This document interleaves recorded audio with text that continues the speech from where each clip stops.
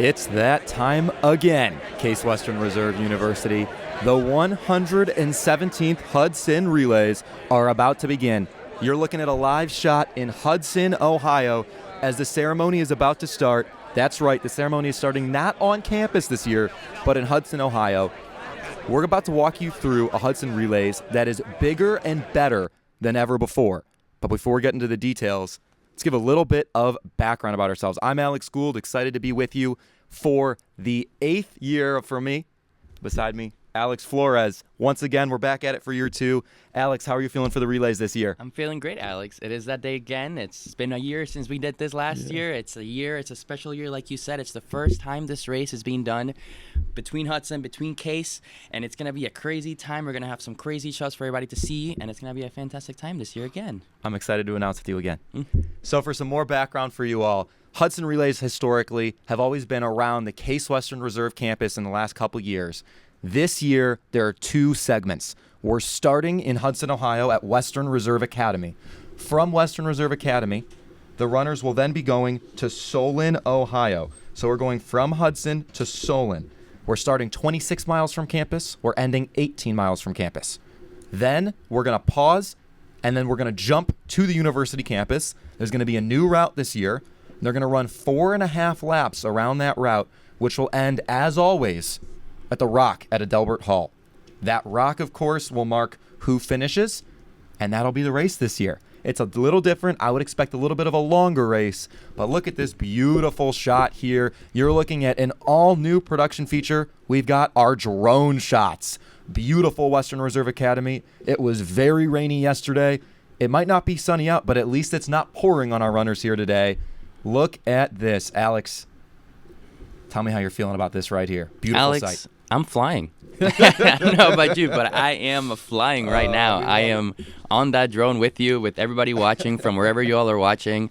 We are in Hudson, Ohio, flying above this amazing group of Case Western alumni, students, Western Reserve Academy students, just family members, friends, supporters. Everyone is here together on Case Western's oldest tradition. And I see over there one of our old friends, Sparty, as well, under that wonderful arch of balloons. What a morning. I couldn't agree more. As you said, Alex, this is the oldest program campus tradition in history, 117 years. And you might be wondering, why are we going bigger and better than ever before for the relays this year? Well, it's in honor of the university's bicentennial. That's right. It has been 200 years since the founding of Western Reserve College. 200 years.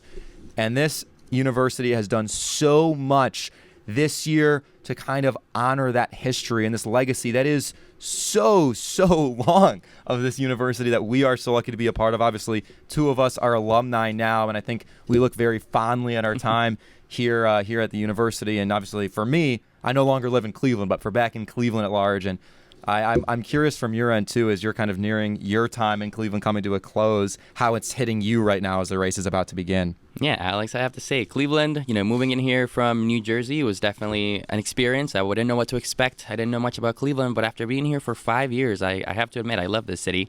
The energy, the passion for the teams, the passion for each other, the people, it's amazing. Every city has their charm, and Cleveland definitely has its own.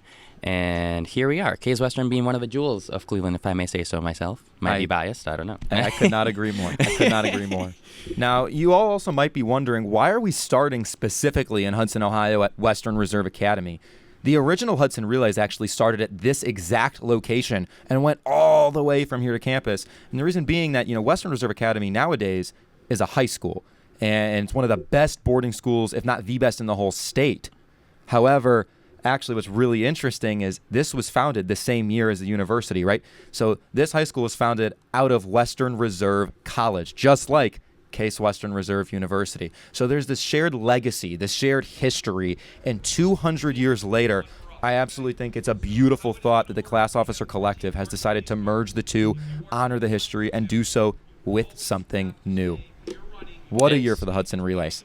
It is a special year. Again, 200 years since the founding of this one fantastic university. So much history, so many things, so much growth, Alex, so much growth, especially this year. Case Western's campus looks different, I would say, than it did 10 years ago, than it did last year even. There's a whole new building coming up in the quad. There's a whole new set of residence halls that finally opened up last year. Case Western is growing, and when you think about it, 200 years has been a long time, but Case Western's changing, ever changing, and that's something that we love about Case Western, right? We kind of mix, we were talking about it before, we mix the traditions, we mix the old and the new, always innovating, but always also looking back and respecting the traditions. I couldn't agree more. And you're already teasing what we're going to see in our second segment of the race there. As the runners run around campus in the second part of this race, we're going to walk you through all the sorts of new evolutions that have occurred on this campus and that are new even since I graduated in 2022.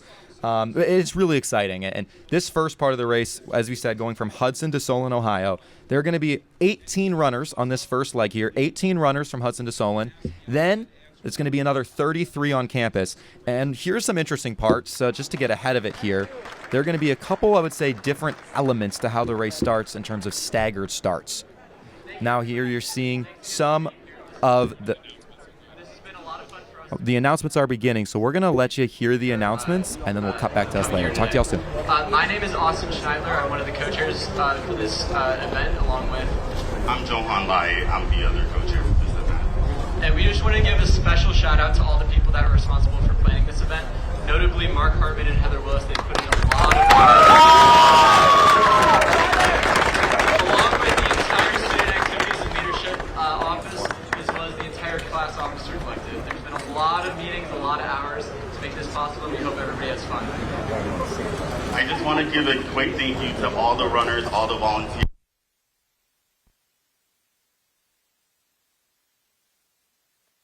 Thank you so much. Without further ado, here's our class officer collective executive president, Aranka Versan. Hi everyone, thank you guys so much for coming out today. I'm really excited to be hosting this 200th bicentennial Hudson Relays with you all. Please join me in welcoming to the stage head of school here at Western Reserve, Suzanne Walker-Buck. Good morning everyone. It is so great to see all of you here, and there's incredible spirit on this gray day, so the colors are bringing great joy to everyone. Welcome, Case Western Reserve, to the Western Reserve Academy campus, and perhaps I should say welcome back. Here we are on this monumental Founders Weekend, right back where we all started together 200 years ago. Once an educational outpost on the American frontier, Western Reserve College, we have become institutions of global repute with individual identities but shared ideals, enlightenment, equity, innovation, and impact. Happy birthday to us all! Woohoo!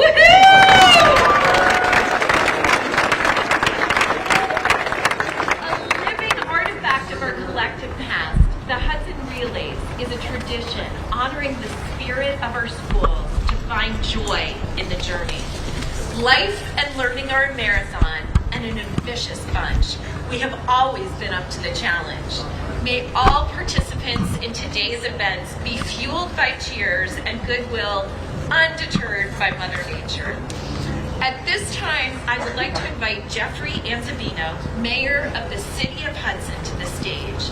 Besting other geographic options, our founders chose Hudson for its high and healthful location, beating out Euclid, Burton, Aurora, and even Cleveland. Yeah, Hudson! We are entwined with Hudson, and we remain perennially connected, flourishing in many ways that would have surpassed what founder David Hudson may have allowed himself to dream. Mayor Jeffrey Anzavino. Thank you, Suzanne, and good morning, everyone. My understanding is this is perfect running weather, correct? Yes, everybody should love it today.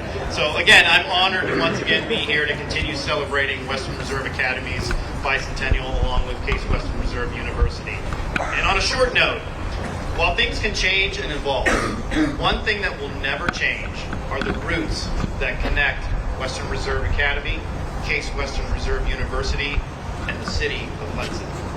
Those ties, the history, and those roots will remain forever. Therefore, it is my pleasure to continue traditions from past and to not only cheer on the WRA runners and all runners today in the relay race, but to also provide those runners with a personalized note to deliver to our Case Western Reserve University friends at the end of your journey today. Runners, be safe, have fun, and thank you.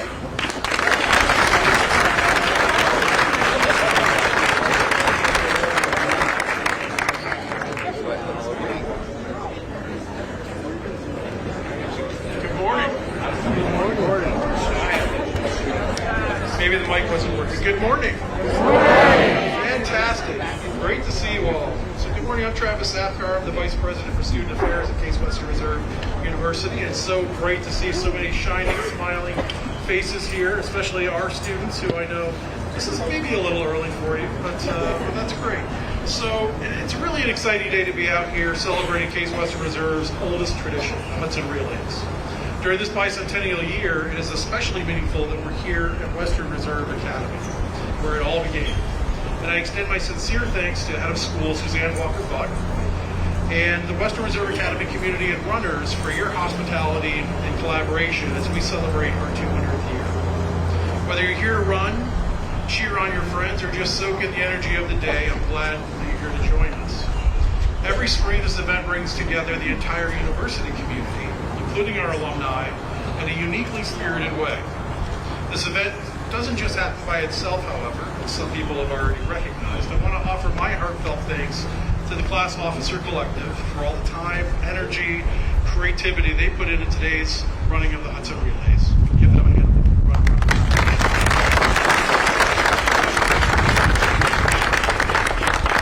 To the student activities and leadership team, as mentioned, Mark and Heather and so many others who have put in tireless hours to not only plan for this over the past 18 or 24 months, but also to make sure that it's very safe. So let's give them another round of applause.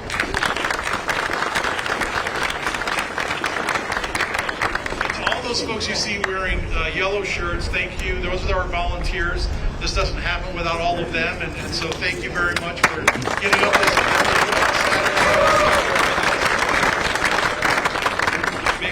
this race goes nice and smoothly. So you've given our community the opportunity to come together in such an exciting way, and to all of those folks, we're very deeply grateful. So I want to also warmly welcome the parents and families and neighbors who are joining us by live stream, and just say hello. Everybody say hello to the camera over here. Good morning. We wish you could all be here with us, but we do feel that energy and support that you're sending from afar. And to our alumni, so many of whom tune in each year, thank you for staying connected to CWRU and to this enduring tradition. Your continued support, enthusiasm, and engagement are part of what makes Case Western Reserve University so distinctive. You remind us that while we may leave campus, the spirit of CWRU stays with us no matter where we go. And finally, to all of you here today, thank you for showing up. That's the first step of this thing. Thank you for embracing this tradition, for bringing your energy and excitement, and for continuing to make CWRU a place where community and pride really shine. Good luck to all of our runners. Run hard, have a fun, and make some memories, and you'll carry along with you through the rest of your lives, hopefully, especially as you cross that finish line. Now, I want to give a big welcome and a big good luck to all of today's runners, but I know it's competitive. And I know that some teams have had some time trials, and there's a lot at stake, literally stake, in Champaign for the seniors. I know the freshmen are trying to do you under and serve you up some burgers and beer. We'll see how that works out. Good luck to all the teams. I should give a special shout out to, of course, the class of 2026, who have taken home the win the last 3 years, and we'll see if they defend that title today. Now, please join me in a warm welcome to University President Eric Hill. Good morning. Who's ready to run? There you go.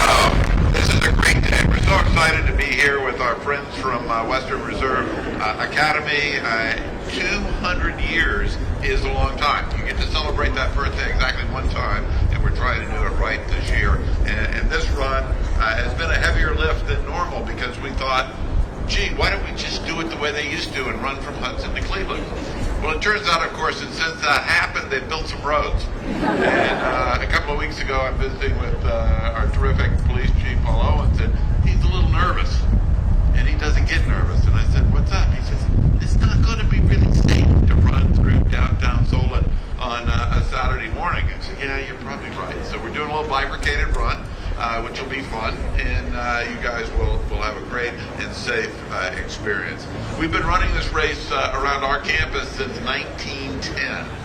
And it's a very good, fun competition. But as I like to tell our coaches, when I meet with them every year, that we talk about academics, we talk about character, we talk about teamwork. But you know what?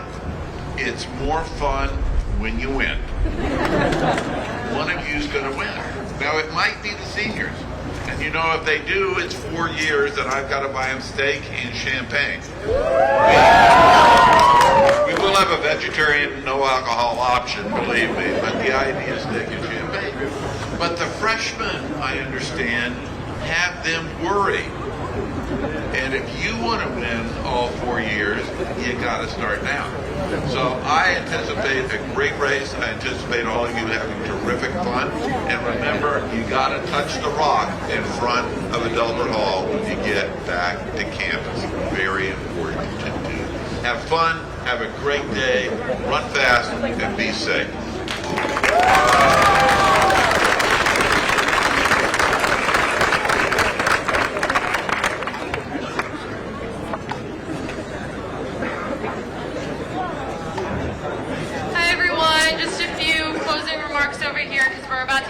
Started very, very shortly. If you are running a leg from Hudson to Solon, Ohio, please start heading, or after we take a photo, after all this ends, please know that you have to head to your assigned van. Okay? And then for our people who are just here cheering our runners on, please feel free to gather down this lane, Academy Lane, or by the bell and cheer on our very first runners. Thank you guys. Please turn around for a picture over here really quickly. Thank you.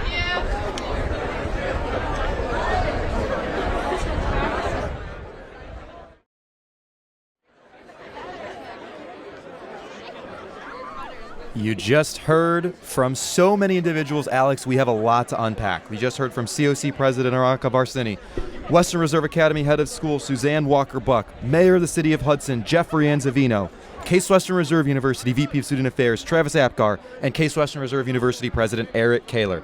The first thing I want to touch on here, Mayor of the City of Hudson Jeffrey Anzavino said that runners will be carrying up and delivering to Case Western Reserve University a personalized note from him personally, the mayor of the City of Hudson. That is actually exactly what happened in the original days of the race. I had no idea they were bringing it back this year. And I mean, what a way to honor 200 years. That is exactly what the runners did if you're going back 100 years to the original Hudson Relays. How cool is that? That's crazy, Alex. That's a crazy piece of trivia there for all of you to know, to enjoy on the live stream here with us today. That's great to know. I wonder what that note says. I wonder what it said the first time 117 years ago and how that, relates to what it says today. We'll have to ask President Kaler to read us that message. We will. A couple other things to touch on before the race begins here. You heard from VP of Student Affairs Travis Apgar. He mentioned time trials. This year, I would say not only is the race bigger and better than ever, but the runners are feeling it. The first years and the seniors both had time trials in order to see who their best runners were and also have those best runners run the most challenging legs, i.e. those with inclines, for example. So really interesting. There's this sense of intensity this year. I don't want to discount, though, the sophomores, the juniors, even the graduate students or alumni, right? There is 6 teams eligible to win, and on top of that, there is a 7th team participating. And that would be the Western Reserve Academy high school team. They're not going to be doing the on-campus portion, but you'll see them as an honorary team for this first part. And then finally, the stakes. Quite literally, the stakes of eating the steak. You've seen the class of 2026. They've won the first 3 years here. They're vying for a 4th year. If they win this year, that would be the first time since 2011 that a team wins all 4 years in a row. We're looking at potentially history. The first time in 15 years this would happen.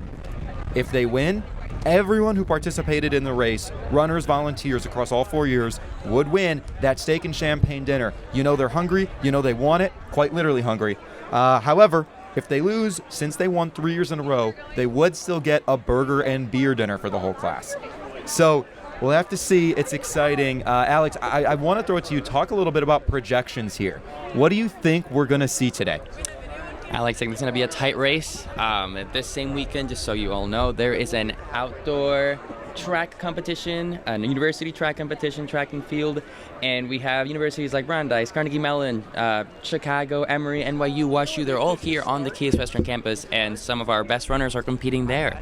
And that is great news for Case Western, not such great news for the class of 2026, who some of their runners are also running in this competition. So sadly, they had to give up some of their runners to compete for the university and not for their class. So the seniors might have to climb uphill today, but maybe they will. That's a great call out there, right? So this UAA event, this official university event, only upper class individuals are eligible, meaning that the top freshman runners, they will be participating in the Hudson Relays, but those runners for the senior class will not. It also would probably hurt the juniors. They're not necessarily vying for anything, but that would still hurt their odds of winning.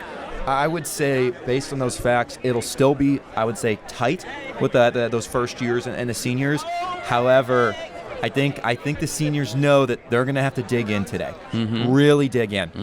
And hey, they do not lack the motivation. It is steak and champagne on the line right now, and we heard it from President Kaler himself.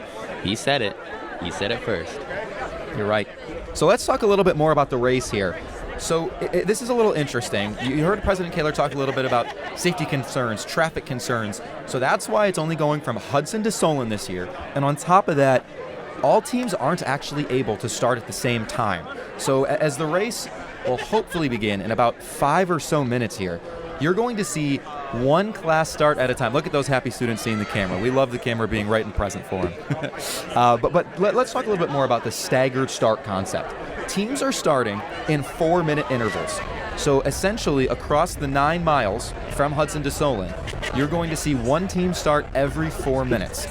Now, and let me also add that for traffic concerns, they are going to have to stop at red lights and then restart. So you might be wondering, how the heck are we tracking all of this? So what's going to happen is there are going to be Case Western Reserve University PD cars. In those cars, on top of each, will be a mounted camera, so we can see what's happening on top of every single police car. And on top of that, there are going to be individuals, unbiased individuals, volunteering for the race who are time tracking in each PD car. So there's one car for each class running, and someone is stopwatching, starting and stopping manually for each and every red light. Then when a team stops, we're going to have final times across this Hudson to Solon portion. And from there, all teams are going to begin at the same time at the Case Western Reserve University campus.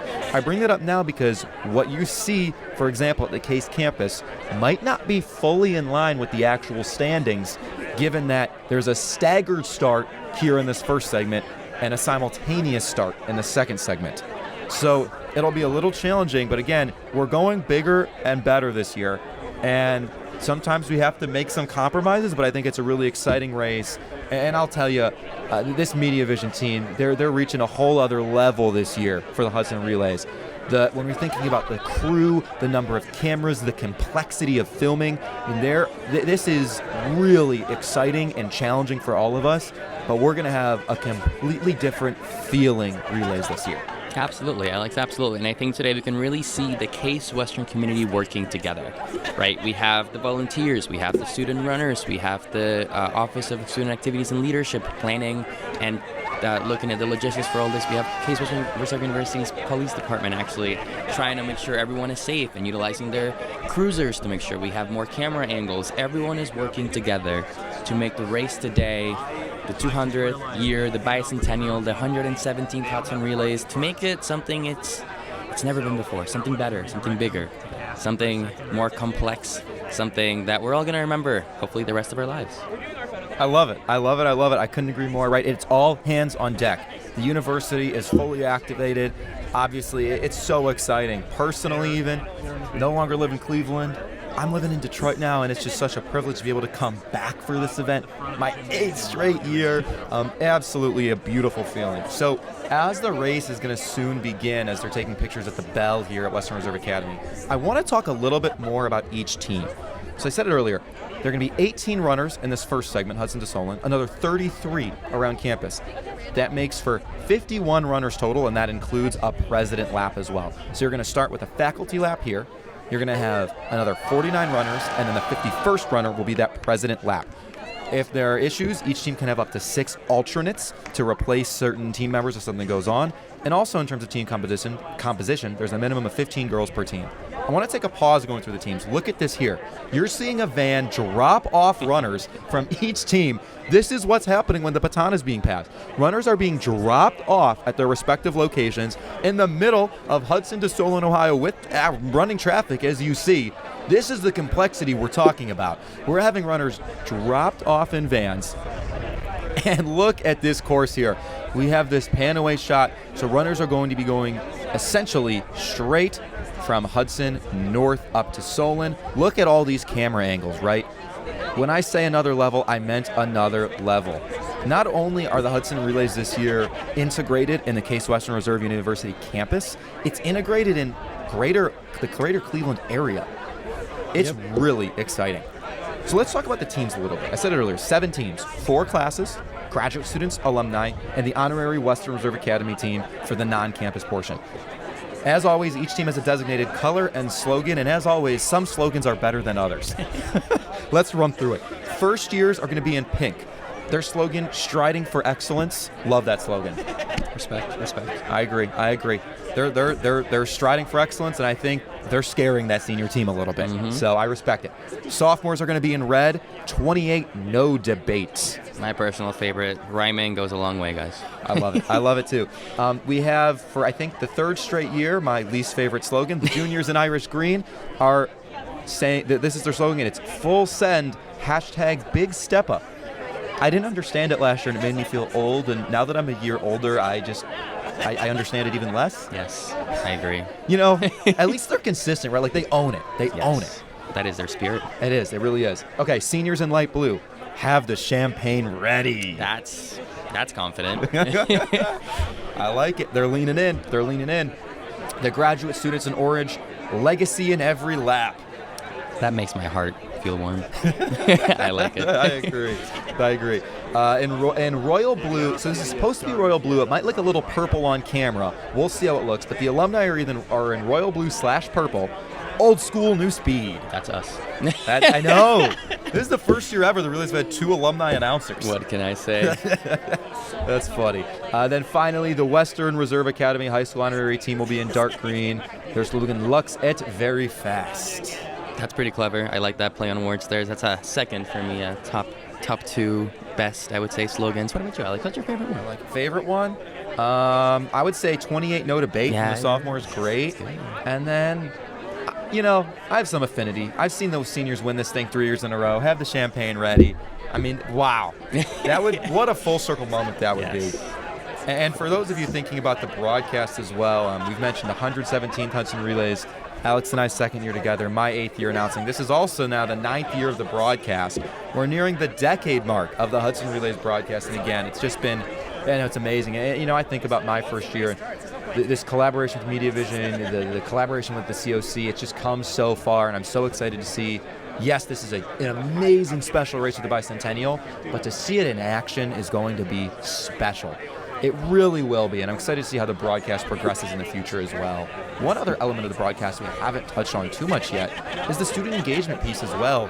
This year, they're anticipating more interested students than ever before, and they moved their watch party from the Jolly Scholar to Strosacker Auditorium to leave room for more and more people. Pretty exciting, right? Students are engaging this year really heavily.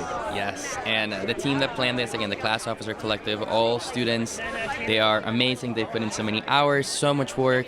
There is so much going on campus for students to partake in this amazing tradition as well. And Strosacker Auditorium, one of my favorite spots on campus, actually, because it's one of the newer, more remodeled auditoriums, comfy chairs, outlets everywhere. And as a Case Western student or just a college student anywhere today, outlets are everything.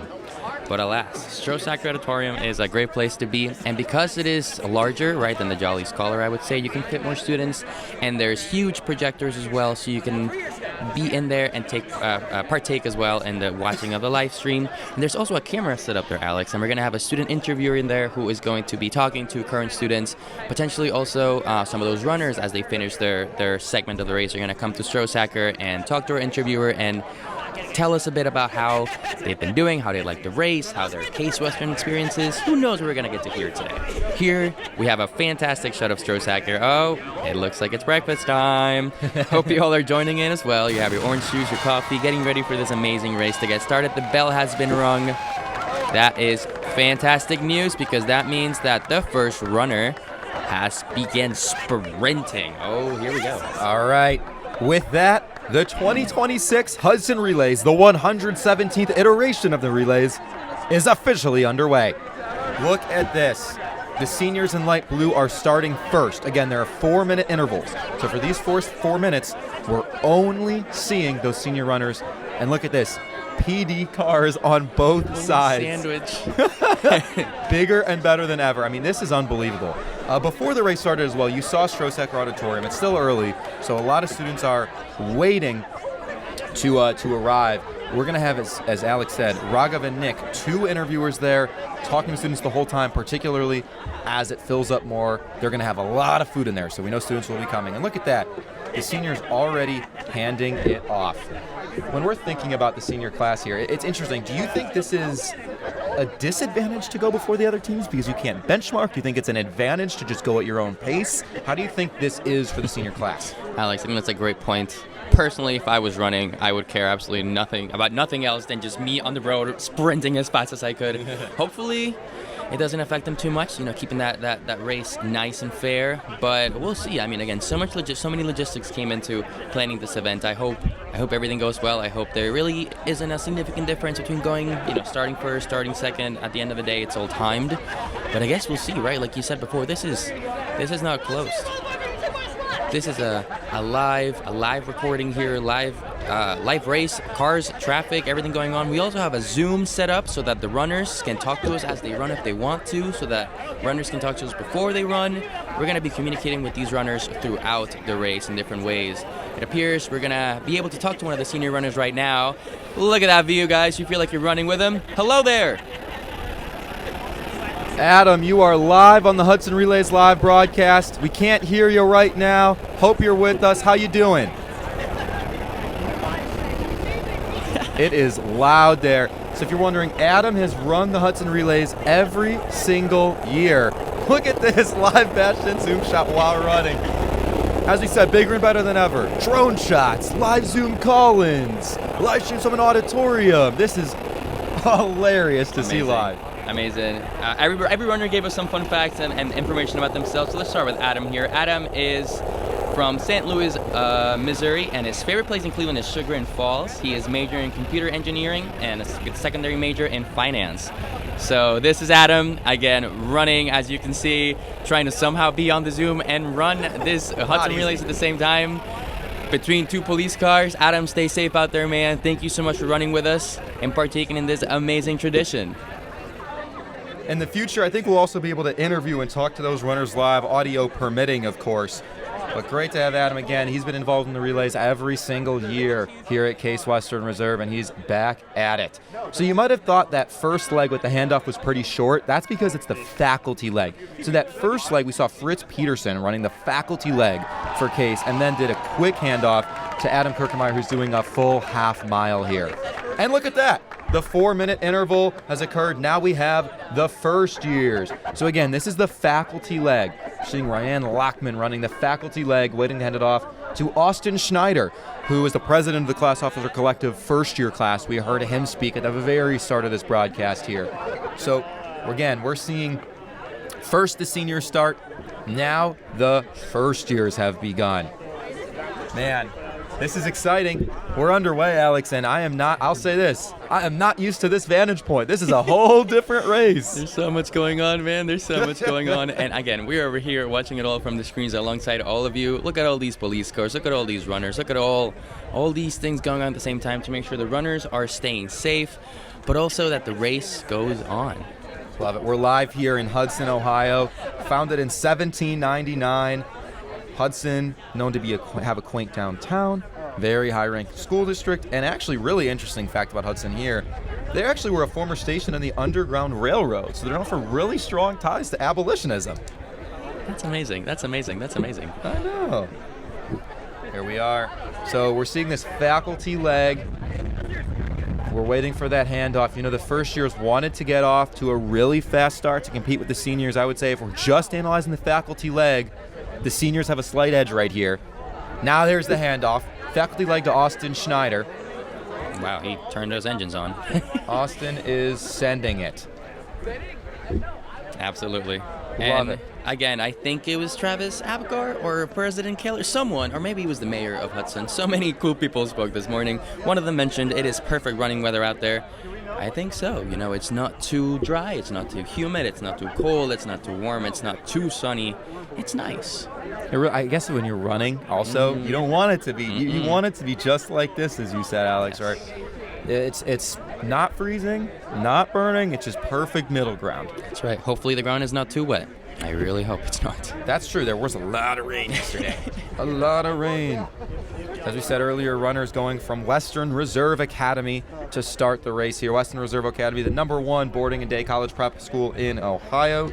And just like Case Western Reserve University, originated from Western Reserve College's 1826 founding.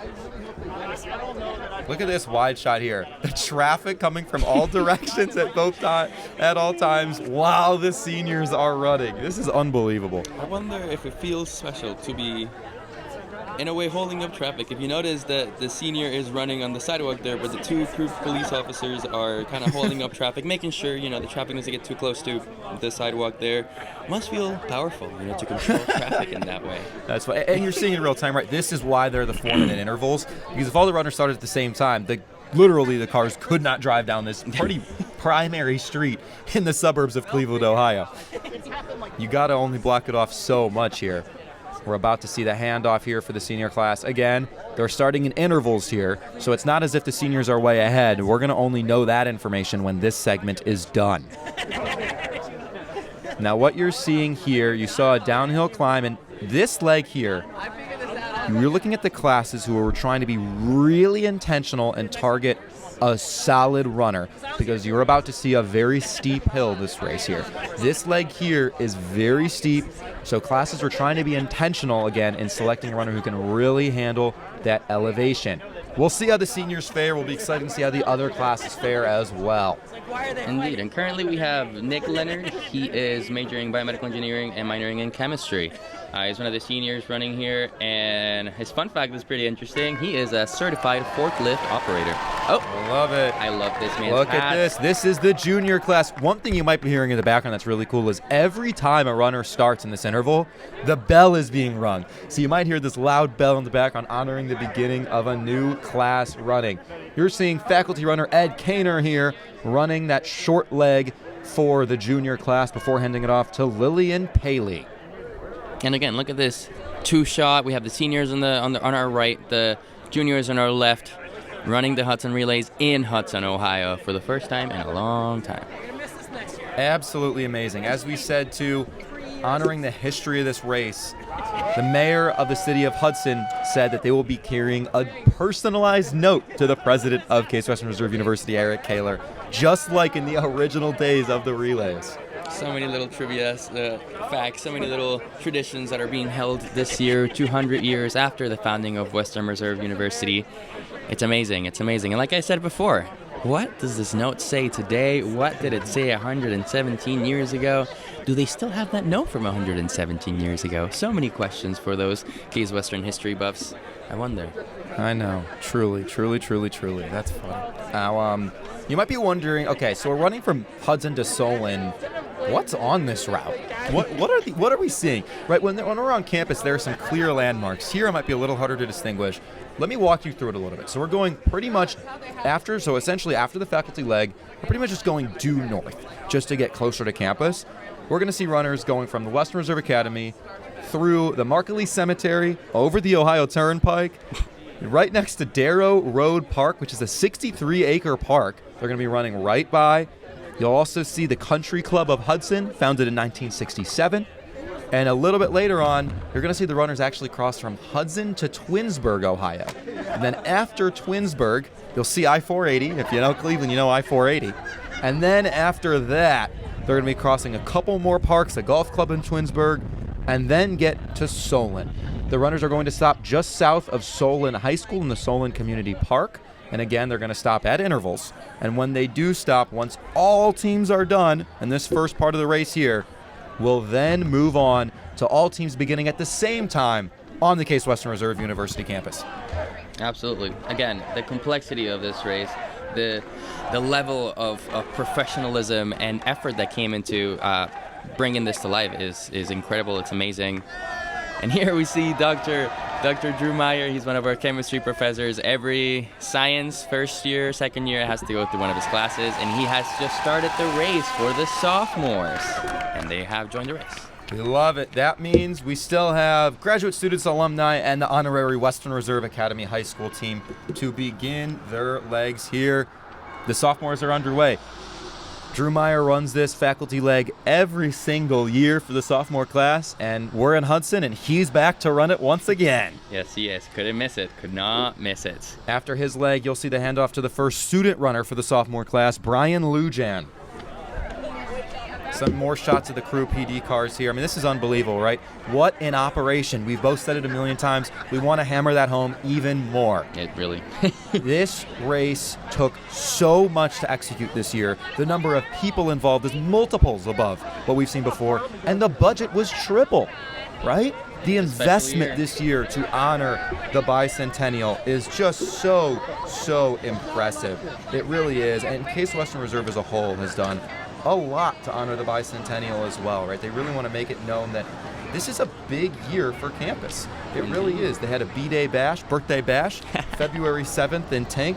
There are performances. Apparently 1,000 students attended. Even during next school year in November, they're going to be doing a huge homecoming tailgate.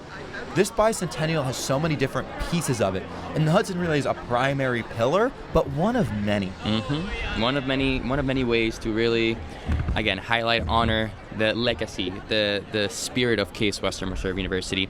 Here in the red, we have runner Brian Lujan. He is a computer science major, computer engineering secondary major from Byron, Minnesota. His favorite place in Cleveland is one of my favorites as well. Kintaro all-you-can-eat sushi, great food.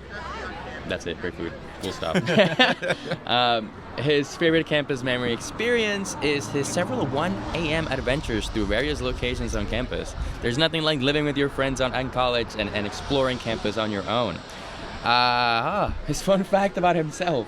He has destroyed thousands of dollars worth of electronics while inside of ThinkBugs. ThinkBugs being one of the amazing facilities we have on campus for students who like to, let's say, tinker, right? Create different things. Engineers, personally, science major, I don't really work with ThinkBugs, but they have laser cutters in there, which is really cool. They have 3D printers. There's like a whole setup of 3D printers. ThinkBugs is pretty cool, and it looks like our friend Brian enjoys his time there. You know, own it, Brian, own it. Absolutely. Let the bell toll. With that, the honorary team, the Western Reserve Academy High School, will be running. And to me, that looks like WRA's head of school, Suzanne Walker-Buck, kicking things off for Western Reserve Academy. I have to admit, I really appreciate how much everyone is working together to really connect, our founding hometown with where we are today. Everyone is really a true, big, happy Western Reserve family. And it's great to see that, It's great to see the energy. It's great to see the smiles on everyone's faces. It's very nice. It's a good feeling. I could not agree more. Right? This is the shared legacy, right? Both the Academy and Case Western Reserve University originating from Western Reserve College's 1826 founding. Exactly 200 years later, we're back. We are back, and we are back, and we are making an impact. If you are driving through Solon or Hudson this Saturday morning, I apologize. Hopefully you're not on this live stream, but if you are, you know why. You know why this is happening. You know it's tradition. You know it's bigger and better than ever, and you are you are experiencing it yourself. Now, look at this here. The bottom right. I want you to focus on the bottom right. That's the all-new drone shots we have this year. That's the senior class. Our first team to begin today. I mean, look at this. You can see the lush green from all above. As you said earlier, Alex, we're all flying together. We are. It's amazing. It's amazing. I don't think last year we had any drone shots. No, this is the first year ever. No, 2 sir. drones this year. Oh, yeah. It's amazing. Last year, and you'll see it later today, we had some shots from top of the buildings on campus. But we have not been flying with runners before, and I hope this continues from years to come because this is amazing. This is really cool. So to give you some more detail, last year from a production side, 15 technicians and 2 golf carts. This year we're going to have 7 student golf carts. Those are going to be at Case Western Reserve only. We're not going to have the golf carts yet. On top of the 7 golf carts, instead of 15 technicians, we're looking at 26 technicians this year. In terms of our announcers and interviewers, we've increased that from 3 to 4. And as we've already talked about, we've introduced the 2 drones as well. I mean, bigger and better than ever. And the students are feeling it too, right? Like the student engagement is much larger this year. We already talked about that Strosacker Auditorium watch party. Tons of food, right? Catering from the Jolly Scholar, donuts from Krispy Kreme. Apparently, the Class Officer Collective also have been doing a lot of internal marketing within the university. They've reached out to a lot of clubs to get engagement. They've appeared on student podcasts to get the word out this year. There's planned to be a pep band on the quad at noon and other performances as well. I mean, this is unbelievable. In terms of runners and volunteers, they're getting Brassica, Crispy Chick, Squash the Beef once the race ends. We're looking at 50 to 100 volunteers this year. An operation, a full-on operation. Operation is the right word for it. It's, again, a lot of different departments, different teams, different people working together to bring this tradition back, and again, better than ever. Here we have a shot at the bell again, and it looks like the grad students are going to start soon. And on green there, we have the juniors running as well. So as we think about timing, right, the race and the overall, I would say, amount run is increasing. When this event and when the relays were moved to campus, they cut down how many miles are actually run, and they've continued to cut it down a little bit year over year. This is the first time in about 2.5 decades that the Hudson Relays will be officially back to 26 miles run. So obviously it was intended to be 26 miles to honor the 26 miles between what you're looking at now, Western Reserve Academy, and Case Western Reserve University. This is the first time in over 2.5 decades, again, that we're going back to 26 miles in this race, which is really exciting. So when we think about target times, this impacts that as well, as you're seeing the grad students begin. A really quick start here for grad student Maya Verdell. But as we're thinking about target times, last year, the junior class, now the senior class of 2026, they were able to finish in about 2 hours and 7 minutes, which I would say is a pretty standard target finishing time. Again, not overly impressive, which also could be a reason for questioning if the freshmen could push that. But as we're thinking about this year, right, there's going to be some runners stopping. There's going to be an increase in the amount of miles run. I would estimate that our target times are around the 3-hour mark this year. So we're looking at about 3 hours total, or 3 minutes, 40 seconds per runner. So that's our target this year. As we get deeper into this race, we're going to be updating you in real time who's in the lead, what the timing is looking like, how each runner is doing. So that'll be exciting. We'll be sure to update you there. Getting a look here at the graduate students with their first handoff. Maya Verdell to Morgan Loveday. Morgan is a PhD student PhD candidate in chemistry from Gallipolis, Ohio. Her favorite place in Cleveland is the Lakeview Cemetery, which is a beautiful and safe place to enjoy a run, except for the massive hills. I am with you there, Morgan. If any of you have had a chance to visit the cemetery, it is gorgeous, but the hills there are no joke. Morgan's favorite campus memory or experience is singing karaoke at the Jolly Scholar with her friends on Thursday nights. Nothing like a good jolly karaoke night on Thursday. And she's currently training to run in the Cleveland Half Marathon next month. It'll be her first half marathon race ever. And here we are looking at the seniors again. Again, this runner is being I want to say surrounded, let's say covered. He is being kept safe by Case Western Reserve University's police department, making sure the traffic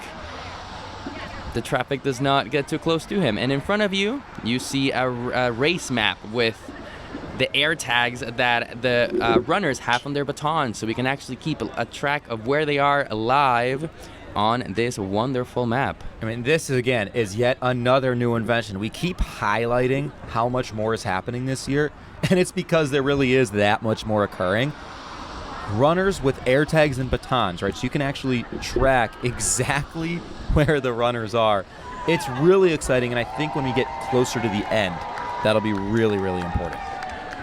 Over here, the runner we just had was number 8. He is Zachary Bott for the seniors. And it appears we're about to start a whole new team. And this is the alumni. That's us. Represent. We love it. Okay, I was told purple. I think royal blue is the way to go with the alumni. Yeah. That's a royal blue shirt to me. Dark blue, royal blue. Look at him go. Look at him go. The alumni have begun. If we're thinking about historically, generally the grad students and alumni have finished in similar places towards the bottom. We'll see. Hopefully, our squad can put up a fight this year. I believe in them. I love it. I love it. That's good. That's exciting. So here we are. Live looks here, alumni, sophomores, and some crew PD cars as well as we're going through the streets of Hudson to Solon, Ohio. No joke, my friend. No joke. What do you think, Alex, as we're seeing it in real time here? What are the thoughts that are going through your head? I'm still baffled by the complexity of this operation, but it's amazing, man. It's amazing. And I'm looking, with my background at KCMS, I'm looking and I recognize some vehicles. On the big screen there, we saw the K9 vehicle for one of Case West. You can see there on the license plate, it says K9. That's for Sparty, one of our K9s on campus. He is an amazing, cute little dog. He's a bump sniffer dog. We also have a couple of other dogs. We have 2 therapy dogs, from my understanding, unless we have more. I know we've been growing that family as well. So again, everyone is here. Everyone is at Hudson. Everyone is with Case, with Western Reserve. Everyone is here together, keeping this tradition alive and trying to stay safe from traffic and waiting at those red lights. I love it. And this is, again, part of the difficulty in executing the race as we're thinking about waiting out those red lights. Again, in each crew PD car, there is someone manually stopping those times, so any red lights are not being discounted against the teams. We're making sure there's a level playing field of time simply just running being accounted for. And then when they get to campus, obviously there will be no stops at all. They're going to continue circling around and around the campus for 4.5 laps. Yep, and as per usual, we are more able to control our campus. But Hudson and Solon and all these towns in the greater Cleveland area, and it's a little bit more complicated, right? A little bit more difficult to plan, but we did it. Well, they did it. Hey, this is a whole other level. It really is a whole other level. So really, really impressive here. Again, love seeing a wide shot like this where you can just get a look at everything. The PD cars following the runners, the cars in the streets, the teams eagerly awaiting their chance to begin their legs. Really, really exciting. As we talked about, more technicians, more camera shots, more technical elements than ever before. And what you're seeing as well here, I mentioned earlier, it's going from Hudson to Solon with Twinsburg in between. That right-hand side, you're seeing the senior class slowly and steadily approach Twinsburg with I-480 in the shot as well. I mean, this is unbelievable. What can you say, Alex? It's wild. It's wild. It's a great shot. I don't think this is the drone.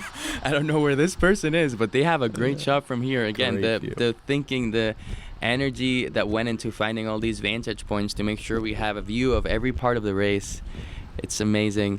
Now, we are really excited, as we said earlier, to have Nick and Raghav, 2 student interviewers with us today, and they have our first interview ready to roll. Nick, Raghav, welcome into the broadcast. Take it away. Hi, my name is Raghav Zirani, and I'm class of 2026. I'm so excited to be representing the seniors here as one of your student interviewers. And hi, I'm Nick. Hi, Alex and Alex. We're down here in the field right now. We're having a great morning so far. I'm representing class of 2026 and probably the freshmen, sophomores, and juniors who desperately want these seniors to lose. So we're coming for you. But speaking of seniors, I think you have some friends here. Yeah, we're here in Strosacker Auditorium. We are here watching the live stream live. Big shout out to Alex and Alex in the booth today. And we have some student interviews. We're here today with... I'm Ava. I'm James.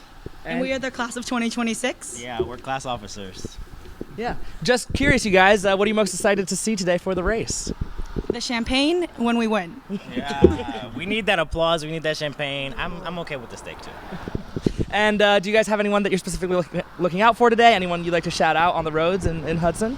Yeah, shout out Zachary Bott, Daniel Badarive, Dylan Boardman, and Sam Haugen, and specifically our president. We can't we can't forget our president Aranka. Shout out to my girl. Thank you guys so much, and we'll be back with more student interviews throughout the day. That was amazing to see. So much love for our runner, so much love for the COC peeps who have put in so much effort into planning this whole ordeal. And again, you got your first interview from Strosacker. Thank you guys so much for that. That was fantastic. Raghav, Nick, we appreciate it. Great hearing from some 2026 class officers. One other thing, did you see those custom suit jackets they had on, Alex? What can I say? The Hudson Case Western doesn't joke. Where can we get some of those? I know. Really cool. Again, I mean, we're looking at more investment than ever before, triple the budget. They are going all in to make this a whole campus event, and you'll see Strosacker fill up more and more and more as more food comes in, as the race gets deeper in. So exciting to just have this really be a full campus event.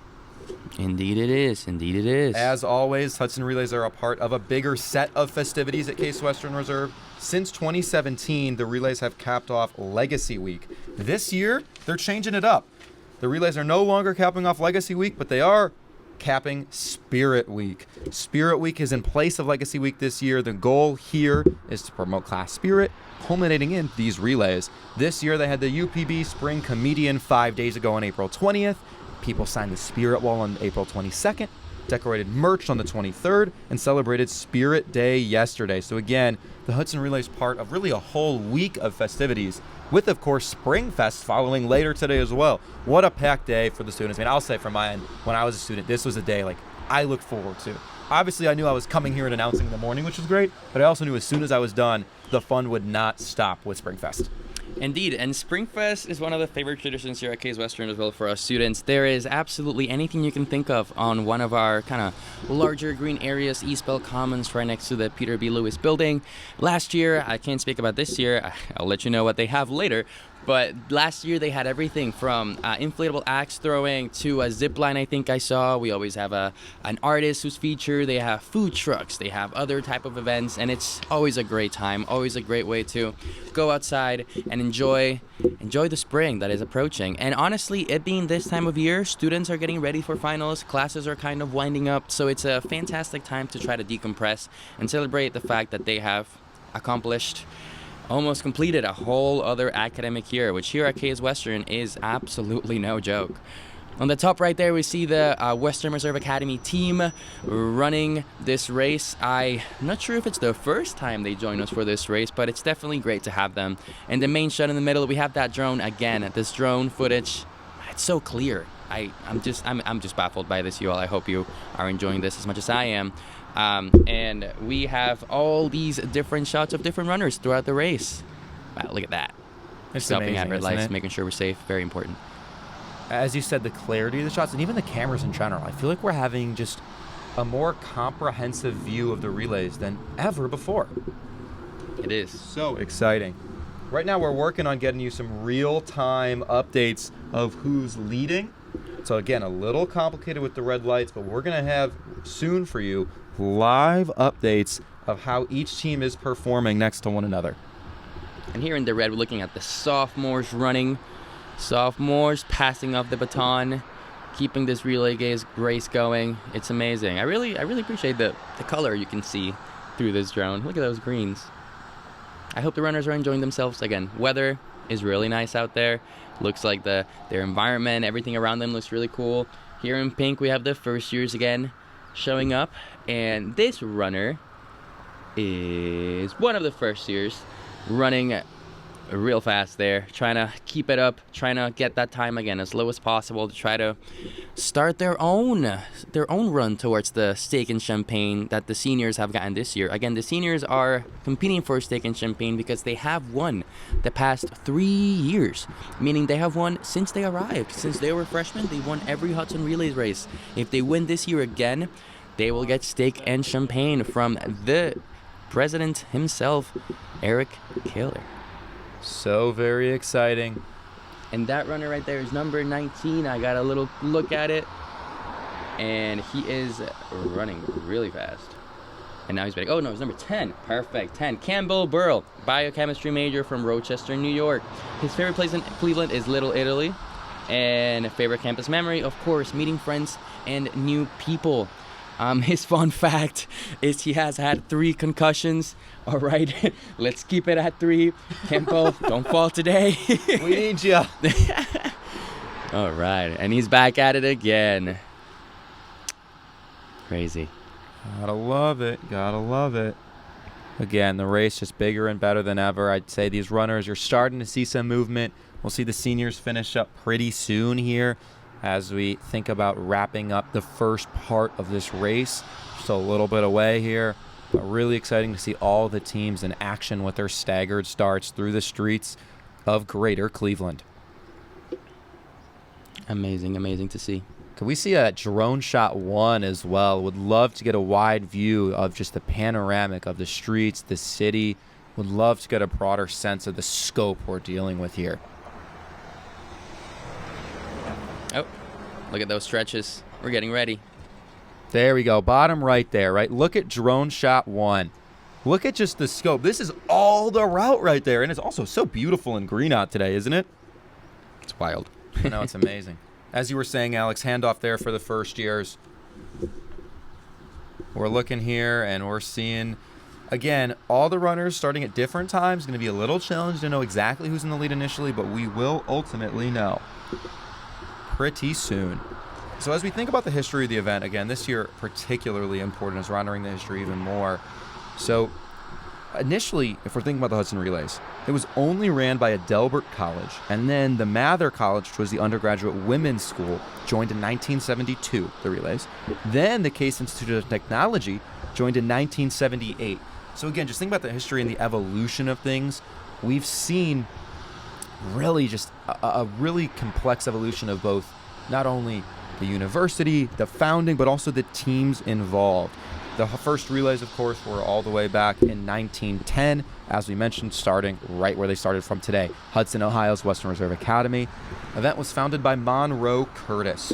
Monroe Curtis, a senior at the university, who was then appointed the chair of a committee to organize the Hudson Relays. Fair. Interestingly as well, the initial goal of the relays was just to fill time on what they had on undergraduate day of commencement week. So obviously none of that exists anymore, but it's crazy, right? Like this one guy had an idea in 1910 to fill some time. We're in 2026. It's the oldest program tradition in campus history. It's crazy. I don't think he expected this idea to turn into campus's oldest tradition, but hey, that's how the best things start, you know? One idea, one passion. But you're right? Like you just never know. Like you create something you think could be cool once and it fills some time, and here we are. Like literally just an idea, and it can just snowball. It's exciting. It's cool. Snowball is definitely what it did. It's amazing. It's amazing. And if you're wondering, hey, who won the first ever Hudsons in 1910? Well, it was the class of 1912 who won it. Their time, 2 hours and 1 minute. They were actually quicker than the runners nowadays. That's crazy. Isn't that unbelievable? Crazy. I know. That's nuts. But as we're thinking here now, 2 hours, 1 minute, faster than the times nowadays. However, there were, in the early days, some teams who got disqualified. So, 1942, race run with bicycles, which is really interesting. And this is actually, you go back even earlier. In 1913, the third year of the race, the class of 1913 used cars. The class of 1916 substituted runners in for those who were slow and tired, meaning 2 of 4 classes back in the day cheated. What can I say, Alex? The stakes are real. This race is important for everybody involved. This year, the stakes are special. Again, that steak and champagne up there, waiting at the reach of the seniors for the first time in 3 years. again, as you said, seniors looking to win 4 years in a row. It's wild. That's unbelievable. It's wild. It's huge this year. The stakes are real. The stakes were clearly real back then. Nobody cares enough to cheat nowadays. I'll say that. Cheating back then is kind of crazy. Also, even if anyone tried to cheat, we have, just a few cameras. Yeah, just we got a our few. backs covered. Come Don't on. worry. Yeah. Gotta be honest here. We're keeping track. There's no way we'll miss anything here. We have your eyes on your runners. Oh yeah. Look at them running on the grass. That's funny. We need more sidewalks. I know, right? That's funny. Again, class of 2026 competing to win that coveted Steak and Champagne prize.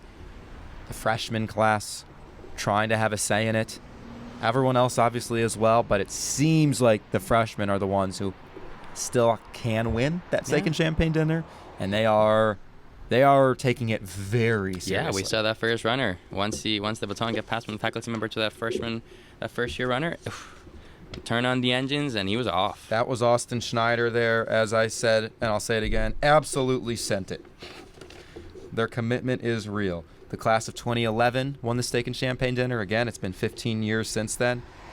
Class of 2026 already secured their spot in history by winning the burger and beer dinner. Can they take it this year as well? The winning class year is also inscribed in the rock at Adelbert Hall.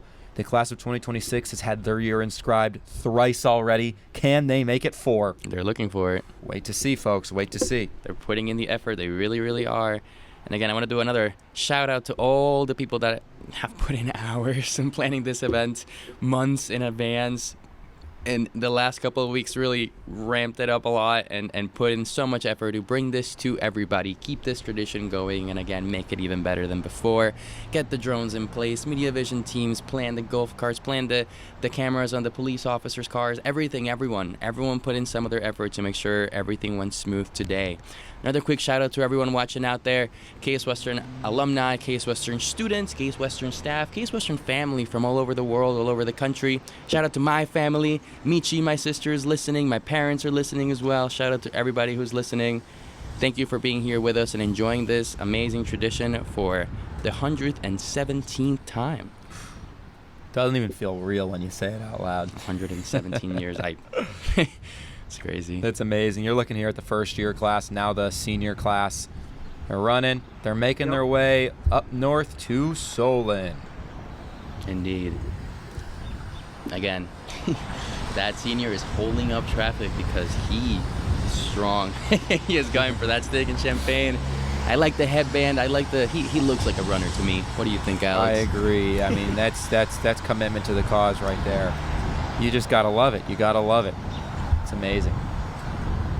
Beautiful day out, perfect running weather. What else can you ask for if you're these runners? No rain at all, despite some fear that there could be. I think that is runner number 14. Caden Couch, chemical engineering and Chinese major. He's from Ann Arbor, Michigan. His favorite place in Cleveland are the Solstice Steps. Highly recommend for anybody who hasn't been there. Highly recommend, if anyone has not been there before, the Solstice Steps are these wonderful steps right by the lake. You get to see the sunrise and sunset really beautifully from there.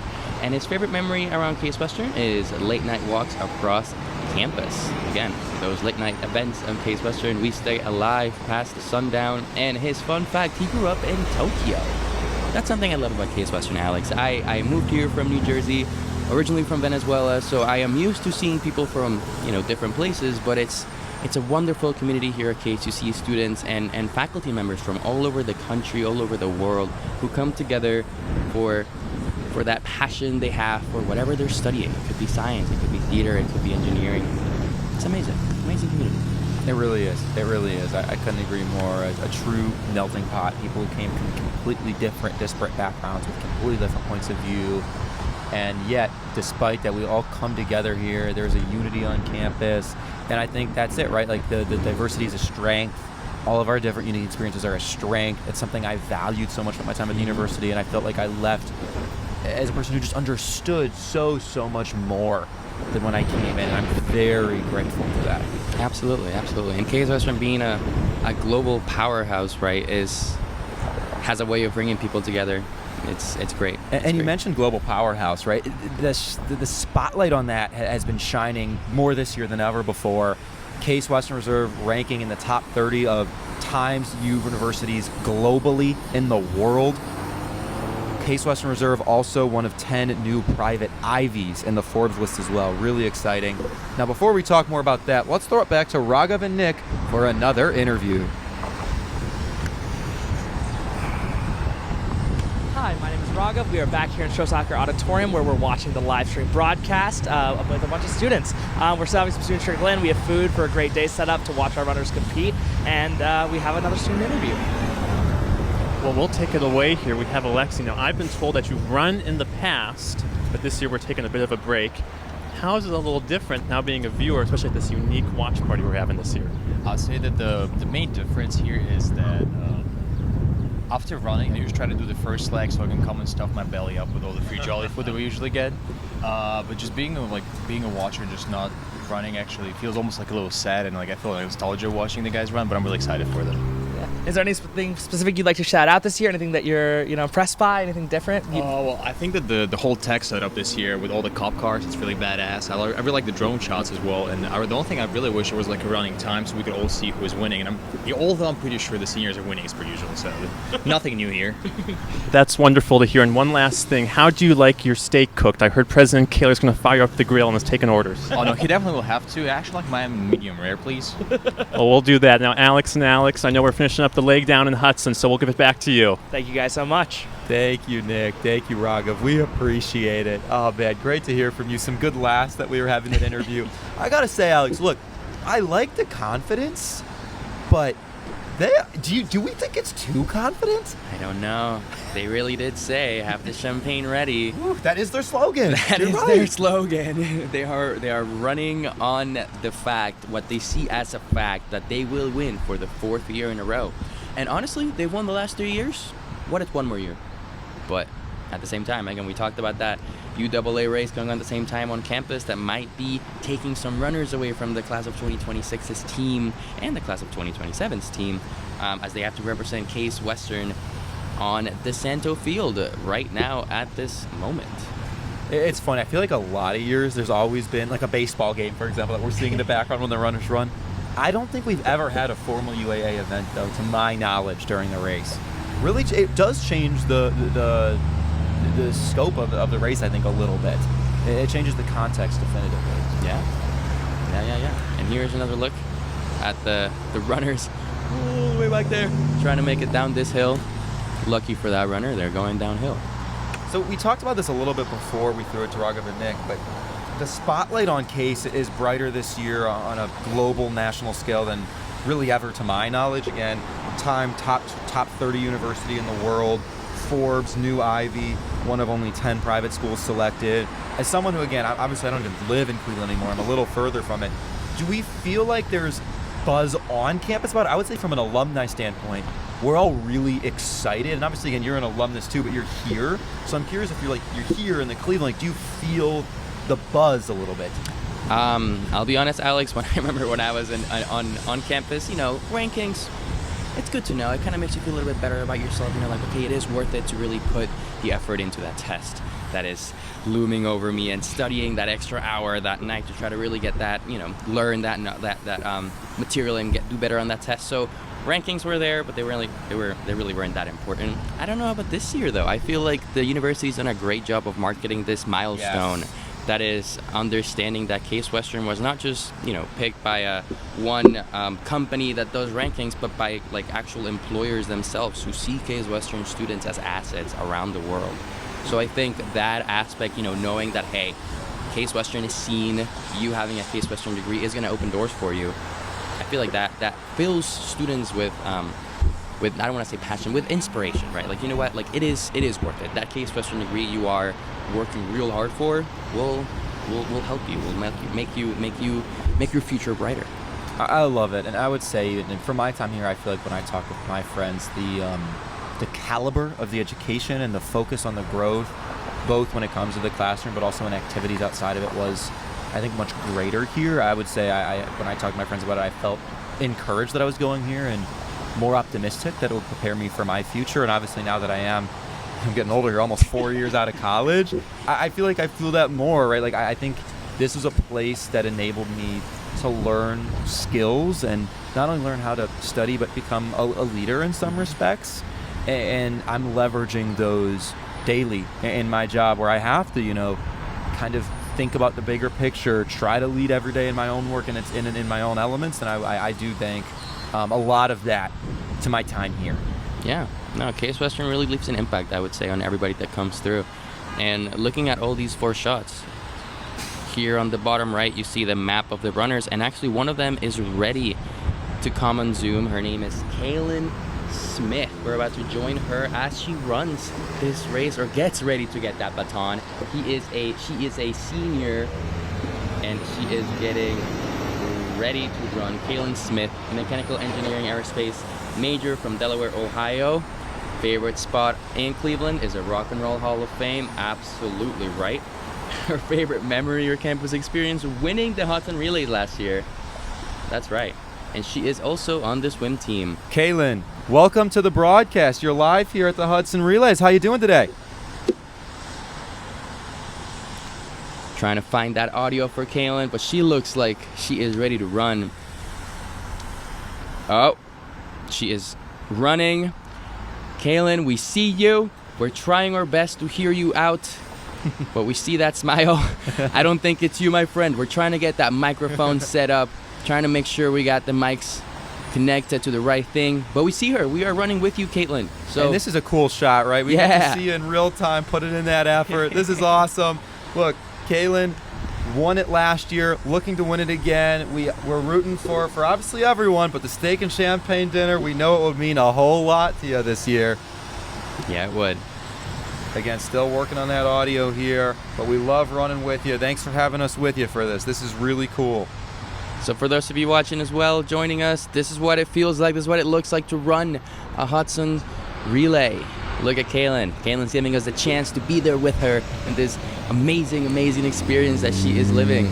Look at that view. Look at that view. Amazing. We're all trying. You guys can't see this, but on this background here, we can see all the microphones. We're trying to find which one has Kaylin's audio. And here we have a shot now of the Western Reserve Academy team who is running this race as well, to again show and commemorate the tradition, the unity that unites us and our home away from home in Hudson. Western Reserve Academy team, of course, will be running just this first leg in Hudson to Solon. Not the on-campus portion, but again, great to have them here commemorating that history. There's Kaylin Smith again. You can see another angle of Kaylin holding the phone on Zoom. This is awesome. So much effort. We got double angles here of our senior runner. Look at her. There we go. Kaylin, try talking to us again. Oh, I think she is. Yeah. Okay, we still can't hear you. I do apologize. It's great to see you. It is great to see you. We promise we have literally we have 2 shots on you right now. We have 2 shots on you. Seniors once again vying for the steak and champagne. The first year class, a major competitor for them. It's going to be very exciting as the race progresses to see how down to the wire it may get. Yeah. We'll see how it goes. And another quick shout out there. Kaylin is on the swim team, so shout out to all the swimmers out there. Kaylin, try talking to us again after you cross that street. We got you. Welcome to the broadcast. How's your leg going? I'm so tired. This is what it feels like, everybody, to be in the Hudson Relays. It is no joke. Kaylin, thank you. Tell us your strategy. Are you trying to keep a steady pace? Were you sprinting out of the gate? I'm trying to not walk. Yes, not walk. That's very This relatable. is how we win this thing, Kaylin. I agree. Don't walk. But alongside not walking, don't trip, okay? Keep doing great.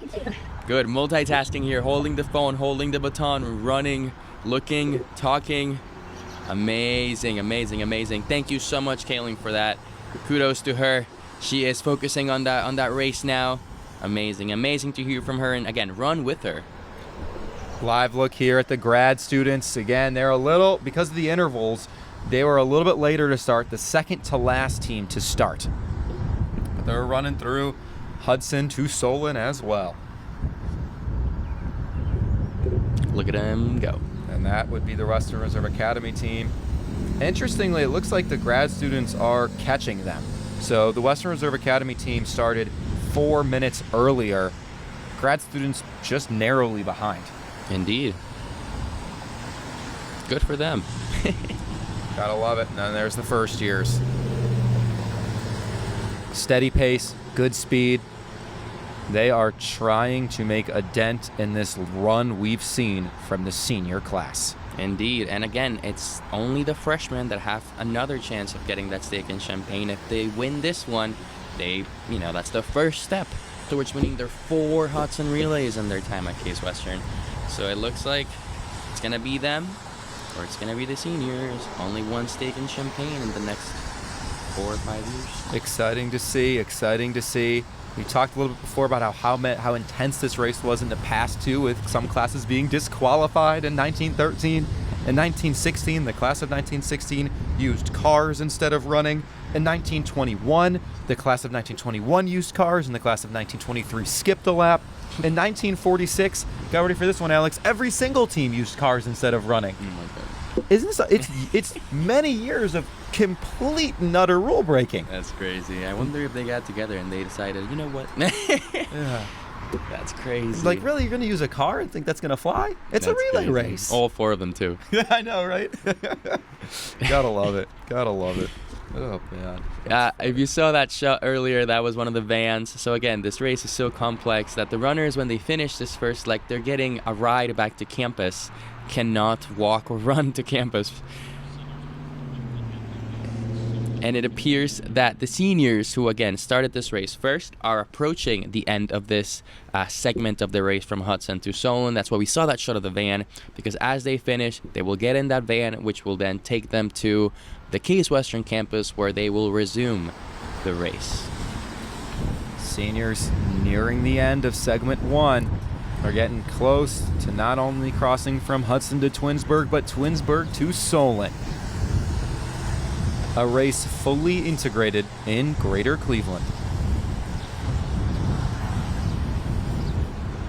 So here on the left, we have the seniors in light blue, and in green, we have the juniors. Every team, Alex, has a different color, as we spoke about before, and they also have a different slogan. The senior slogan this year, very confident, perhaps, well-deserved, is "Have the champagne ready." They're getting ready, right, for that potential 4th win, which will come with champagne, steak and champagne.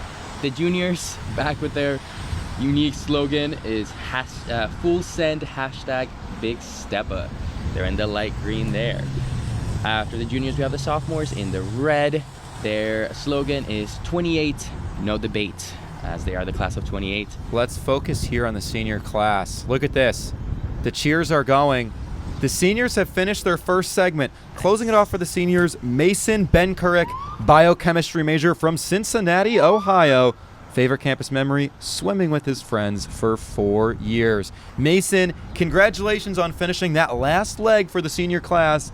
That means their final time, 51 minutes, 39 seconds. We're going to reduce some of that time. Again, red lights not yet accounted for. Look at this, though. Look at this on the left here. You're looking at the first years. You might recognize the backdrop. They're about to finish. Now, let's talk to you about that for a second. The first year started around 3 minutes and 25 seconds after the seniors. They are tracking to finish about a minute or so earlier. Let's take a look at this here. This is freshman Andrew Spector, civil engineering business management secondary major from Orlando, Florida. Congratulations. Wow, this is big. So Andrew finishing things off for the first year class. Their finish time is interesting. They're at 49 minutes and 10 seconds. This is looking like going into segment 2, we're likely looking at an about 2-minute edge to the first year class over the seniors. Again, red lights not yet accounted for, so that might change. But it looks like the first years have succeeded, at least as of now, and are now likely the favorites to defeat the seniors. Alex, talk to us how you feel there. Oh my goodness, I know the seniors again. We're talking about their confidence. We're talking about the fact that they were ready for that champagne, but it looks like the freshmen have another thing on the cards for them, because they are also looking for their first win of the Hudson Relays as the first years this year. And hey, the class of 2026 in their time did the same thing to another class, so perhaps it's payback for what they did to those seniors back then. Who knows? That's a great point. The class of 2026 did rain on that parade a couple years ago, and now is their parade going to be rained on? You gotta step it up. You gotta step it up.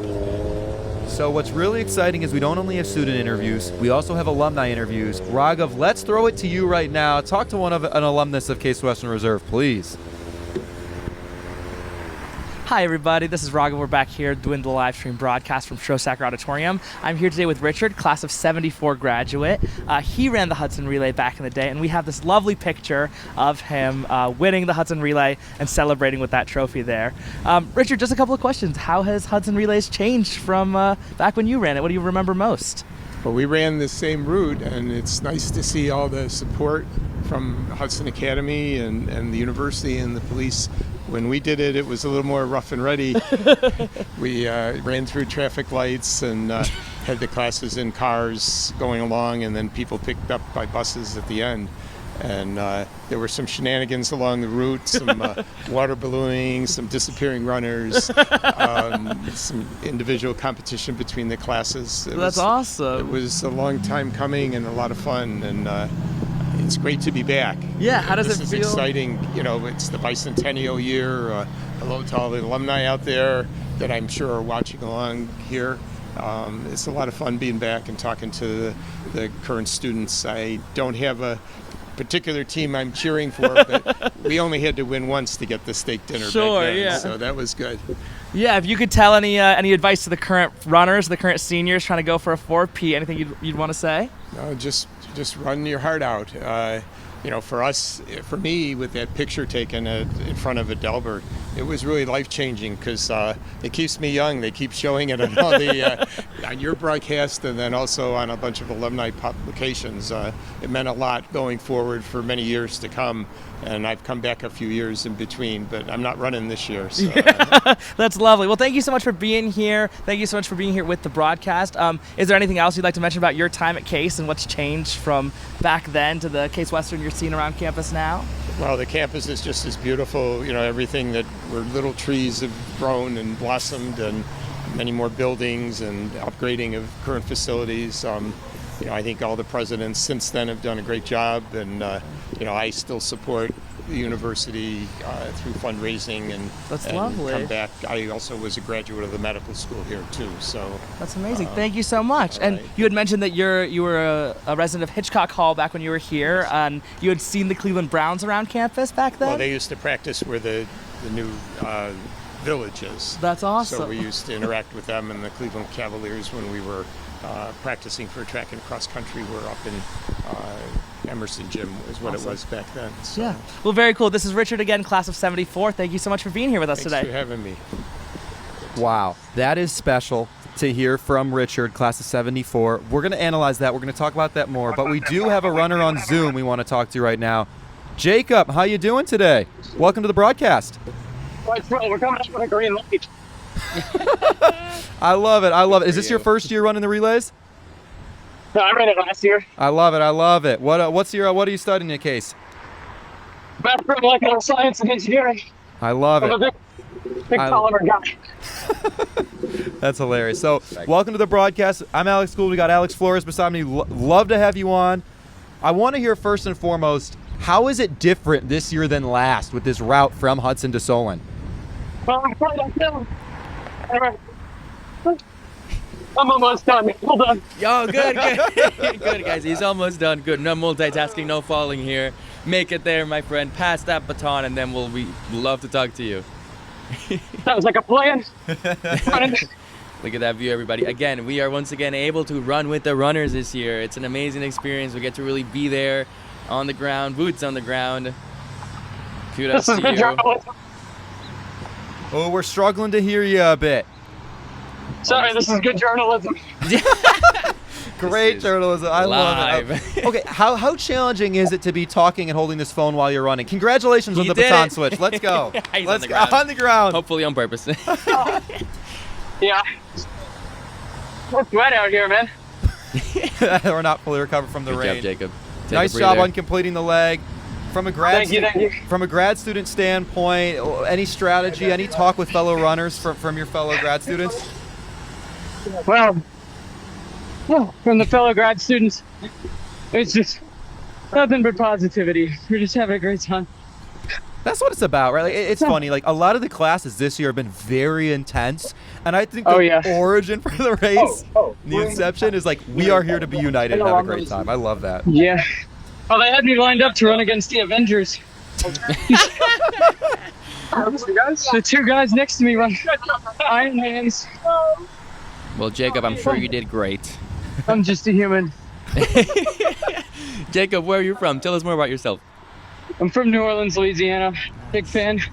Big crawfish guy. Nice. Nice. Oh, yeah. How do you like How about y'all? Cleveland? Oh, I'm a big fan. I like Cleveland. I can't really complain. It's great up here. Big city guy. How about y'all? Where y'all from? That's good. That's good. I am. You could say I came to Cleveland from New Jersey, but I'm originally from Venezuela. And this is Alex over here. We have Alex and Alex. I'm Alex Flores. This is Alex Gold. I'm originally from Chicago. I went to undergrad at Case, obviously. Lived in Cleveland a couple years after. Now live in Detroit, but I'm happy to be back here this year to announce.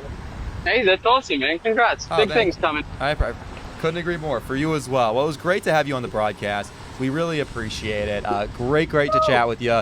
Best of luck to the grad students. Have some fun for us. Yes, and get some of that food later, my friend.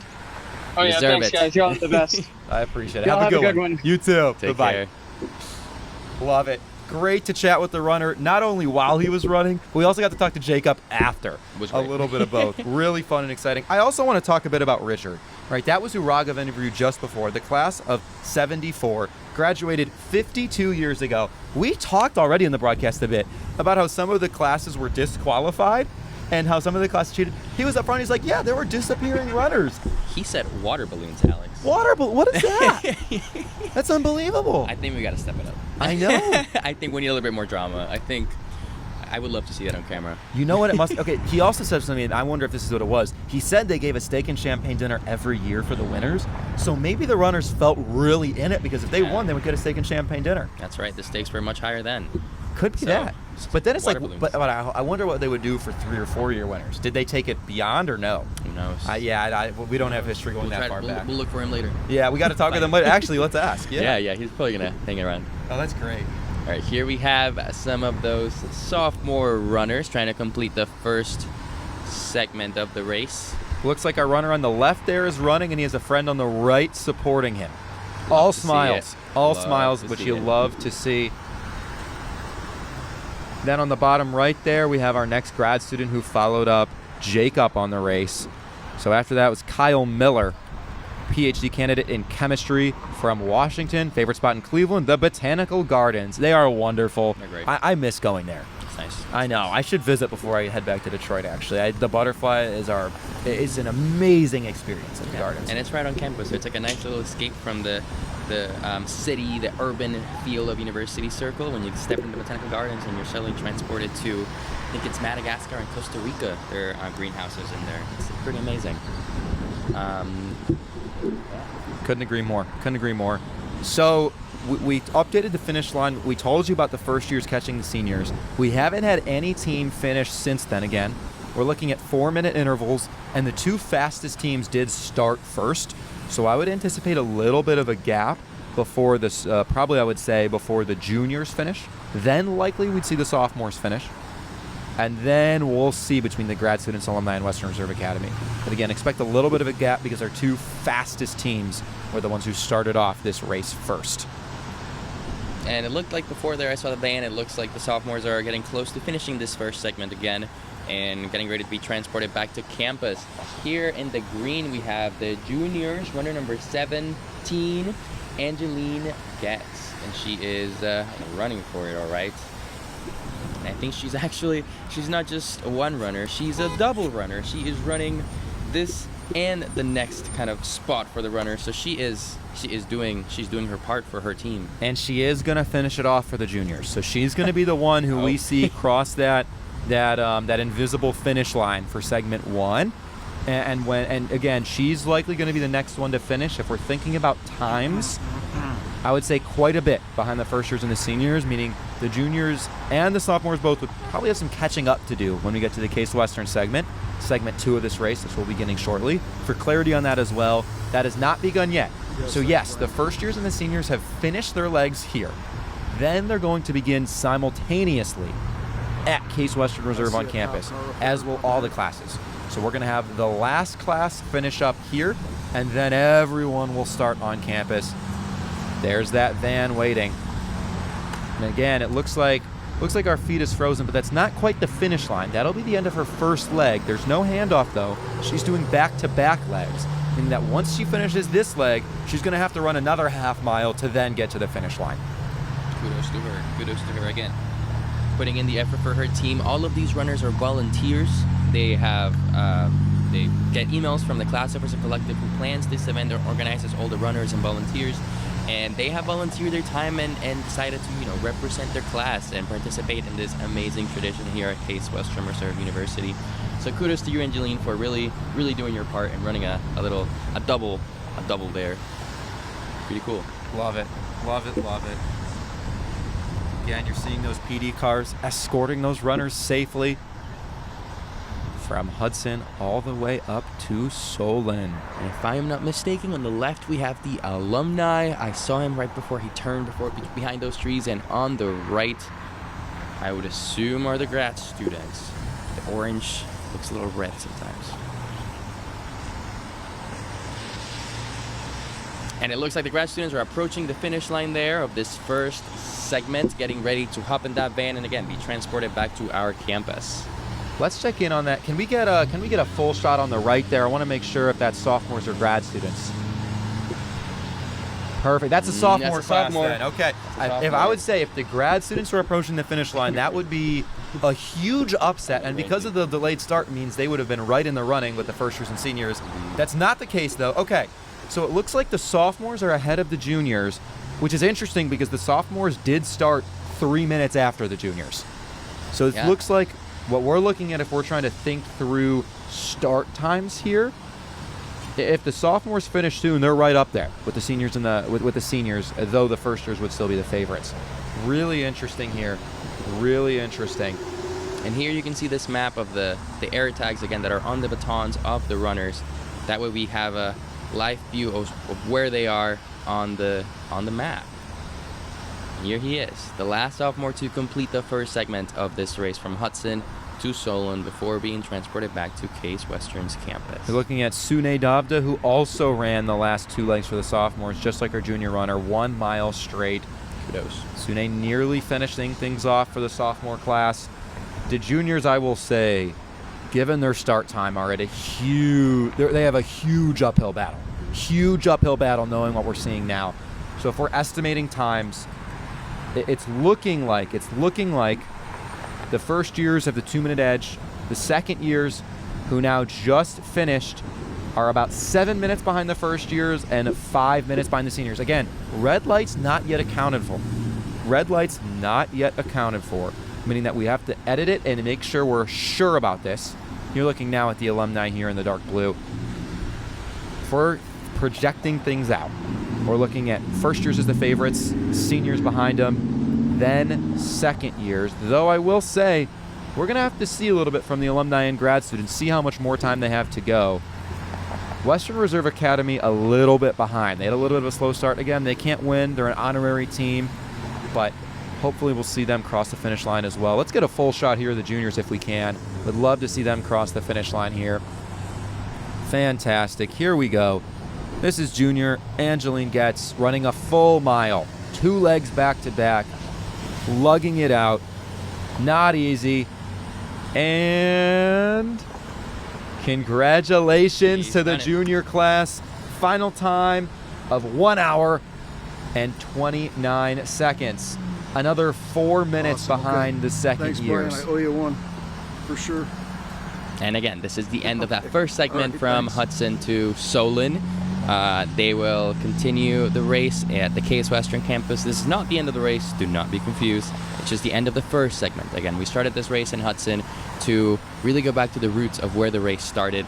And the second segment will be resumed on the Case Western campus, so we can really, enjoy and feel the Case Western energy of where Case Western is today. We just traveled back to where Case Western or Western Reserve University started, and now we are going to be transported to our campus where we are today. Let's take a look here at our watch party in Strosacker as well. It's slowly starting to fill up little by little again. It'll only get more full as the race gets closer to an end. But really exciting to see the students sitting in the seats, watching the live stream, enjoying their free food. Strosacker Auditorium slowly filling up. We're really excited to see students engaging, watching, enjoying the sights and the food. And again, back to what I was saying before, Strosacker Auditorium for Case Western students is really one of personally, my favorite auditorium on campus. It's one of the most newly renovated ones. You have outlets almost in every chair. Hey, everybody. There we go. They see us. They're saying hi to everybody watching and enjoying. Thank you so much for joining. There's our student interviewer, Nick, there, So right? much energy. A great live look-in, right? The students are excited. They're energized. They're supporting their classes. It's great. It's amazing. It's amazing to see, again, that community that Case Western is known for, and that everyone is lucky and happy and privileged to be a part of here at Case Western Reserve University.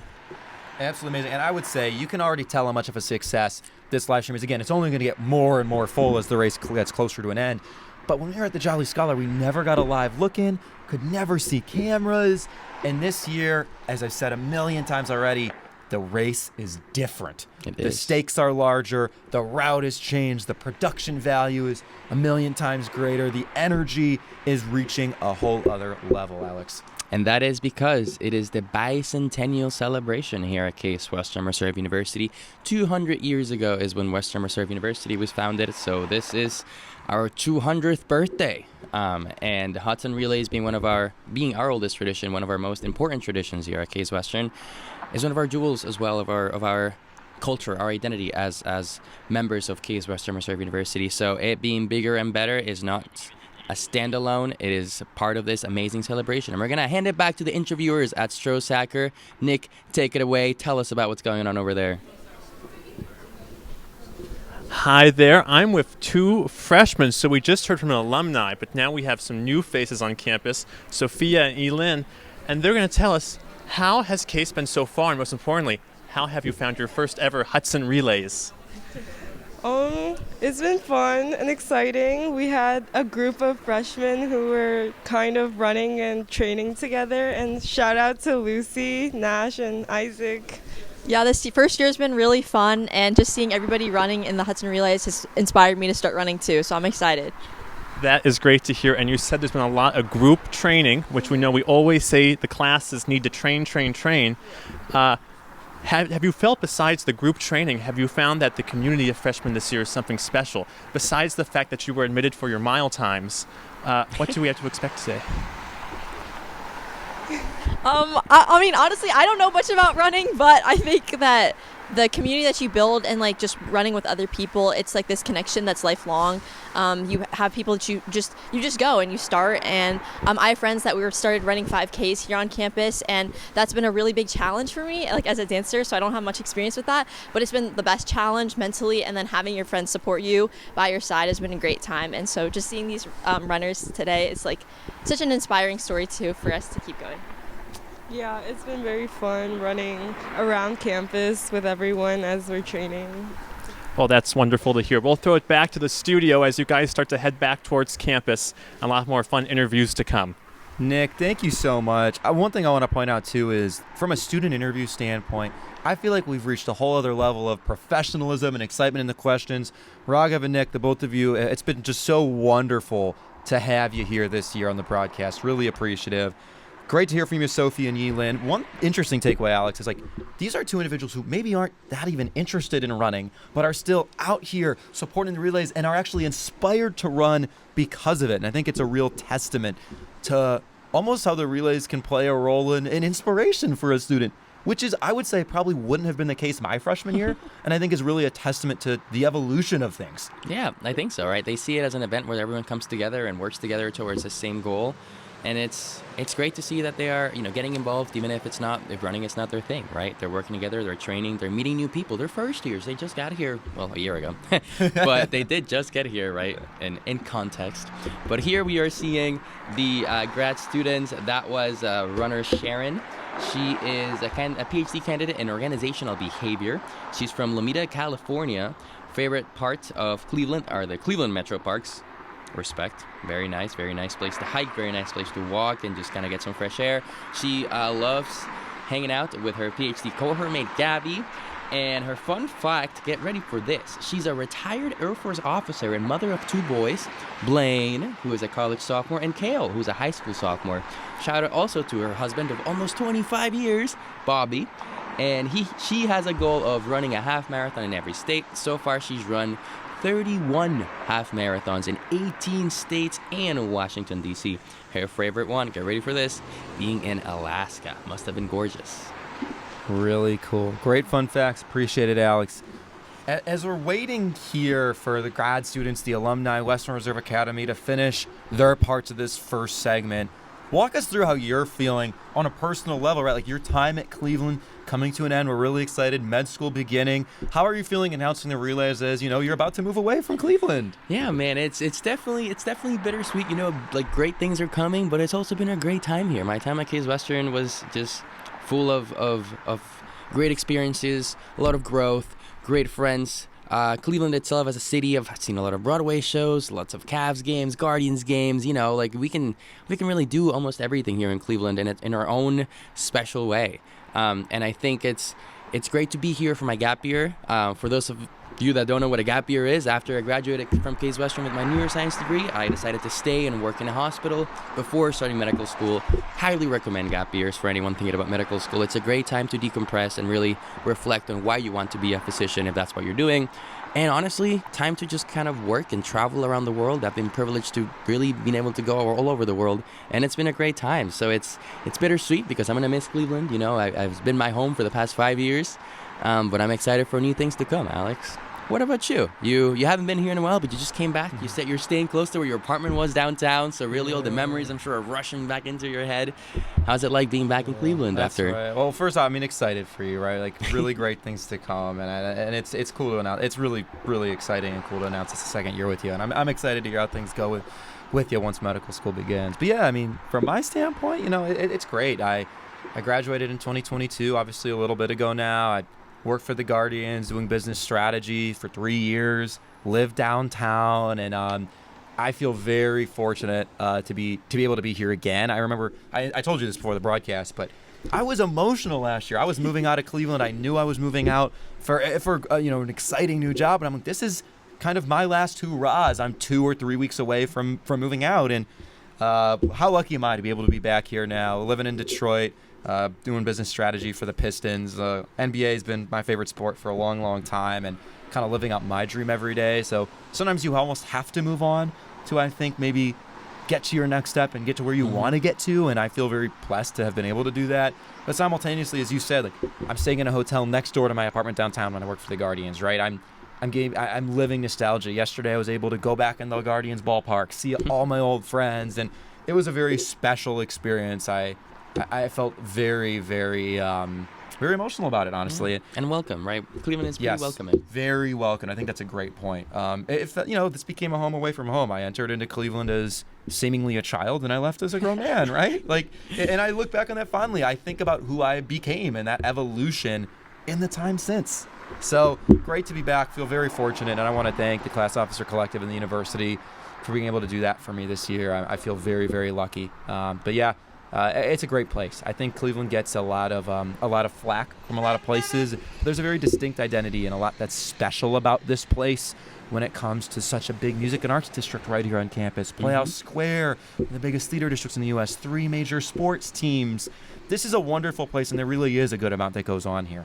Yeah, and even more specifically, right around campus, right? University Circle was voted, I think, a while ago, like the most culturally alive, diverse 1-mile stretch or something in the country. We have the Cleveland Museum of Art. We have Severance Hall, which is where the Cleveland Orchestra performs.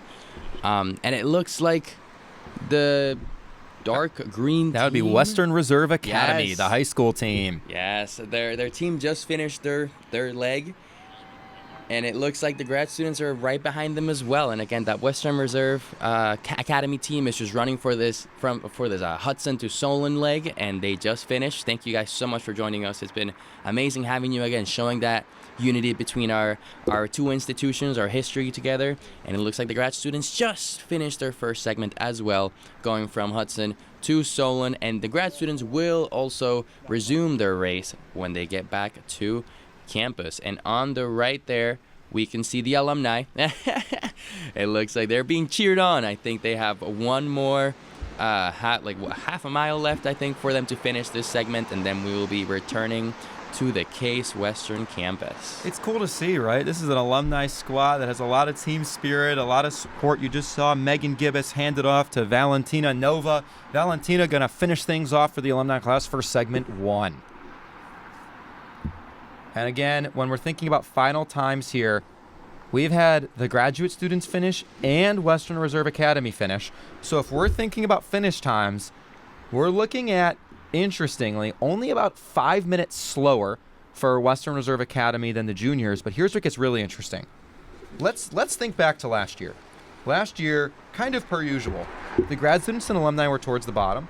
We had the class of 2027 finish at 2 hours and 19 minutes, whereas the grad students finished at 2 hours 33 minutes, a 14-minute gap. This year, there's just a minute and a half between them. The juniors finished this leg in about an hour. The grad students, 1 hour, 1 minute, and 50 seconds, right? So what we're thinking about here, the grad students all of a sudden in the running with the juniors. And also, let me add, even the second years who only finished about 4 or 5 minutes ahead of the juniors. Though that being said, it is clear that the projections before the race have held strong. The first years and the seniors are the heavy favorites. We'll account for red lights. We'll get those final times to you, but the red lights won't make a major enough difference to have really provide anything meaningfully different than the first years and seniors leading the charge, though the first years would be the favorites now. Yeah, it's crazy. I gotta go back to what we were saying before. If the first years win this one, the seniors will have been stopped in their tracks before getting to that steak and champagne, which is what they must have done to the seniors and the rest of the classes when they first won on their first year, right? Coming here, getting to Case Western for their first year and winning the Hudson Relays, that's pretty iconic. And hey, if the first years are this year, it'd be pretty amazing for them as well. Dethroning the seniors would be big. You know, it would only motivate that first-year class more, the class of 2029, to try and win their own steak and champagne dinner. Again, it hasn't happened since 2011. The seniors vying for 15-year history. If it doesn't happen, we might have to wait another couple of years, and then we'll see if the next first-year class dethrones them. It looks like we got a runner lined up who ran the first leg of the race on Zoom, so we're going to... Yeah, let's talk to Brian Lujan here. Brian's a sophomore, ran that first half mile for the class. Brian, let's loop you in here. Would love to hear from you. For the context for those listening, Brian is a computer science major, computer engineering secondary major from Byron, Minnesota. So it looks like there are some technical difficulties here. Looks like Wi-Fi lost, but we'll talk to Brian if we can. Yeah, in the interim, let's look at the alumni class here, Alex. Yeah, it looks like, again, the alumni are about to finish.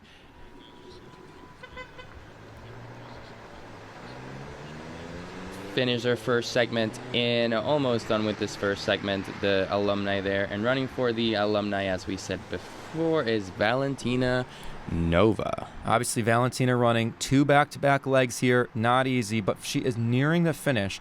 When Valentina does finish, there's going to be a slight pause as everything gets ready to begin on campus for segment 2. On campus, again, we're going to have all classes beginning at the same time. But again, so they're beginning at the same time. However, we know those time gaps from segment 1, and we'll walk you through it. So we'll talk to you about that in a bit. But we've gotten it all figured out with Brian, so we want to welcome Brian into the broadcast here. How you doing today, Brian? You're on the Hudson Relays live broadcast. Hey, I'm doing real good. I love it. You're already on campus. You look very recovered from the leg you ran. Oh, yeah, it's been a while. I mean, I had the first leg for the sophomores, and it's like a 40-minute drive out. I've had a lot of time to sit around. I was going to say, Brian, please tell us more about what that was like, right? You ran your leg, you were in Hudson, you're on campus now. How was that? What happened? Walk us through it. I got to say, it was really exciting. Like, when I heard that this year's Relays was going to be off campus, literally in Hudson, I was so psyched to go and run that. I ran cross country for 6 years. I loved running on the random roads, going anywhere. And to just get a handoff from Drew Meyer and start off this relay, that was awesome. Legendary. That's awesome. That's really cool. Did you run the relays last year, or is this your first year? I did run the relays last year. I actually did 2 legs last year. Okay. Nice. Okay, nice. And is this your only leg for this year? Yeah. Give myself a little rest. That makes sense. That's so fair, my friend. Tell us more about how your class is treating the relays. I feel like we've heard so much buzz about the intensity of the seniors and the first years. Is your class more treating it as for fun, or is that intensity present for you all as well? I'll be honest. I feel like this was a very laid-back experience for the class of 28. Like we had our run last year. We couldn't beat the seniors. No steak and champagne for us. So I guess we're kind of just rolling with it for the next 3 years. And I love that vibe. I'm having a lot of fun doing that. Yeah, man, you're having fun. That's all that matters. Can you give us a quick little look around? Brian, where are you at on campus? So I am about to cross Euclid right now. I'm going to check out when the relays are going to start. Amazing. I love it. That's awesome. And it's interesting, too, what you said about the different classes. So I graduated in 22, and I feel like in my year, every class is kind of like, oh, this is just a fun thing. Let's all hang out and run a race together. It's really interesting now that we're seeing some classes have that drive and hunger to win, but the stakes are real with the steak and champagne dinner. It is really interesting. Indeed. And Ryan, you may have been running, but we had an alumnus actually be interviewed on Strosacker. He said at the end of this year, in the 1970s, they started throwing water balloons at the runners. So I'm not saying you should do this next year, Brian, but I'm just saying there were water balloons involved in the past. No comment on that, but we'll see what happens. That's funny. Well, it was great to have you on the broadcast. Thanks for joining the Zoom here. Hopefully you stick around for the race, join the Strosacker watch party. Thanks again for participating. Great to meet you. Yeah, no, thanks for having me. Of course. Take care. Bye-bye. All right, Alex. What we're looking at here is the first segment done. We're ready for the on-campus segment. How you feeling? We are. I'm ready. Hudson, Solon, they are gorgeous places, but campus, we know our campus, right? I'm ready to look around, look at the runners, see the buildings, and tell everybody about why our campus is so great, right? It looks like we're going to start the race on campus at 11:50 a.m., so we're going to take a little break before that starts, it appears. Welcome back, everyone. We hope you enjoyed that look through history.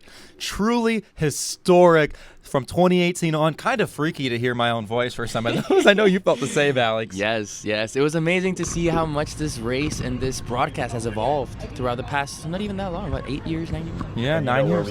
But it has evolved. It's come a long way. And here we are. You might notice a different starting place this year. That's because to get to exactly 26 miles, they're starting at Leg A. Leg A being right near Nobby's Ballpark, where the baseball team plays, in North Residential Village. You're seeing in the background there Clark Tower.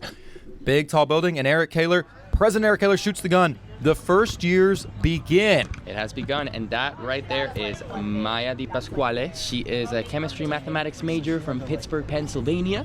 Her favorite part of Cleveland is Lake Erie. She loves going on picnics with her friends, and her fun fact is that her birthday is New Year's Eve. Must have some fun parties. Love it. So as we're thinking about what the race is looking like here, it looks like there is a staggered start time once again, meaning that we might need a little bit of time to time track everything. But what we're looking at is the first year class. They're running first. We did account for red lights during the break. With red lights, the first years actually had less time waiting at red lights than the seniors. They currently have a 3.5-minute edge. The first year's a 3.5-minute edge over the seniors. I also want to point out from a production standpoint, first year ever, golf carts on the sidewalk with a live view from the rear of the runners. Really cool reinvention this year. Awesome to see just another new inventive way to film the race. So again, what we're looking at route-wise, I want to walk you through the route. We're starting differently this year near Nobby's Ballpark. Now, as we move through Nobby's Ballpark, we're going to go through around North Residential Village. We're going to pass the Cleveland Institute of Music. You're seeing the background there. All right, here they come. This ball field. We're going to walk you through the center of campus, right? We're going to see PBL, the business building, the law school. We're going to go around KSL, into the quad, which is where we usually start the race, and go up around the elephant stairs instead of on the elephant stairs, touch a little bit of South Residential Village, then come back down, cut through Tink and Twing, and then go all the way back to North Residential Village with Clark Tower, which is where we started. Now we're doing 4.5 total laps. So even though this leg of the race started at Clark Tower and Nobby's Ballpark, we're ending at the same spot as always. So that half lap means that we're going to end at the rock at Adelbert Hall, meaning when your time is solidified is when you touch the rock at Adelbert Hall, just like years have passed. Alex, throw it to you now to talk to our new runner here for the first year class. Absolutely. They just passed the baton on to Luisa Sanchez. She is a first year as well. And behind there you can see, before we saw some of the Greek houses here on campus on North Side. Right now we are in front of the Hazel, which is one of the upperclassmen housing buildings that we share with CIM, the Cleveland Institute of Music. And here she is running on North Side. She is approaching one side of the Botanical Gardens, which, as we were saying earlier in the broadcast, is one of the amazing cultural institutions here on University Circle that we as K students get access to for free every month. Actually, I think it's once a month. That's great. Gotta love it. So now as we're here, let's talk about target times. We're looking again, as said before, 3 minutes 40 seconds per run. We're looking here, the first years have an edge of about 3.5 minutes. Now, the seniors have some ground to make up. We said some top runners are at that UAA meet, so it might be hard, but they have the motivation. They're vying for that steak and champagne dinner. So as we're thinking this through here, the seniors need to make up about 3.5 minutes. I would estimate time-wise that we're going to have about an hour 45 minutes for this segment of the race. And the seniors need to make up 3.5 minutes out of a base of an hour 45. In other words, folks, there's a lot of race left still. Plenty can change. Stay tuned.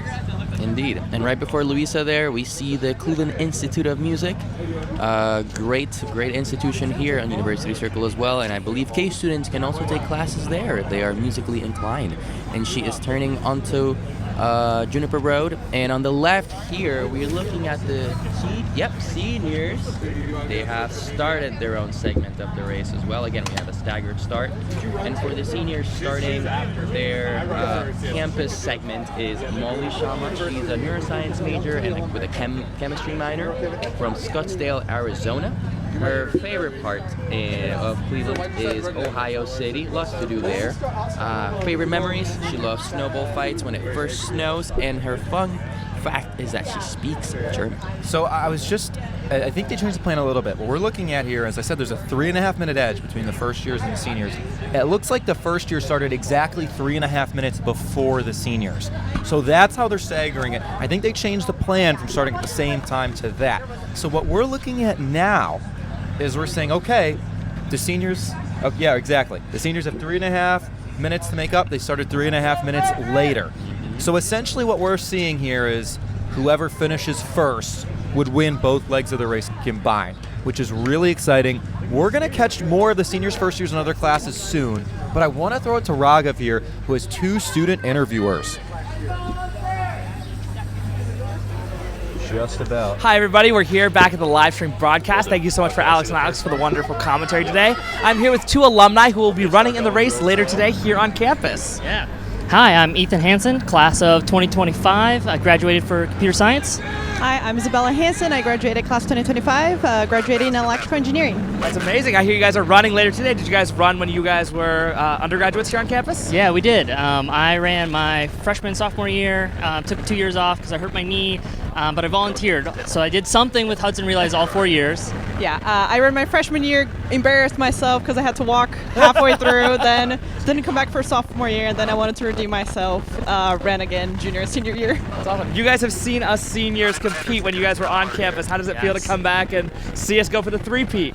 Well, I loved seeing you guys win like 3 years in a row. We knew we were never gonna win, right? Like our freshman year, we showed up, and I tried to like get people to do tryouts, like I heard the freshmen did this year. It went nowhere. Like no one signed up, no one did anything. I didn't get any emails back from anybody, and so like we ended up my freshman year. We had like people running 2 or even 3 legs, some of them. So this could be the great upset that you guys have been waiting for. I'm kind of hoping for freshmen, but I know. I'm hoping for the seniors. They put in the work. They deserve the steak. Yeah. Do you guys have any quick shout-outs you'd like to give to any racers out there today? Sure, yeah. Okay, so shout out to Megan Gibbous and Valentina Nova, who already ran. They were the last legs for the off-campus portion. Shout out to Eli Wong, who's running later today, and Courtney Mackey, who's running for the seniors. Yeah. All right, we'll keep an eye out for you guys later today on the track. Good luck and run fast. Appreciate it. Thank you. Raghav, thank you so much. Great to hear from some alumni. Ethan, class of 2025, pointed out, which was really funny, he started this back in freshman year, and he couldn't even get people to do time trials, people running 2 and 3 legs. Just one more kind of piece of information of how the race is becoming a part of the fabric of the university more than ever before.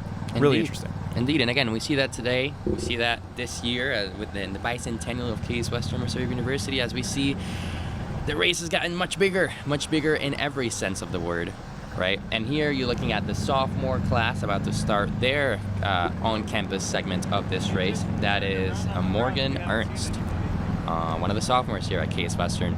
And again, we are starting right next to Clark Tower, one of the first-year residence halls here at Case. It's the tallest residence hall, at least on the north side. It has, I think, 9, 10, 11 floors. I don't exactly remember, but it's pretty tall. It's nice up there. You get to see a lot, if not the whole campus, from the top of Clark Tower. And a fun fact about Clark Tower, there is this tradition every Halloween where they drop pumpkins from the top of Clark Tower. It's amazing.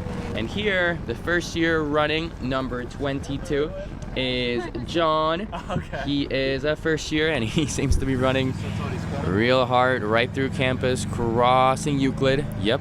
Look at this. I think there is a sophomore filming him as he's running. You see, this is like the new age, this is where I feel old. I'm like, wow, I've never seen this before. They have probably someone film it. Look at this. They're getting a shot of him being filmed. Probably can post it on socials. This is kind of sick. A side-by-side view. And he's running all the way up the binary walkway. Beautiful binary walkway, freshly redone last year, I think, next to that new crew logo on the quad.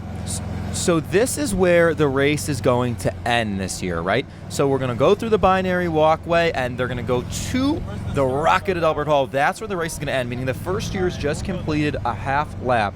And let me tell you this, Alex. They finished that half lap quickly. Yeah, they finished a half lap in 9 minutes. This first year class is looking threatening.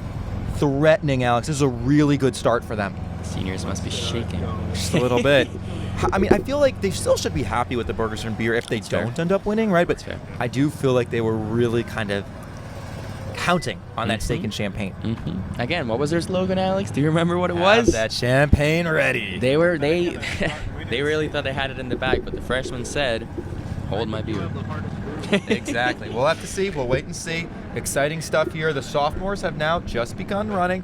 Sophomores, again, with that staggered start, if we're looking at the times, they're starting 8 minutes after the first years and about 6 minutes after the seniors, which is exciting and once again in line with the exact times between the red lights and all the teams in segment 1 from Hudson to Solar. The rest of this race all on campus. Yeah, that was a great idea, to start them kind of at the time where they are in relation to each other. That way we can see whoever finishes first is going to be the winner. We don't have to worry about that time anymore.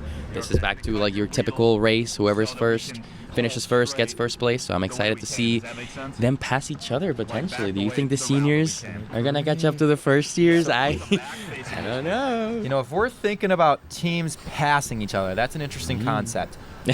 I think the first years are looking really good. I'll say that.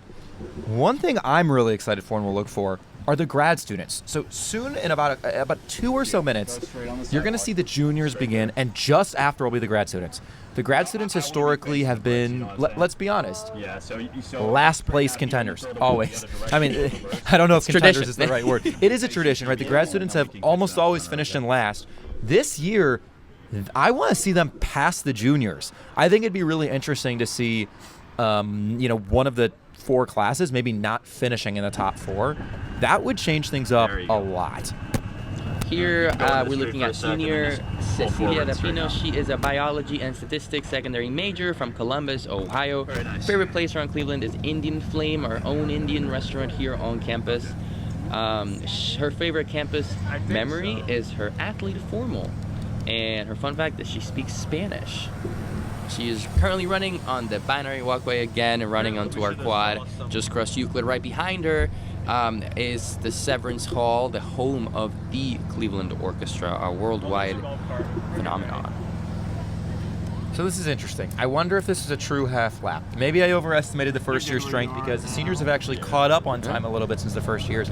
I will say, folks, we're all learning together in this a little bit. This is a completely new route this year. They're changing up pretty much everything, so which is exciting, right? Like everything is new and different. Even the on-campus portion is different, but it does mean that there could be more unpredictability and variability in times in the route itself. So we'll have to see about that. Seniors, first year's still the favorite, but that'll be close. It'll be close. And we'll get better looks later, but here on the left of the senior running, you can see those blue fences. That's covering the new building coming up on campus, the Interdisciplinary Science and Engineering Building, which is set to open late this year or early next year. But here we're gonna throw it over to Raghav in Strosacker. We have a student interview set up. So Raghav, take it away, my friend.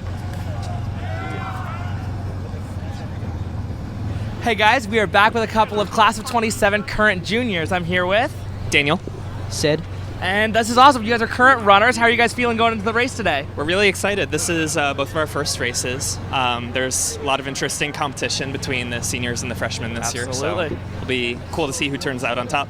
Yeah, just super excited to run. First time running, so yeah, got to rep the class pride. We're glad you guys are here. Yeah. What leg are you guys doing? Where can we look out for you? I'm doing leggy, so I'll be running around Fribley Dining Hall and across the bridge. Yeah, I'm number 40, so I'm leg A around STJ. Awesome. Well, thank you guys so much for being here, and we'll keep an eye out for you guys. Good luck.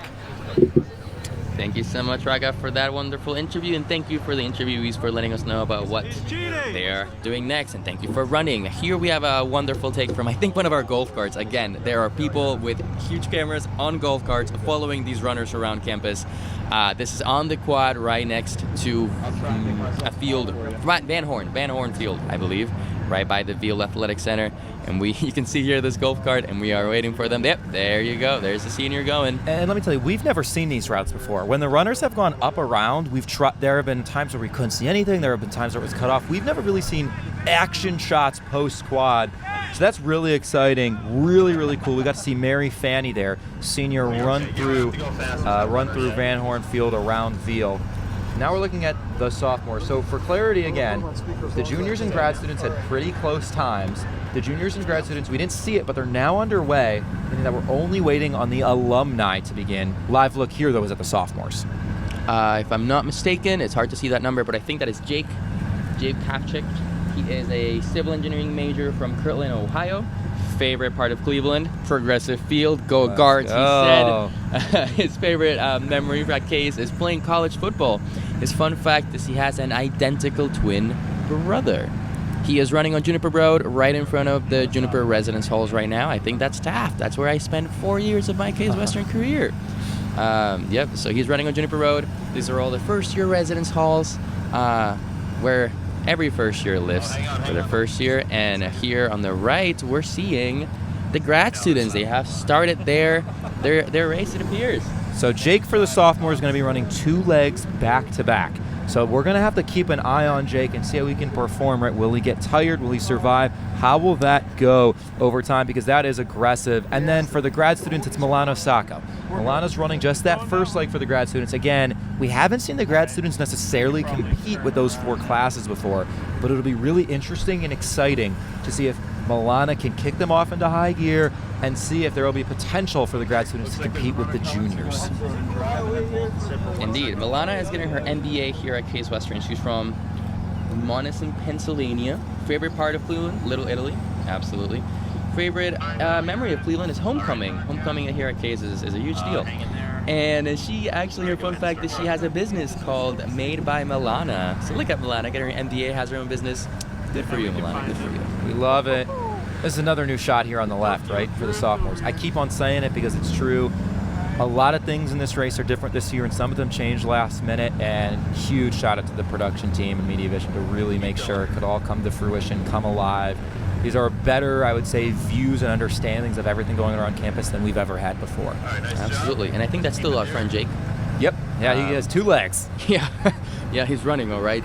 He is running, I don't know what this road is called. I don't even think it's a road, but it's kind of like a pathway that connects north side to more the centric part of campus. And on the bottom right, you have the seniors there running on the bridge, crossing towards south side, about to get to Fribley. And again, we are in a golf cart, everybody. We are on a golf cart. No, she's coming from south side. She's coming back to the quad. And, oh yeah, she's going to stay on that sidewalk. She's going to run all the way down this street and passes down the baton to the next senior runner. This is Adelbert Road. So this leg, exactly, this is the long leg. You can see all of it at the end there for a second. This F leg here is all through Adelbert, and the legs have been extended this year. Runners this year for the first time are running true half miles. These are real half miles each leg is. So this F leg goes all the way through Adelbert, and then we're going to pass through that Twing, Tink, KSL area, and the handoff will be in the Mather quad, right? So these are longer legs than we've seen in the past. So if you see some runners getting tired, breathing for air, you might notice that, and that is because, again, these are true half miles this year. We're looking at longer legs than ever before in the relays. Another live look here at Jake trying to survive full mile. It's an aggressive run here. This is the alumni class here. You can see in the t-shirt, despite the jacket, we got that dark navy blue set up here. The alumni have just started. So the alumni are now beginning. All 6 teams are underway. Once again, the Western Reserve Academy High School team will not be running this on-campus portion. Absolutely. Again, appreciate having them.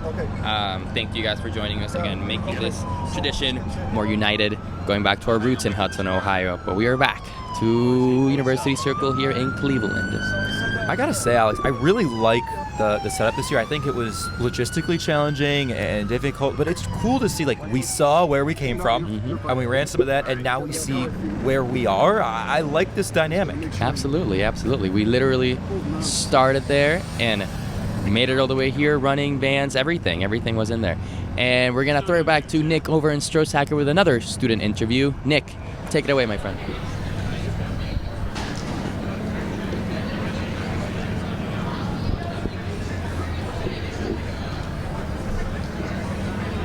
Hi guys in the studio, we're back here in Strosacker. It is so much fun. Last year I was in the freezing cold, and I was a little jealous of you in the studio, but now that we have all this food, all this great fun, I'm enjoying life here. However, I have someone special, Brian here. Brian ran a leg down in Hudson. You can see he's number 2. And Brian, how was it kind of leading the team in a sense, being down at the Western Reserve Academy and kind of feeling the atmosphere down there?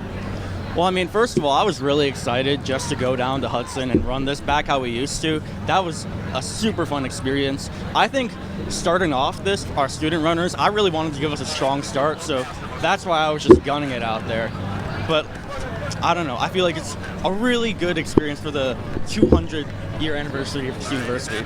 I mean, that is so special. And we can also see that, stars like you on the road, you were backing up traffic. How did it feel to cause such delays, be so important, and to show that Case Western is by far the best in town? You know how many times traffic has backed up my run, so I feel like it's only fair that I get a couple in. And to do it for the university, that's just an added bonus on top, honestly. Well, that's wonderful. Well, we're going to let you enjoy all the fun we're having here, and we'll see who brings it home. All right, thank you. Back to you in the studio, guys. Nick's cracking us up there. Same with Brian. It's really funny. Good to have you back in the broadcast, Brian. Nick as well. Okay. You no longer have to be envious of us. Enjoy the food. Enjoy the climate-controlled weather. We're all happy here. So now you're looking at the sophomore class again. Now they're finishing their half lap.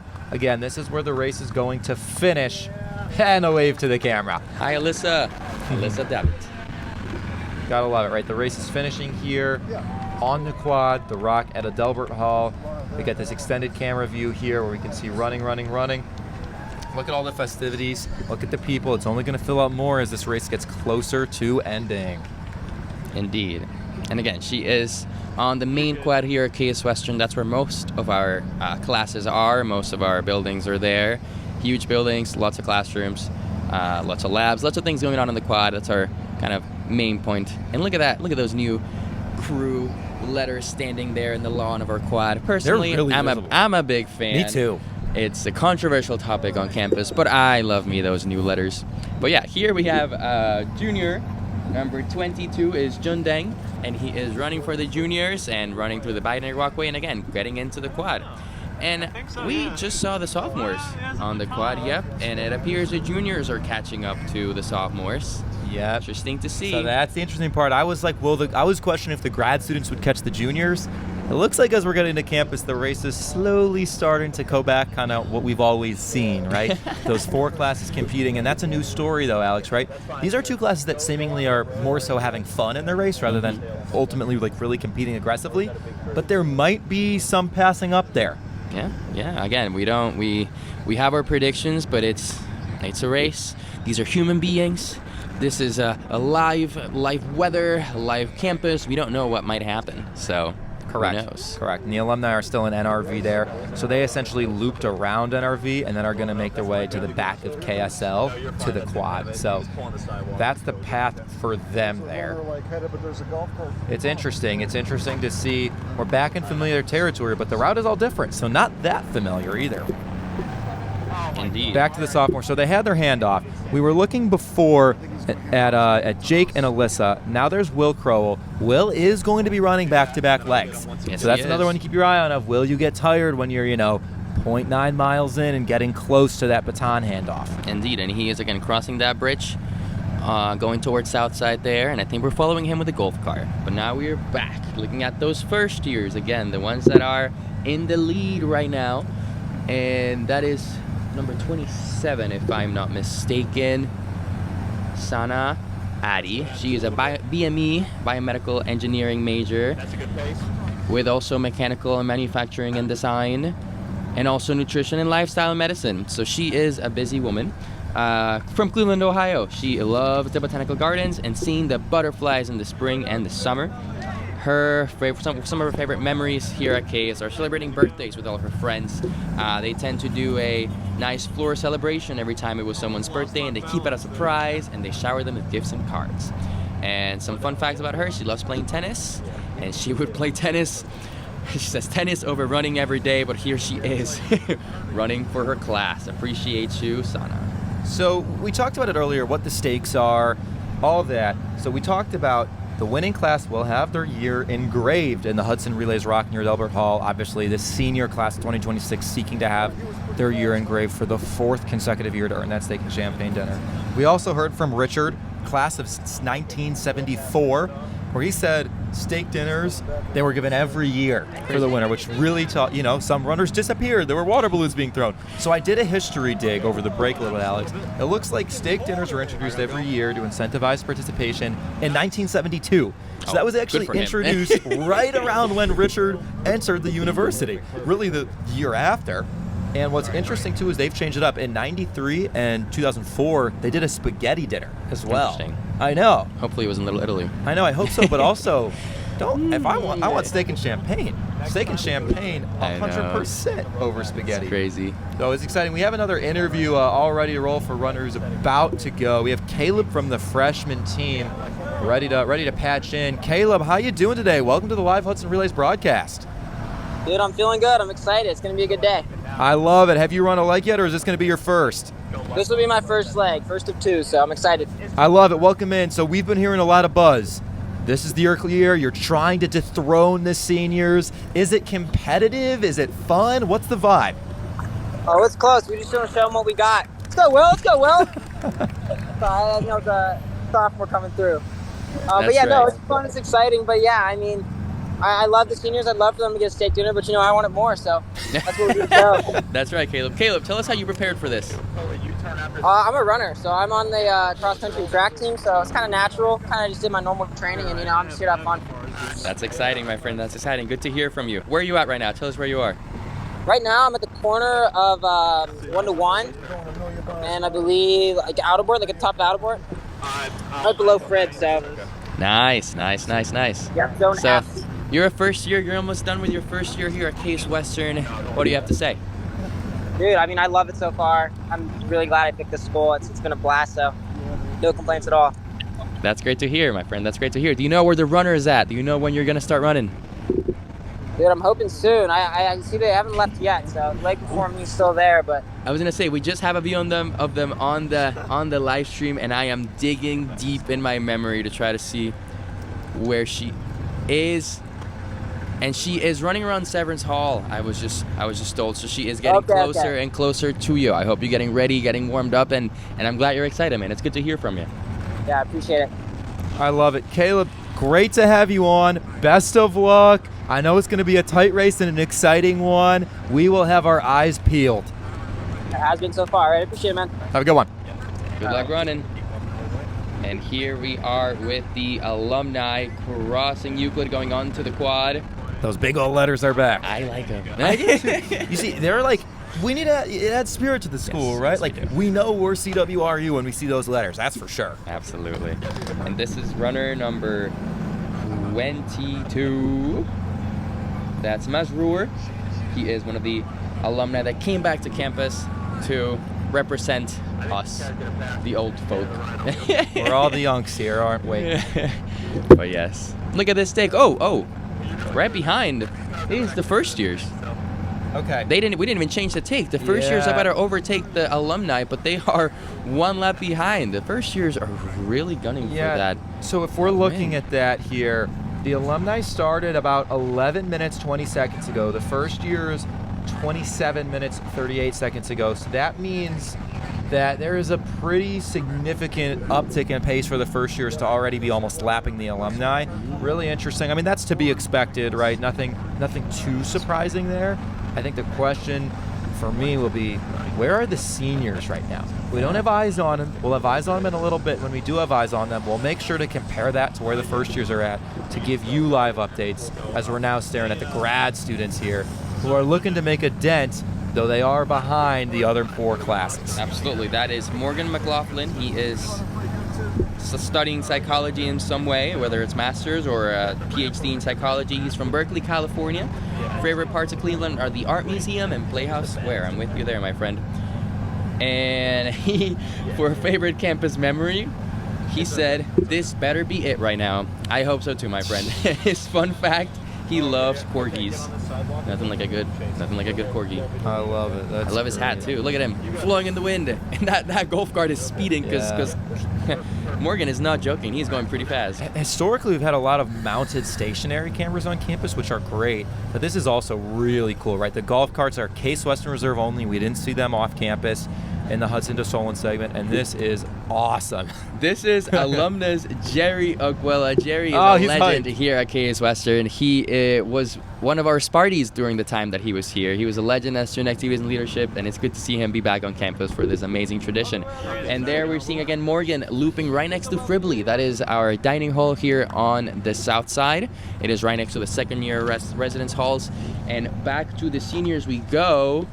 Right on East Boulevard. Behind there you can see the Cleveland Museum of Art, and can't really see the number on that shirt, so we're gonna try to figure out who the senior is. So as we're looking at it, right, the first years are still ahead. The seniors are making their dent. They're trying to secure that steak and champagne.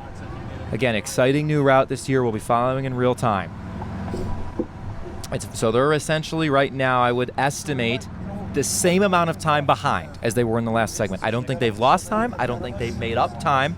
They still likely have about 3.5 to 4 minutes to catch up. The only problem being, of course, that the amount of legs remaining are dwindling. They need to catch up, and they need to do so quickly. But when we interviewed Caleb, you heard it, right? He's a runner. He does cross country and track. Those top runners for the senior class are not able to participate in the relays this year due to that UAA meet that Alex mentioned earlier. It means that those top runners, such as Caleb for the first year class, can give them a really distinct edge. Indeed, indeed. And here right now we're looking at senior Conrad Walter Wu. He is from Devine, not sure, maybe Ohio. His favorite experience here on campus was his first RTA ride. And his fun fact is he hopes he can really finish his leg without dying. Respect, Conrad. I hope so too. That's funny. So here we go. Live look, seniors, grad students, a little bit of the race left again. 117 years, right? This is the 117th year of the Hudson Relays, the 9th year of the broadcast. I'm lucky enough to call it my 8th year at the broadcast. And of course, we're going bigger and better than ever this year. It's 200 years since the founding of Western Reserve College in 1826, the Case Western Reserve bicentennial. Hudson Relays reaching new heights in honor of that. Indeed. Whoa, we're speeding up over here. Look at these sophomores. Sophomores running around NRV. They are trying to maybe create a little upset with the first years and seniors. Not quite there. Not yet. But we'll see. We'll see. We got race left. Oh, there's that golf cart, everybody. Hop on, put your seatbelts on, and we are right behind this sophomore. Hopefully won't run him over. That's funny. But we are getting awfully close. All right, we're back to Conrad the senior. He's on the quad, making his way towards South Side. In the quad, you can see the construction from the Interdisciplinary Science and Engineering Building, or ISEB, at the former site of Yost Hall. 5-story, $300 million, 189,000 square foot facility. It's going to be opening very, very soon in October. It broke ground 2 years ago. Going to be the largest building on the Case Quad. So really exciting, because for the relays next year, that's right, we'll have seen the ISEB open up. Really cool to see what that'll look like at that point. Yes. Very sad I didn't get to be here when it opened as a student, but you know what? I hope I get to see it next year in this live stream. Indeed, absolutely. Gotta love it. And you're seeing the sophomores run behind Nobby's Ballpark, which is, of course, where our baseball team plays, with Clark Tower thereafter. Our golf carts are active, roaming about. Huge thank you again to Media Vision. I said it before, I'll say it again. Bigger and better than ever this year. We're looking at a production of 2 drone shots. Yes, that's right. 26 technicians, 7 student golf cart drivers. So much bigger and better than last year. Huge shout out specifically to producer, my Comstock technical director, Davey Barris, and production manager Nita DeSalvo. Thank you, as always, for the great work you do. I've worked with you almost every year since I've been announcing this. Yes, the team here is definitely amazing. They're super flexible, and they have done it all, really. Planning this race was a lot of work, a lot of last-minute decisions, a lot of change-ups here and there, because again, it was super complex, and something that we could appreciate from being on campus is the fact that we have the police officers, controlling traffic and stopping some traffic, letting the runners go through. When in Solon and in Hudson, we couldn't do that. So being on campus, much safer for all the runners, and again, logistically, much easier. So kudos to everybody that was involved in planning this incredibly complex but incredibly important race on our bicentennial this year. Now we got to look at the juniors who are on North Side, and again, you got to look at our Greek houses here in North Side. The one she's passing right now, I believe, is Zeta Beta Tau ZBT, and next to that one is A Phi Alpha Phi, one of our sororities on campus. So this is interesting, right? The juniors started about 2 minutes after the second years. They're crossing that area about 45-ish seconds after the second years, meaning the juniors are inching up on the sophomores, potentially approaching an opportunity to pass them up in this race. Indeed, and now we're getting a look at the alumni. Back onto the sophomores. But you hold your horses, everybody. We have a Zoom interview ready for one of the seniors. He is going to join us. His name is Connor Beck.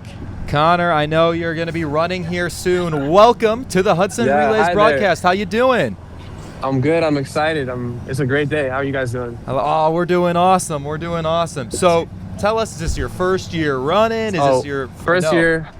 Really, first year running. Okay. I'm not a runner at all, but I just want to help my class any way I can. I love it. Good luck. How are you feeling so far? I know there's been a lot of talk with the first years. It's looking pretty close, but I know the first years might have a slight edge here. No, first years look really good. I'm not gonna lie. I'm a little scared, but we got a long ways to go. So hopefully we can come back. Hey Connor, it's in your hands, my friend. Yeah, I'll do my part. You know what I mean? Hopefully don't pull a hamstring. Do not, please avoid that. But yeah, we're looking at your counterpart over here, Cartner McKay. He is the other senior who's gonna hand you that baton. He just got onto Adelbert. Oh, just kidding. He passed the baton on to Courtney. Courtney is on Adelbert Road, heading over towards you. So they are coming for you. Anything you want to say before you start? Shoot. Connor, do you have any messages? Yeah. All right. Hope you're excited, Connor. It's good to hear from you. It's good to see I you. mean, I hope everyone stays safe and we have a great day. Yeah. Good to see you guys too. Thank you. I love it. Well, thank you so much for joining us. Great to have you on. I know you're going to be running soon. We'll leave you to it, but best of luck. Good luck to your class, man. Okay. And here is, I hope, Courtney, aerospace and mechanical engineering major from Haddonfield, New Jersey. Favorite place in Cleveland is Shaker Rocks Climbing Gym. Her favorite memory is being a member of the Case Aeronautics team and watching their plane fly every year at competition. That's amazing. Fun fact, she built bridges for monkeys at the Cleveland Zoo for her senior project. That's pretty cool. All right, we're back to the sophomores here. And we're looking at those first years who are still in the lead. Here we are in North Residential Village. You're seeing where I lived my first year at Hitchcock House. North Residential Village, a landmark because that's where this race is starting this year. And though it is still ending on the quad. You're seeing the first years, the juniors behind them. Don't get it confused though. First years still have their lead as they hand off the baton. It's just due to the different start times. That was Shruti Kasaraneni that just handed off the baton to Hannah Nevius. And we have a Zoom caller as well, another team member from the first year. His name is Jeremiah, and he is about to join us. Jeremiah, how you doing? Welcome to the broadcast. You're live at the Hudson Relays. I'm doing great. Oh, yeah. Talk to us a little bit. Like, this is your first year here on campus. How has it felt to experience the relays for the first time? I mean, it's interesting. When I visited this school, it was during last year's Hudson Relays. So it's cool, actually participating in it now. And I'm feeling pretty excited. It's cool. I like the energy. I love it. That's awesome. How have you been liking Cleveland so far, coming from New Jersey? So far, I can't complain. The weather's a little worse, but it's not that bad. It's just pretty cool. I'm from Chicago, and I'll say, it rains a lot here. It even surprised me, but I love the city, too. I'm very fond of it. Yeah. Love my time here. Yeah. It's good to hear. And as you're seeing now, we have your teammate on screen here. It looks like you've been looking really strong this year as a class. Have you been getting more confident as the race has been going on? Honestly, yes. Seeing my teammates perform, it kind of motivates me. So I got to push myself. Are you a runner? I used to run in high school. I run on my own every once in a while. That's pretty much it. I'd call you a runner. That counts. Yeah, Alex, I'll throw it to you. I know you have some questions as well. Fair. Yeah, Jeremiah, I was going to say, 3 years ago, the current seniors won their first year and started their run towards the Steak and Champagne. Do you think you guys are going to do it this year? Start your own run towards the Steak and Champagne? I think we can. We had time trials. Everyone performed pretty well. And looking at what we have right now, if we win, then I think there's a good chance we can, continue over the next 4 years and win again. That's right. You guys put in the effort, you put in the effort. You did your time trials. We were talking to some juniors as well, and they were saying that it was, a very lax race for them. Nothing really in the books for them there. But you all started literally running. You started your first year and decided, let's do some time trials. Let's make sure we have the best team, put our best foot forward. And it looks like it's paying out for you all. So congrats and kudos to you all. I wish you the best on your race. Careful out there. Keep having fun, man. It was nice hearing from you. Appreciate it. Thanks for the interview. Have a good one. Good luck. Now we have another interview for you. We're going to throw it to our student interviewers, Nick and Raghav. They're with our VP of Student Affairs, Travis Apgar. Nice job. Hi guys, my name is Raghav. We are here with VP Apgar, Vice President of Student Affairs. Talk to us a little bit how this race is going today. What are you feeling? Yeah, so far so great. I mean, you know, we started out in Hudson at the Western Reserve campus, academies, and they were great hosts for us, and got a good start there. So far, I'm really surprised at how close it is, but I think most people thought the seniors were probably going to be out in the lead at this point. Hey, don't count us out yet. I'm not counting anything out. I'm just saying it seems like you might want to talk to your classmates. Yeah, all my seniors out there, if you're out there, keep it going, keep it going. No, it's going great though. Yeah, being out at Western Reserve Academy this morning, how's it feel? Now we're back on campus and we're seeing a huge influx of students supporting each other, running around, staking out on campus. Well, it's a lot of fun being out there, and you had, their history is our history, right? And so, you had the mayor and you had some of their trustees and alumni and then, some of their students running and their head of school also ran a leg. And so it was a great start there. Got back here and restarted. The president got to fire the pistol and he also got to ring the bell and there was a cannon. And it's been a full day for the president today, but a lot of fun. Absolutely. Yeah, that message of unity between all the classes, between the alumni, between the graduates. Speak to us a little bit about that, seeing student affairs here on campus. Well, there's nothing better than pride in the university, right? And you bring together, the people from across the community. It's about students, it's about faculty, it's about our alumni, parents and family, it's about our staff.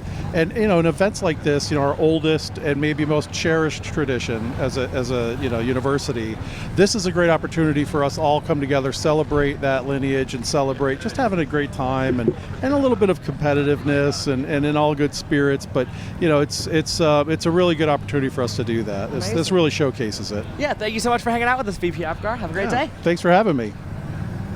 Thank you, Raghav, and thank you, Vice President Apgar and Nick, Thank you so much. That was amazing. for all that information. Thank you so much. It was good seeing you guys. And again, Stroh Soccer is filling up, as you can see. And now we are looking at the senior who is freshman on the residential village.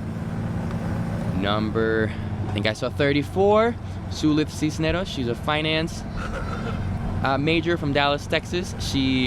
Her favorite place in Cleveland is Raymond House. I believe that's her residence hall. Favorite thing to do, puzzles in KSL or Mandel, and her fun fact that she can do the Baki pose. Love it. You saw in the background there when she was running the ugly statue on North Residential Campus. If you're a student here, you don't walk in between the statue. It gives you bad luck. You have to walk around it. Though not everyone follows that. No, they don't. But if whenever anyone walks under that statue, everyone around them kind of shivers. There's uncomfortability associated with walking under that statue. So it's scary. Oh, it's funny. Here we have a junior number 29 in my eyes. No, that's not 29. Yeah, maybe that's 27. Oh, but he passed up the baton to another junior. Kayla? We're here on the quad. You're looking at Van Horn Field. Yes. The big message here right now is first years versus seniors and second years versus juniors. These are kind of the two pockets we're seeing in the race here. It'll be interesting to see who comes out on top. As we saw with the interview with VP Apgar, though, it seems like the narrative is really shifting. The first years are really running this wave, Alex. It seems like the seniors might have an uphill climb at this point. Indeed, and right now that's what we're looking at. We're looking at Malcolm Miller, one of the seniors majoring in sociology and psychology, minoring in social justice from Philadelphia in Pennsylvania. Favorite place on campus, Algebra Tea House. Malcolm says that it's so cozy and that he loves the unique mugs. I agree. Favorite things to do on campus, playing with his band at Springfest last year before Ricky Montgomery. And his fun fact is he loves sending snail mail. It's so peaceful to write and usually makes a person's day. Love to hear that, Malcolm. And we are back looking at the alumni, again running on that North Residential Village on Juniper Road. Here we are, North Residential Village, side by side. Shot here. Look at that. That looks like Noyes Residence Hall to me. Am I right about that? Yep, that's Fribley right next to Noyes and Fayette, the new residence halls. So if you're wondering, Noise Residence, very new, opened in 2024. I might not know what it looks like because that was after I graduated. Second years only, but it's beautiful. It's one of the nicest buildings on campus. 172 residents, 4 floors, a multi-purpose room, a health clinic, all there. As Alex said, right next to Fribley, it's a dining hall for students on South Side. It was actually renovated in 2021, Fribley. $19 million project that was, and now at BOSA, LEED silver certification. So one brand new building, one newly renovated building right next to each other. Really, I would say uplifting the vibe and aesthetic and experience of living on South Side. So something really cool and exciting to just evolve that campus experience there. Now you're seeing the sophomores crossing the bridge, right?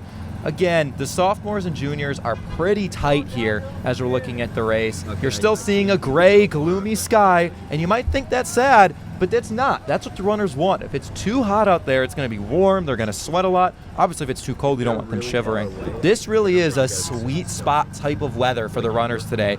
They've all been enjoying it. They've all been experiencing it.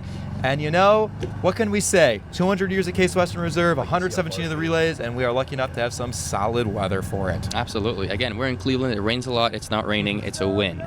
Right now, that sophomore we're looking at on the right is Alexandra Majewski. She is a neuroscience major from Chicago, Illinois. And we switch real quick to looking at those first years who, again, they turned down those engines. They are not kidding today. They want that win. And this is one of our first years running on the binary walkway, again entering our wonderful quad, who was also, I think, renovated last year or 2 years ago. There's a lot of work being done on the quad, and it looks really nice now. I really like it. Here we are. This is the Hudson Relays, an event that began in 1910, as you said earlier, starting in Hudson, Ohio, from Western Reserve Academy, brought back to that route this year.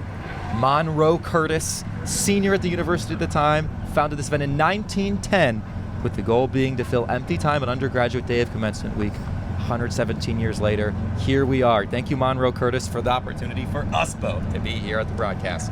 Indeed, indeed, indeed. And on the bottom right, again, that senior running is a freshman running. That's Ryan Gensler, mechanical engineering major and aerospace engineering as well. From Baltimore, Maryland. Favorite place on campus is the telescope on top of A.W. Smith at night. Fun things to do around campus. He loves playing games outside with his friends, not worrying about any of the work he has to do. And since starting college, his fun fact is that he's been taking a liking to midday naps so that he has the energy to really get through that day. I respect that. Sam Lee, I heard, is on Zoom here. We're excited to have another interviewer. Sam, are you with us here? I'm here, guys. Oh, how is your leg going so far? Welcome into the broadcast. Dude, it's doing great. It's a beautiful day. I love it. Is this your first year running? For Case, yeah. Nice, nice. Where'd you run before? I do marathons. Okay, I'll see you. Okay, so you'll be just fine in your leg here for your class.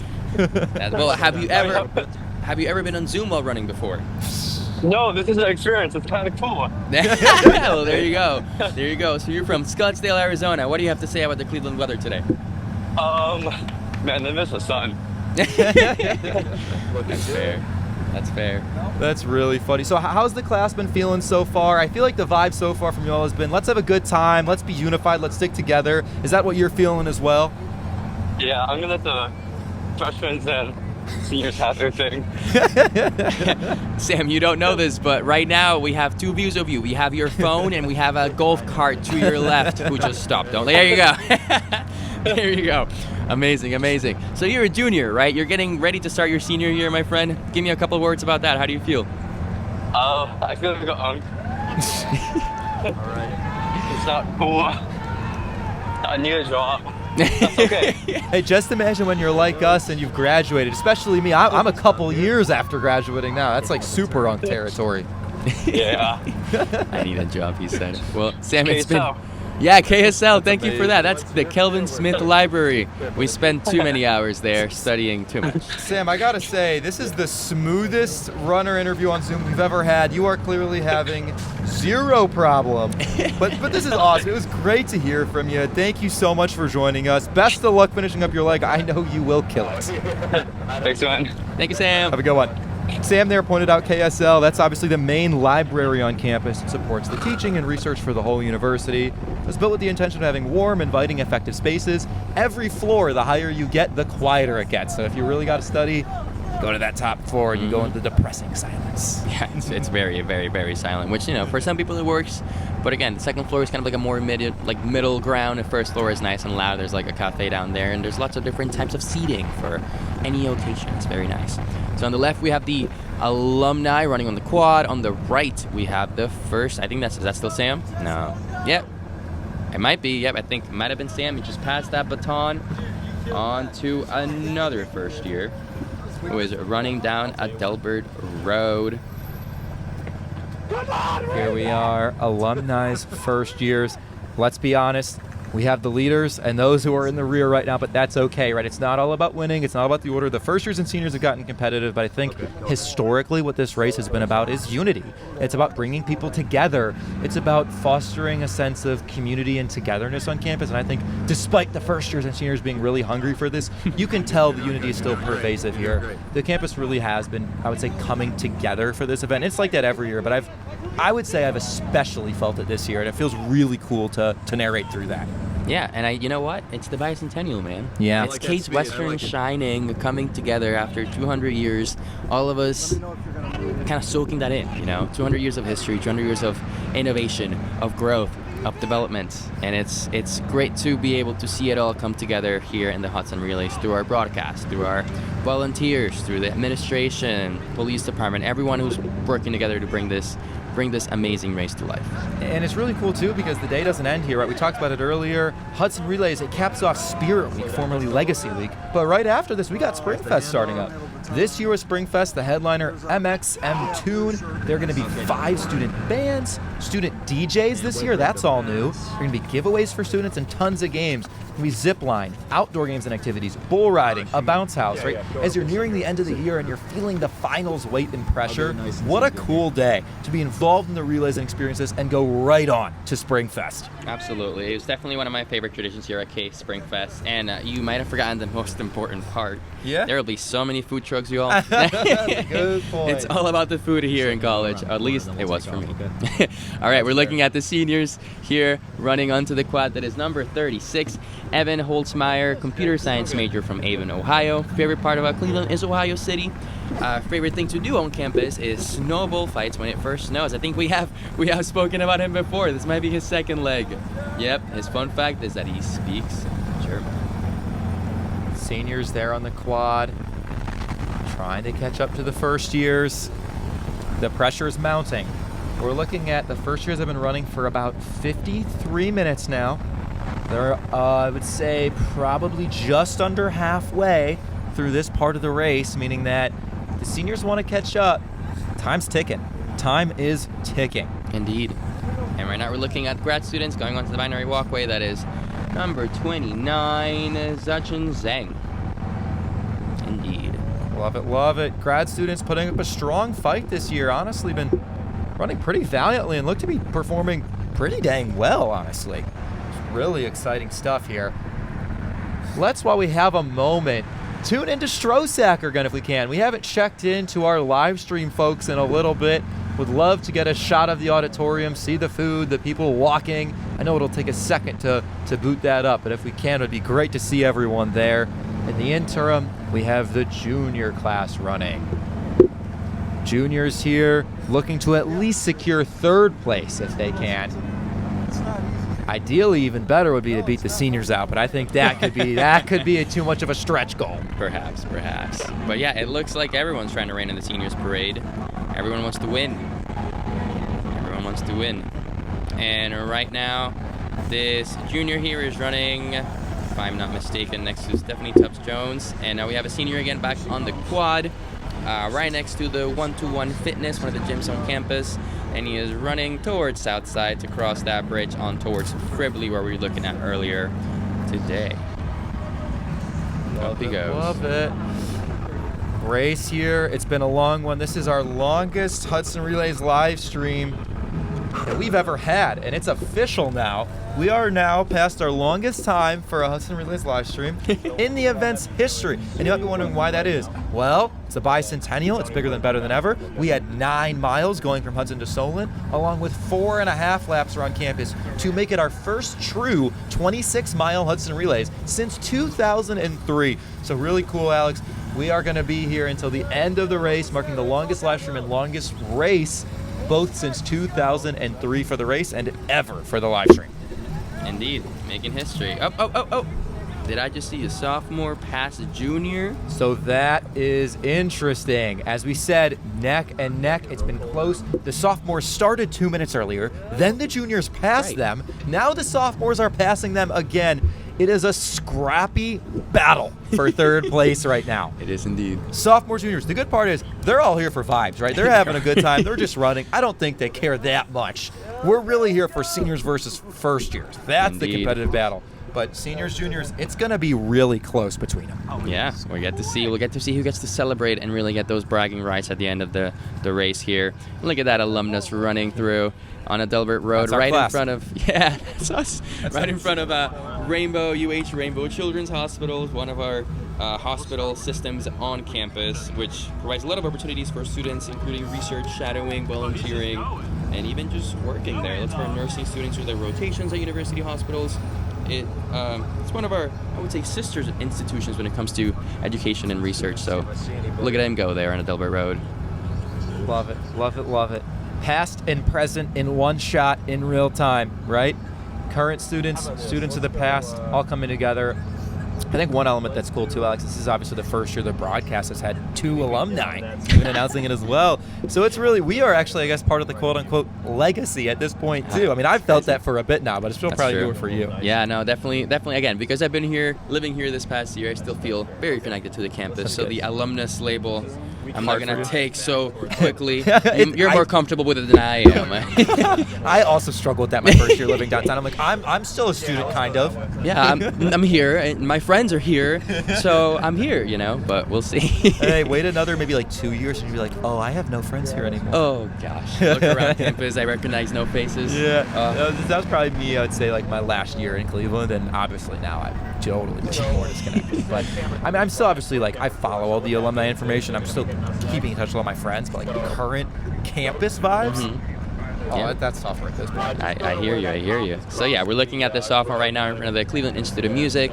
On the top right, we have that alumnus, finishing up that run there, and on his right, he's going to have Ford Auditorium, one of our largest auditoriums on campus, where most first years have their large intro classes like chemistry. That was fun. And biology, and the new Case Western sign as well on the corner of Euclid and Adelbert. I was waiting for that shot. We wanted to show you all, there are 2 new signs, right? You have the big letters on the quad and then the updated sign. I think they're leaning into the new brand, the refreshed brand, and they also want to make it a more prominent brand. Yes. Which I think is a good thing. I hope, from my standpoint at least, it would help create more semblance of school spirit. Absolutely. That's exactly what I believe President Kaler and the administration are going for. Making that blue more vibrant, making that the logo look more modern. There's even, oh my goodness, guys, look at this. This is one of our fantastic canines. He is a therapy dog. His name is escaping me at the moment. Let's go, Johnny. Oh, look at that support for the runners. I love it. Oh, that was Maverick. His name is Maverick. There you go. Yes. I'm like, I can't help you there. Maverick is one of our therapy dogs. He's amazing. And look at that. Look at that alumnus running on the KSL Oval.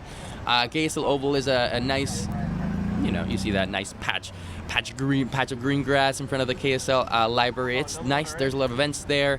I think for first years they have a whole festival there during move-in week. There's inflatables, food. It's a great place to be. And again, we're right in the middle of campus. On the right of the runner there was Twing, and now we're looking at this junior backed by the ugly statue. Love it. As Alex mentioned, just to the right of the runner was the Twing building. That was named for Charles Franklin Twing, president of Western Reserve University from 1890 to 1921. That building was built in 1913 and acquired by the university in 1931. that means that he was president during the beginning of the Yeah. Hudson Relays. That's right. He was That's president during the crazy. relays. That's awesome. That's crazy. I think we've got another Zoom interview as well. Luke, I know you just finished your leg. I want to welcome you into the broadcast. How you feeling? Hey, I'm feeling tired, but I'm feeling like I tried to make up some good pace. Good job. How are you feeling right now? I know the first year's got a bit of a lead. Well, not gonna lie, a little bit disheartened. But I know seniors are strong. We beat them every other year. We can beat them again. And if not, I got plenty of excuses in my bag to throw us for why we didn't win. Sounds good. Hey man, it looks like you did your part there, so kudos to you. Kudos to you. Thank you. Hey, you're a senior, last Hudson Relays, running as a current student, potentially last year at Case Western. How are you feeling? Well, a little bit nervous going into the real world, but my time at Cases, I feel like prepared me. I feel like it's given me some social skills, some knowledge, and some readiness for the world. So, ready to bring that out wherever I'm going. Absolutely, man. Absolutely. It's good to hear that. I love it. Well, best of luck in the future. I know you came from New York. How's the experience in Cleveland been now that it's been almost a full 4 years here? Well, it's been weather's been pretty similar except the rain year. That's so real. Yeah, I came from Long Island, New York, but now that we're here over in Cleveland, it's been great. I mean, it's certainly not as expensive as New York, so I'm enjoying that. But the life here is so much fun, so enjoyable. I rooted for both football teams back in New York, Jets and New York Browns, so that kind of sucked. But, I'm enjoying it. I love it here. Love it back home. Can't wait to see what's in store for me, and I love the relays over here. That's awesome. I know you said your favorite place in Cleveland's downtown. So I graduated in 22. I lived downtown for like 3 or so years. And that affordability piece you mentioned was awesome. You're living in the heart of a downtown of a city, and you're not even having to worry too much about cost. Exactly, yeah. It's wonderful. It really is. It really, really is. Before we let you go, anything else, anyone you want to shout out? Anything else you want to say while you're live here? Yeah, I'm going to give a shout out to the people who supported me. My friends back at home, my family, my girlfriend Laura, and everybody else who I know that's watching is rooting for me. Go Seniors! Thank you, Champagne. We can still get it. Let's do it. All right. That's it. You got to believe. You got to have the hope. You got to have the dream. Thank you so much, my friend. It was good hearing from you. Take care, Luke. What a beautiful message there. Yes. Lots of support for these runners. Lots of support for everyone here. It's nice. It's good to see. Again, Hudson Relays tends to always be a happy day.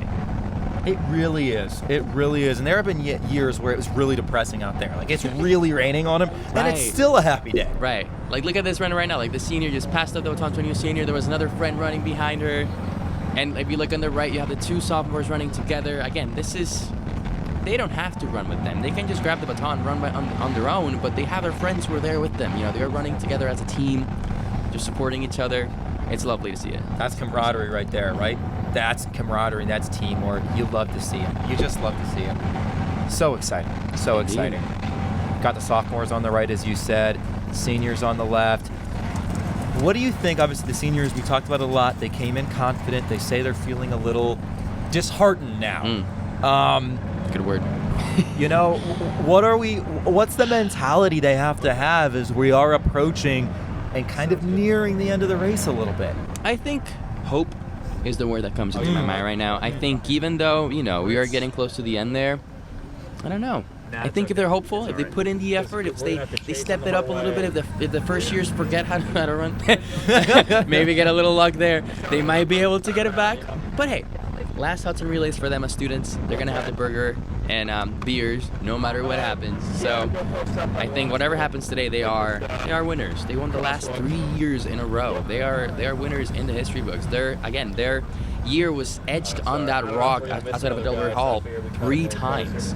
Maybe a 4th time today, maybe not, but 3 times in a row. That's pretty amazing. That's impressive. That's impressive.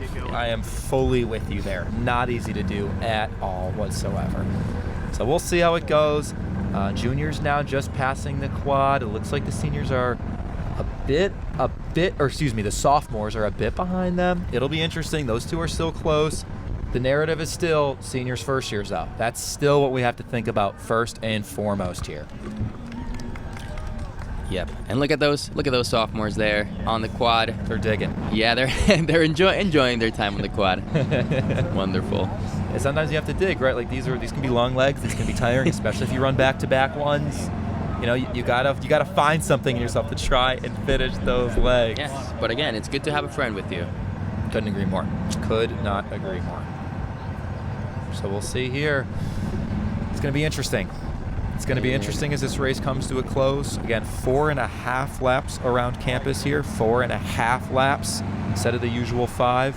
First year's looking really good. Yeah, right now we're looking at Nash Fay, number 43, aerospace and mechanical engineering major from Asheboro, North Carolina.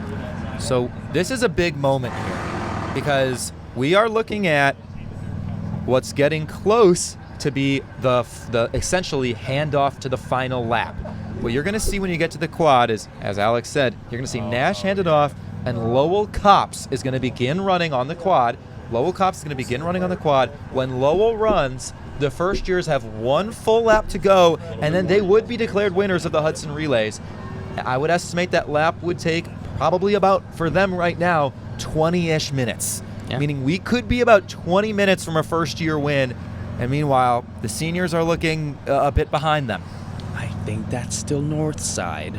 Yep, that's the Cleveland Institute of Music. Uh-oh. This gap is widening, Alex. The Steak and Champagne is looking farther and farther away. Yeah, I don't know if it's. I mean, it might have to be a miracle for the seniors at this point. It might have to be a miracle. Might have to get someone else involved here, try to move some things around, see what we can do for the seniors. but no, it's not looking great for them, but that's all right. The juniors are passing the sophomores. This is tight, honestly. Back for it. Yeah, this is crazy. Again, the top is looking stable, but that third place. It's tight. It's really tight. Up for grabs. Not sure where we're at with 5th versus 6th place, but the grad students and alumni are kind of towards the bottom as we're used to seeing in the relays as expected. Indeed. I'm looking over here at Strosacker. It's looking like it's filling up a little bit more. If we can get a shot over there, say hi to our friends over that are watching this live stream. Potentially lots of runners that have completed their run, enjoying the food after their run, hanging out with their friends, waiting to see if the first years are going to win for the first time their first year, potentially one of many more. They are hungry for that steak and champagne dinner, literally. They want it, and it might be 3 years away, but they want it. They want it, and you can tell. They are trying to end the seniors' reign. So really exciting here. Really exciting to see how it progresses. Again, stay tuned because we are pretty close to seeing a winner be crowned, which likely looks like it will be the first years, probably about 15 to 20 minutes, but stay tuned. I know we also have a Zoom interview now from the junior class. I want to welcome Victoria into the broadcast. Victoria, how you doing today? Oh, you're muted. I don't know if Victoria can hear us. Can you hear us? Oh, Victoria, welcome to the broadcast. Welcome in. We appreciate it. You're live here. How you doing today? I'm doing great. Just finished my run. Awesome. Congrats. You've done it. You've done it. It's good to see you. How did that feel? It was awesome. I mean, I've ran a class before, but I've never run on the quad for the Hudson Relays, so it's a great experience. Wait, what made you want to run this year for the first time? Oh, I ran last year too, but I've never ran on the quad for the Hudson Relays. Got it. That's a great leg to run, actually. Yeah, it was awesome, and people were cheering for me. I was getting hype, yeah. Absolutely. We were just talking about the energy today. Like, everyone's out there, everyone's cheering, everyone's supporting each other. It's a great day. Yeah. The sun might not be out, but we can feel the warmth, Yeah. Everybody's cheering for each other. It's a great experience. That's great. Do you have any plans for the rest of your day today? Just about. Start slow. I'm not sure. I'm in Springfest for the food, so I'm gonna go check out the food trucks and stuff after this, and I'm really excited. I could not agree more. It's a great day on campus, right? So much going on. Springfest is awesome. I loved it. I graduated in 22. I missed it from my time. That was a great event. Awesome. That's great. It's awesome. Tell us a little more about how your class is feeling. We talked to a couple members from the junior class. It feels like you all are just having a good time. Is that kind of how you would say the vibe is? Yeah, it's very close-knit. I'm talking to everybody. I'm cheering everybody on from my class and every other class. I mean, we're all very supportive in the junior class, even if we're not first running. But it's still a great experience, and I love being out here and cheering everybody on. Oh, that's awesome. That's cool, and that's how it should be, right? That sense of camaraderie. I also see here that in the survey, you said you love collecting vinyl records. I would love to learn which vinyl records have you collected? What do you got? I really like classic rock, so I just did a presentation on Pink Floyd, and I brought in my Pink Floyd Animals record and stuff. So I love classic rock, Pink Floyd, The Doors. Yeah, so Did you see that's one of my hobbies. the Rock Hall maybe like a year or two ago had the Pink Floyd special exhibition? Did you see it? I did. Oh. I didn't see it, but I definitely saw news articles about it, and I wanted to check it out. It was awesome. It was awesome. Alex, do you have any other questions? Victoria, I actually do. I saw that your favorite campus experience was Holly. Another amazing tradition here on campus. Can you tell us more about that?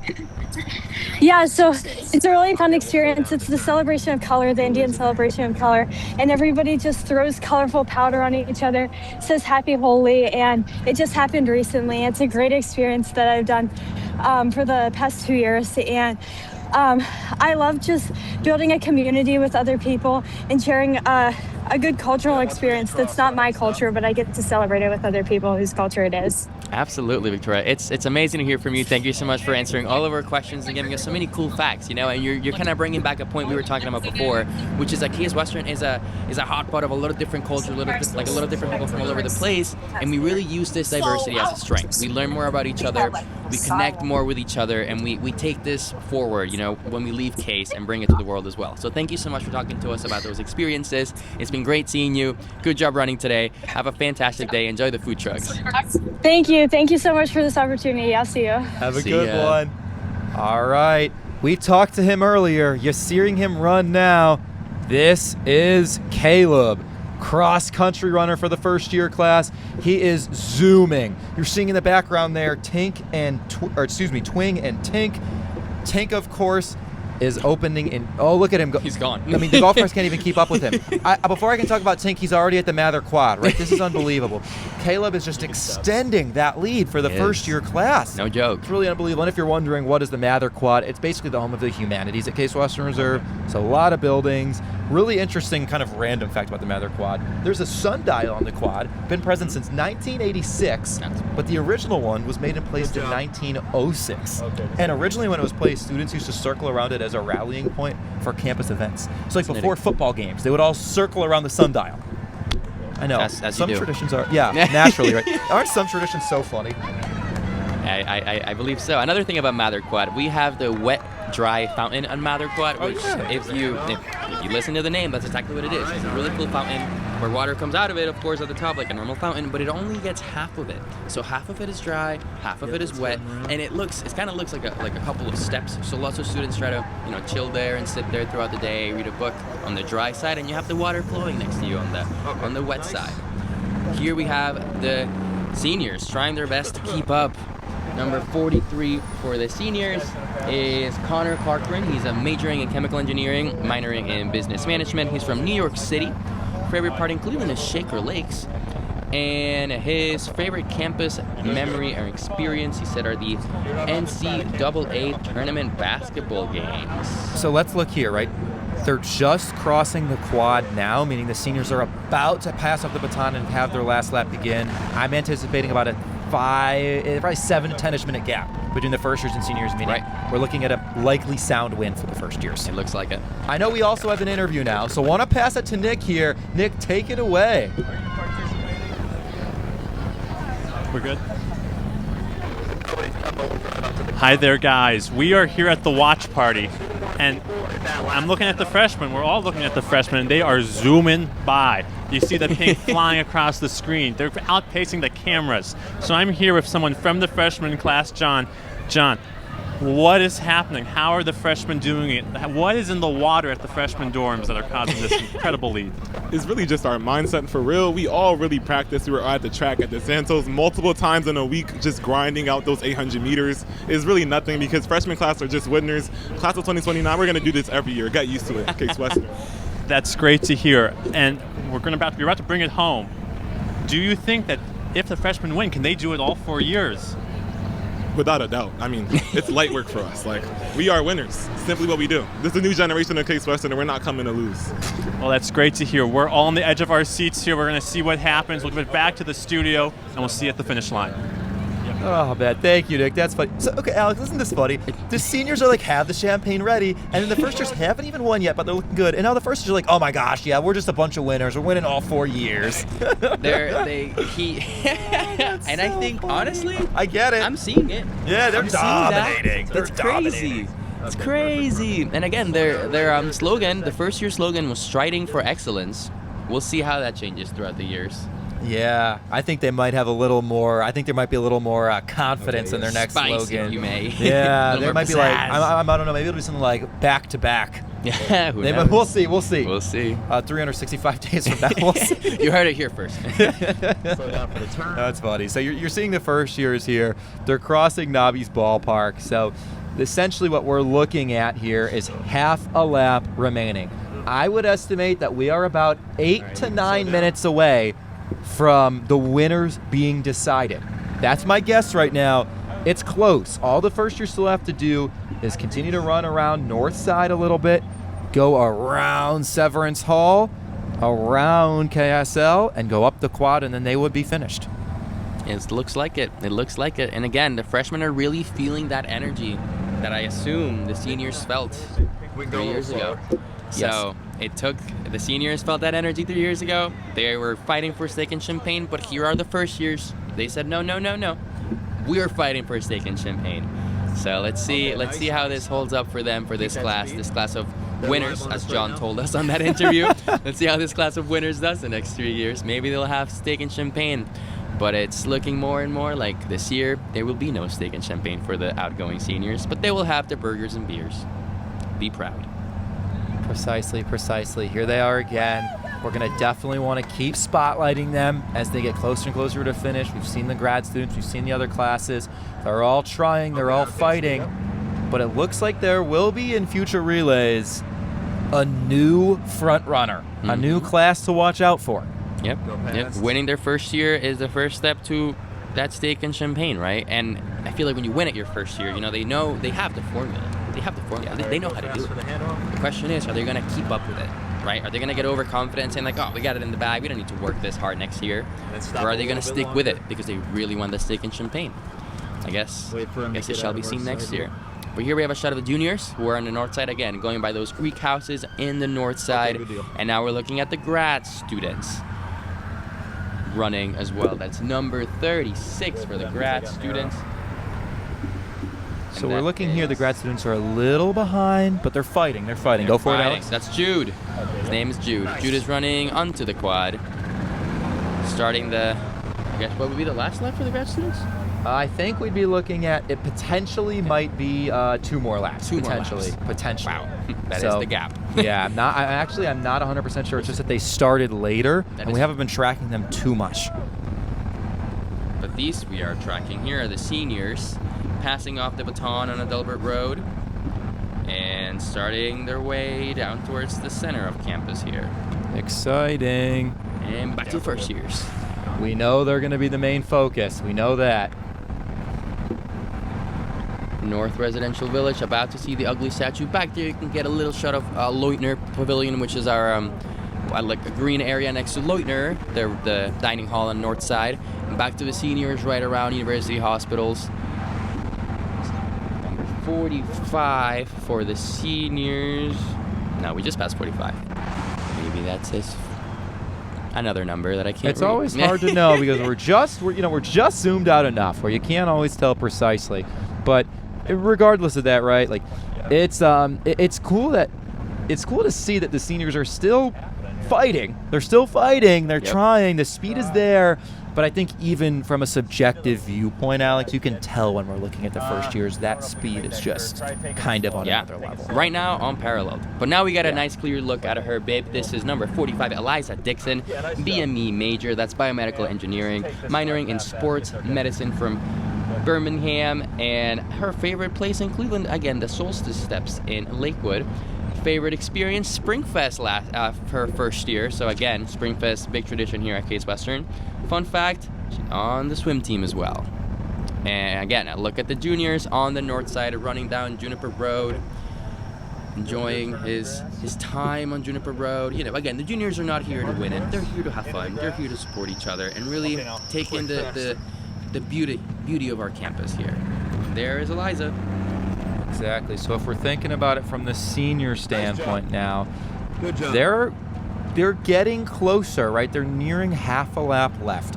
So I would estimate a senior finish in about 15 or so minutes. So it looks like they've pretty soundly got second place secured unless something changes in these last few minutes. I guess we'll see. You're okay. And we're looking at the grad students here on the quad, leaving Van Horn Field and Veal Athletic Center, going towards the south side. Yep. Still working their way through. There we go. Live look, close up. It does look like they have 2 full laps left if you're thinking about the grad students. So definitely, though they were really in it to start, fallen a bit behind this leg of race. And the sophomores just passed on the baton. Here we are. In Northside, yeah. Our first true 26-mile Hudson Relay broadcast since 2003, our longest live stream to date. We have been excitedly walking you through all of it, and we are nearing a finish for the first years. They're running, they're trying to make their way back to the quad soon, and they are close.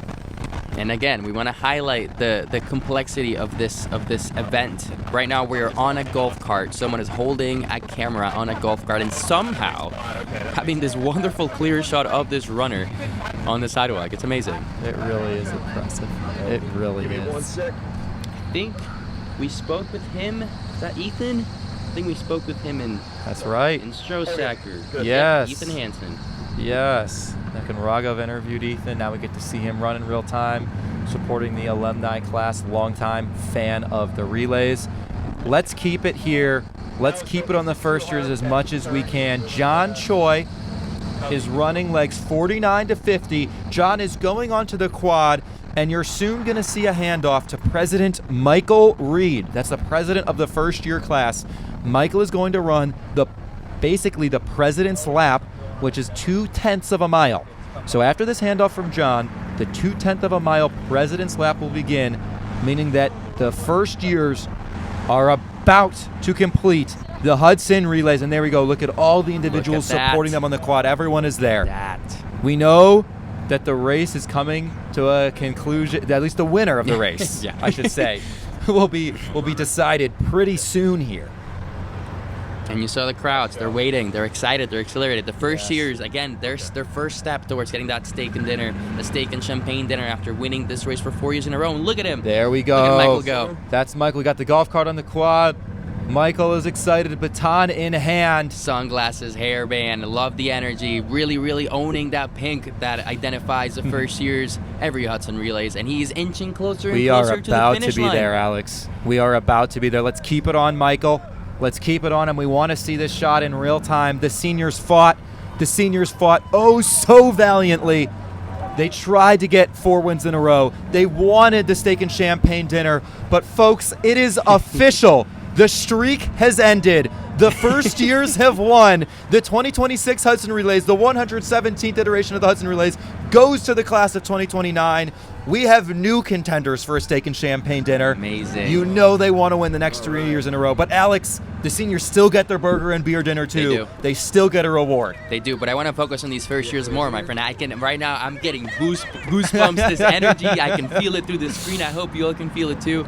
But they are exhilarated. They are happy. They worked for this. They said they trained. They had time trials. They were practicing running on the track, and they won. They did it. They accomplished it. Look at that. Look at all those. Yeah, there we go. That celebration. Seeing the celebration. Wow. It's celebratory, Alex. I feel the energy here too. You can tell they really wanted it. Yeah. They really wanted it. They demonstrated that to us. Correct. They made it explicitly clear. The seniors wanted their steak and champagne. Correct. But we didn't see that on the racetrack today. I think before the race, the first years were the slight favorites, just given the UAA meet for the upper class people only. However, very early on, they demonstrated that they were heavy favorites. I also want to take a look. The class presidents all have different shirts than the other racers. So you see Michael Reed is wearing his jersey with his name on it. It says Big Mike. Big Mike. With class of 2029, which is really cool. So for the other classes, keep on tuning in because every single class president has their own special shirt. Yes. Which is really cool. 3 times budget means 3 times the fun. Correct. Hey, I love it. I love it. I love it. You're absolutely right. Right now we're looking at this grad student running across from you, H. Respect. That's They're making their way Eileen through. Petros running there. Grad students have about a lap and a half or so left. So they're getting close. They're inching over. Eileen, same undergraduate class as myself back in 2022. There we go. Pat on the back for you. Yeah. Hey, it's someone I know. There you go. That's funny. All right, so here we are with let's go full screen on the seniors if we can. Let's take a look. As we said earlier, they already got the burgers and beer dinner. They really wanted the steak and champagne. But the seniors will experience still, everyone who's been involved in the race, all 4 years, runners or volunteers, they'll still get their prize. I would say they'll probably finish this leg of the race in about another 10 or so minutes. So they're a little bit of a ways away, but pretty close though, pretty close. And it looks like the class of 2029. I know. That's what makes us feel old, right? The class of 2029. Dang. They're all setting up to take a nice big picture by that rock. That rock you see right there.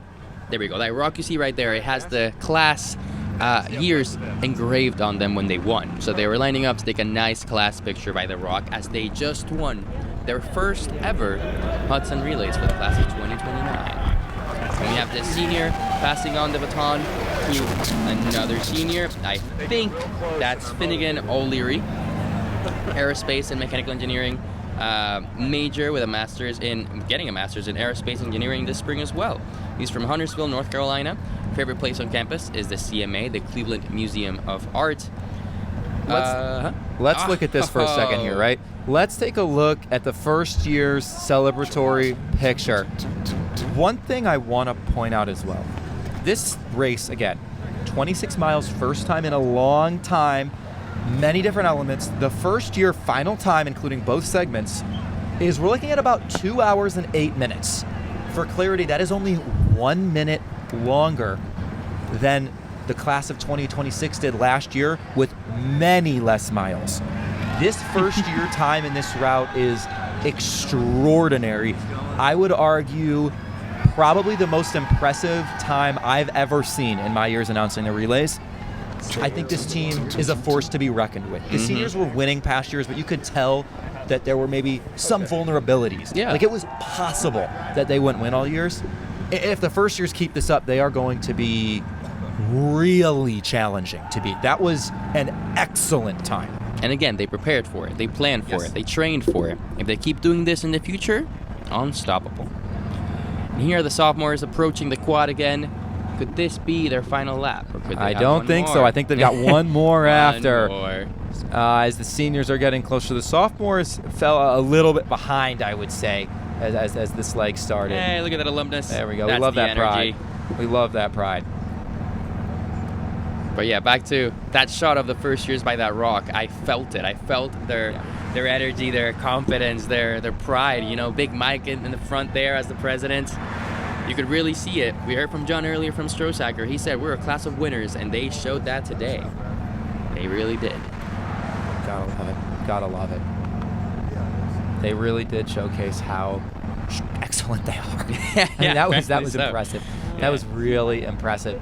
And interestingly, everyone was watching the live stream to see who would win. The live stream has emptied out now that the first years have secured their win. That is true. People were ready to see the winner, and I think the other classes left in, disappointment, we can say. Hey, they might just all be trying to Or ride get their around food. the finish line, you know, trying to see how everyone finishes the race. That's a great point, too. The seniors, you can see a little bit of struggle here as they're closing out this lap. They have a couple more legs to go. They're almost there. I don't think there's any vulnerability of another team catching them. Mm-hmm. The alumni are close, but they're a full lap behind. So if you see the alumni run by them, there is a 1 lap difference there. Yep. Yes, there is. And again, right now we're enjoying the greenery of Case Western's campus, and the spring, that'll keep changing, right? As we get deeper into the spring, you'll see more flowers. There's beautiful flowers lined up around campus. Our landscaping team is truly amazing. They really keep the campus looking gorgeous. And you see those colors change as the fall comes in, and you see a bunch of different hues. You have your oranges, your reds. That's something that I do love about Ohio, right? Our fall tends to be very colorful. But now we have this take over here. We see the basketball court and the den on north side. That's a Denny's that we call the den, and that is a favorite spot, I would say, for many first years, as it is open on the weekends from around 6 p.m. till 3 a.m. in the morning. So sometimes when you're up late, there's no other place to eat but the den. This is interesting, actually, Alex. Sorry to change the subject here. No. The juniors are actually running pretty well. They've gone well ahead of the sophomores. We haven't seen them in a little bit. There's a world in which if they're really quick to end this race, they could even beat out the seniors, though not likely. The juniors have really made up some time here. They have. Huh. Again, we were looking at that because that was the closest kind of the two teams that were closest together. They kept passing each other, but it appears the gap is winding there. And again, we're looking at the senior running they've down. made some good headway since we last saw them. Yeah, The seniors yeah. are they're safe. I take that back. They're good. But again, the juniors and sophomores they were the ones that were closer, and no longer the gap is widening. Correct. The juniors are looking to be, I would say, pretty secure in third place. And right now, the senior is running right next to the Peter B. Lewis building. We talked about it earlier, but I think it's worth highlighting again. It is a wacky building, if I may say so myself. It has been said that this building has no right angles. Whether that's true or not is up for debate, perhaps. But it is very windy, there's a lot of curves. It's very interesting. So it was founded in 2002, and the architect is world famous, Frank Gehry, right? Yep. His thing is like, I defy categorization is kind of the did. tagline. And it's true, right? He's been the architect for Spain's Guggenheim Museum, the Walt Disney Concert Hall, the Dancing House in Prague. And the building itself was actually donated it was funded by Peter B. Lewis, who was the chairman of Progressive Insurance, donated almost $37 million in 1999. That's about $70 million today to build that. It is a gorgeous building, and I'll be honest, as a student who's able to use that space, it's great. Lots of different types of seating, very open. When you walk in there, there's like a huge atrium kind of from the basement to the roof. It's a great place. It's a great building to be in. It has a lot of comfortable seating, lots of cool classrooms, lots of auditoriums as well, and that's where the business school is housed. All right, perfect. That was my home when I was here. Yes, PBO was great. I love studying in there. I liked my time there. I have much fondness for PBO. That's great good. building. And look at this shot right now. We have all four teams that we're looking at right now. On the top left, we have the seniors. Top right, we have the alumni. Bottom left, we have the bottom left we have the graduate students. Yeah, that orange and red keep. In the bottom right. On camera, it's actually really hard to tell. The bottom right, we have the sophomores. There we go. I love it. So this is great, right? These are the only four teams that are running and the outside juniors. Oh, there we go. Yep. So these are the four teams that are still running outside of the sophomores. So every team besides the sophomores is being shown. The order that we would expect right now are the seniors to finish first, then the juniors, and then the sophomores who we don't have eyes on currently. So we'll keep our eyes peeled as this race progresses. But again, it's been a historic Hudson's. It's been a fantastic Hudson's. Alex, there are the sophomores. There we go. But Alex, as we're starting to kind of near the close for all teams, how was the experience holistically this year for you as we think about, this new balance of the both? Yeah, let's do it over there. Actually, let's pause on that. So I want you to talk when we're back, Alex, about kind of how the experience has been with this new Hudson. But for now, we do have a student interview with the president for COC of the first year class, Michael Reed. Take it away, interviewers. Hello, Big Mike. We're ready for you, Raghav, and Big Mike, whenever you guys are ready. Hi, everybody. This is Raghav. I'm here with Big Mike, class president and recent winner of the class of 2029 Bicentennial Hudson Relays. How you feeling today? Oh, I'm feeling great. Anything you want to say to the class of 2029 today? Oh, I said it earlier. Anything we do, we can put our minds to, and I just want to remind everybody who's ever doubting us, we weren't a new Ivy before this class. We were top 25 before this class. You got to remember who brought it here. Absolutely. Is there anything else you want to say? We got the seniors coming in right behind us. How do you feel successfully making it your first win, your first year here at Case? Oh, I feel great. You know, we had a lot of doubters. There were a lot of people that thought the seniors were going to take it because they did it the last three. We just performed. We got everybody together, and we rallied as a class. I just love to see that. We're looking to do big things at Case. Amazing. Thank you so much, Mike. It's good to see you here, and congratulations to the class of 2029 for winning the 200th Bicentennial Case Western Reserve University's Hudson Relays. Thank you, Raghav. Congrats, Big Mike. Can we put it on the seniors now? Because that was a cool shot we saw of the seniors running in behind the interviewers, and they are close to finishing.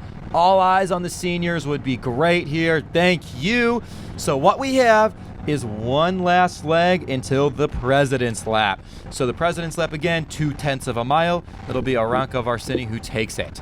I think this is the President's Lap, my friend. Oh, I'm wrong. Yes, You're right. You're yes. right. They are That going is the as a President's team. Lap. They're going as a team through. Thank you. Okay.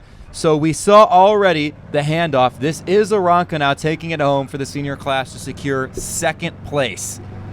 Which, honestly, first place 3 years in a row, second place, not bad. Not bad. It's kind of crazy, though, right? She's done this President's Lap 4 times. I This will be her know. first time doing it, not leading the charge. I know. And there she is. There she and the is. whole team behind her. Amazing. Congratulations to A the great- senior class. Great run for the class of 2026. Really amazing. Again, won the last 3 years, second place this year. They really put in the effort, and they're gonna be down in the history books. Again, their year is engraved on that rock 3 years in a row. You know what's interesting? So as you said, engraved history. They're getting a burgers and beer dinner. They were about 9 minutes slower in the second segment, and about 3.5 minutes slower than the first years in that first segment. Meaning this senior class that won 3 years in a row just finished 12 minutes behind the first years. 12 minutes. Which is one of the biggest margins, if not the biggest I've ever seen. Oh, those first years. They're actually scary. Those younglings. Yeah, they're kind of scary. You got the young energy. That's crazy. Wow. And they know it, They know it. I mean, Yeah. you heard Big Mike. He said we were not one of the 10 private IVs until they got here. So perhaps they might be the next steak and champagne, That's funny. Hey, they've done a great job, and they did a great job in this race. Steak and champagne, we were hoping it would, potentially happen for the first time in 15 years. The next chance would be in 2029. Yep. Which would be 18 years. But obviously they have 3 years in a row they've got to win to make that happen. I was gonna say they did great. First win, first race, good, but they gotta keep going, right? They gotta keep winning to get that steak and champagne. Now the senior. Looks good. Oh, sorry, go on. No, it looks good. It looks good for them. It does. Senior class now getting their picture taken again. It's not only about winning, it's about camaraderie. It's about keeping everyone together. Senior class smiling, enjoying their time together because they did just get second place. They're still getting burgers and beer. Almost 4 years in a row for them. Almost, so close. All right, Alex, I asked you this earlier. I want to ask you again. Talk to me about the race, the experience, the 2 different segments. Bigger than better. Tell me all about it from your end. Definitely super excited to see what this was going to look like, right? I feel like we did not know what it was going to look like a week ago. There were so many moving parts. Everything was still moving a week ago. But day of, amazing. Every time Media Vision and the team, COC, Case Western PD, everyone really pulled their weight and more and made this happen and made this honestly super smooth in my opinion. I think we got to see a lot of different camera angles. We got to see the runners from different views, not just angles, but also from the drone, but also on their air tags, right, on the map. There's been so many more moving parts than before this year. You could really feel it, right? And I, again, being on that golf cart, being on that drone, bringing back that zoom with the runners. Like, we are in the race with them. I really felt like I participated in these Hudson Relays more than I did last year, I love that. I would say I fully agree. I feel like I've participated more than ever before, honestly. It's just so cool to see all of it. And as Alex mentioned, bigger than better than ever from a production side. Just so much going on. I want to thank the whole team, all the 26 technicians, the other student announcers and interviewers, including you, Alex, all the golf cart drivers, the drone operators, in particular, though, producer Mike Comstock, technical director Davey Barris, and production manager Nina DeSalvo. Thank you very much for all your work. We're not done yet, though, right? We still got a couple classes that got to finish up. The first year's finished, the seniors finished. We were looking, and it was looking like the sophomores were going to get that third place, juniors fourth place. And it looks, now we're looking at the sophomores on the right, alumni on the left. It looks like the sophomores are picking up the pace there. They're all the way by the Stephanie Tubbs Jones Residence Hall, one of our upper class residence halls here on campus. Really nice building. One of our nicer ones, one of our newer ones. And they are definitely going. And then we have the alumni on the left. Where are the alumni? That's right. So Stephanie Tubbs Jones, upper class only, really, as you said, nice place to live if you're here at Case Western. Yep. So what the alumni are essentially doing now is they still have one more lap after this. So they're going to get to the finish line, but we're not going to get excited yet because they've got another lap to finish. That'll probably be another, I would estimate, probably 25 or so minutes for the alumni team to finish up that lap. But we'll see. Right now, they're still running. We still got the grad students running.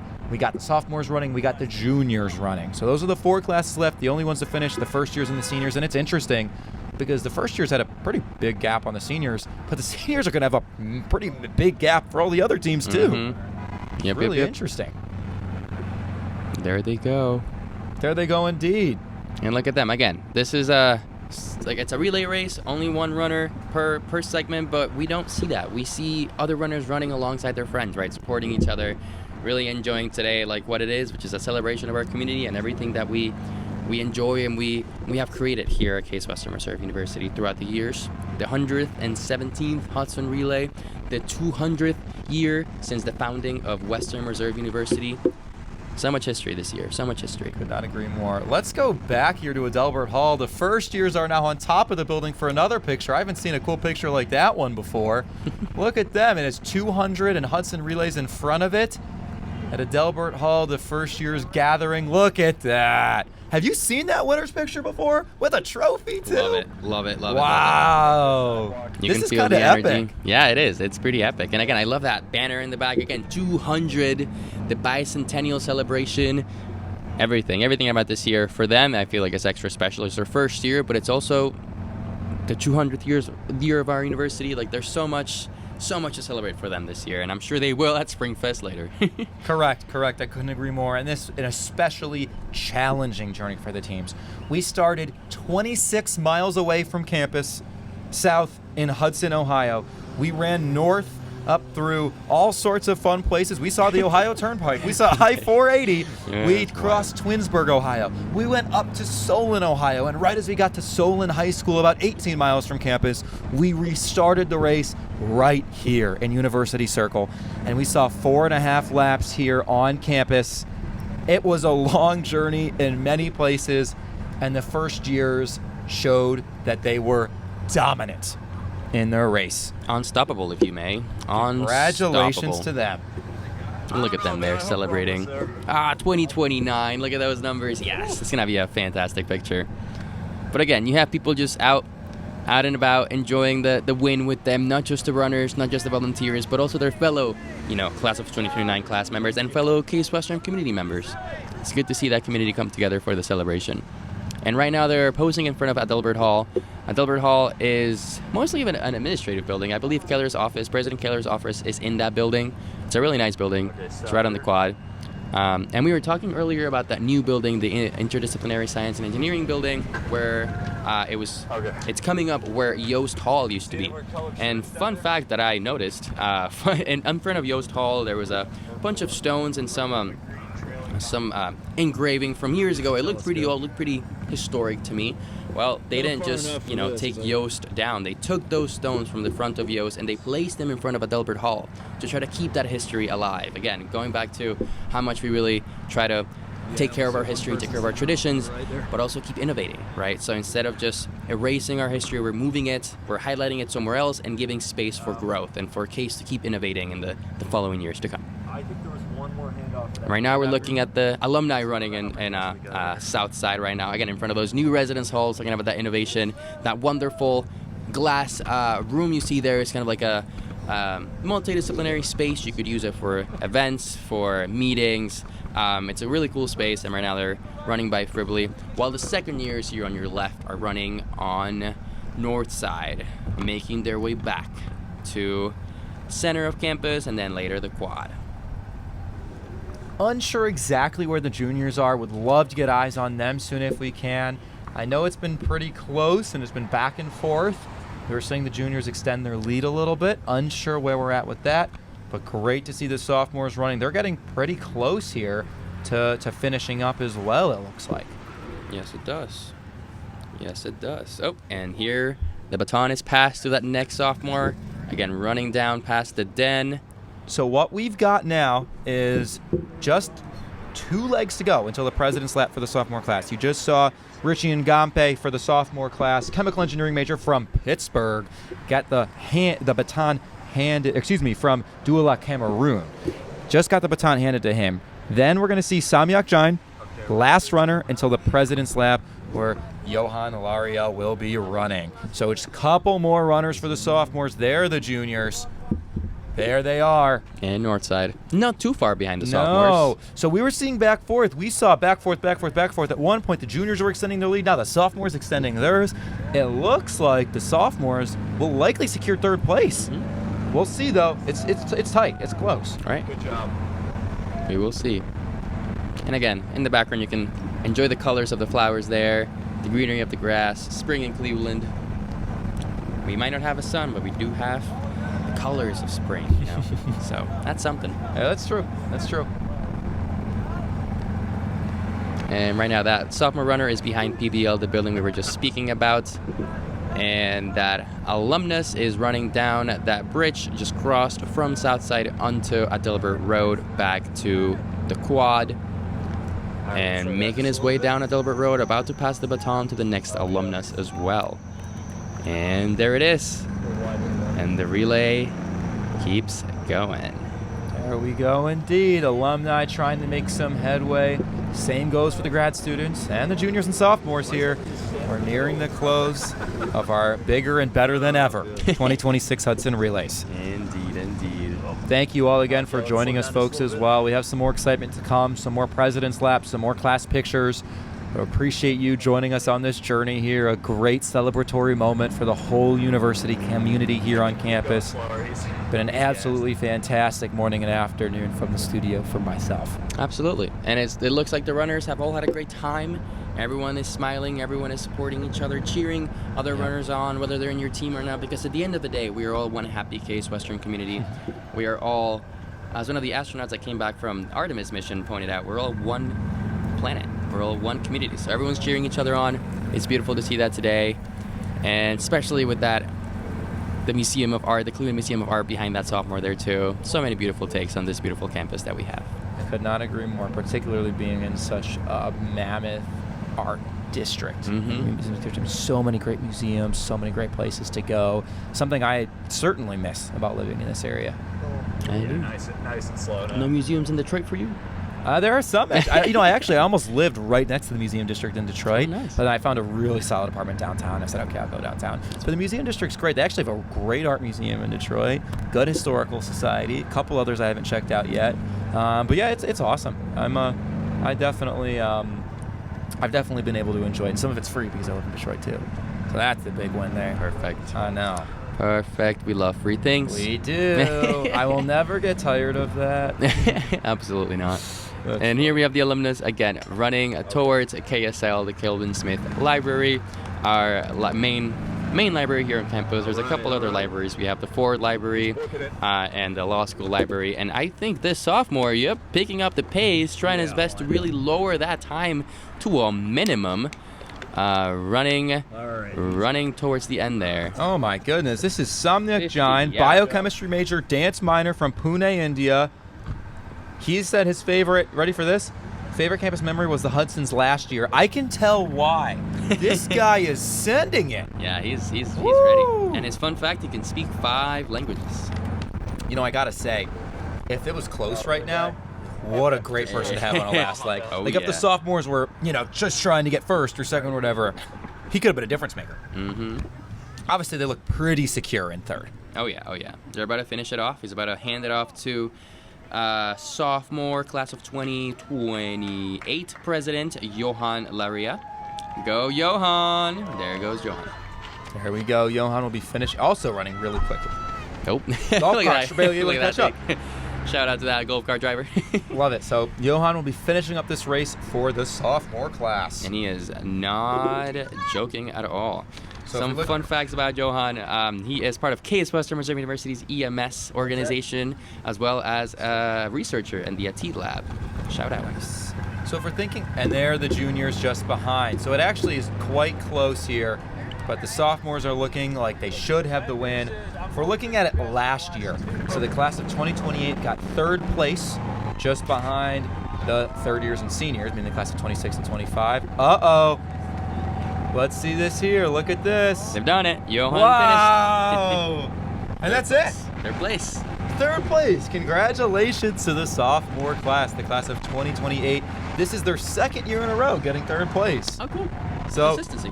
We love it. We love it. Then the junior class looking pretty secure in fourth of the class of 2027. This would also be their second straight year of getting fourth place.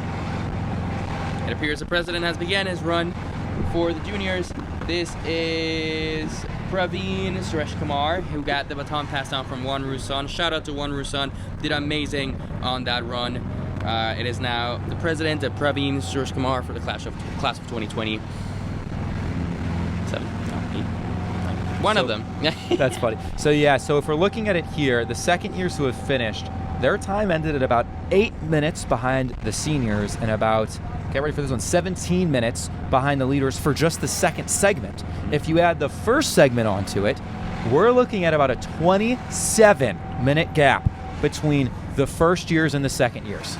And he's done it. The juniors have finished fourth place. That is the junior finish time. So now let's take a look at this.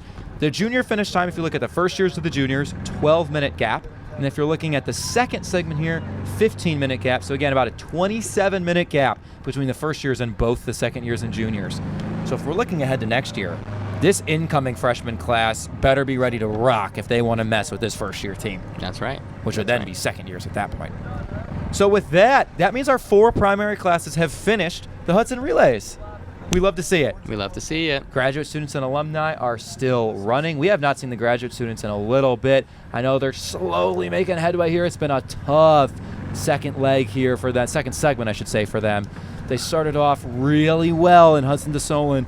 The campus segment hasn't been quite as kind to them. This is the Mather Quad.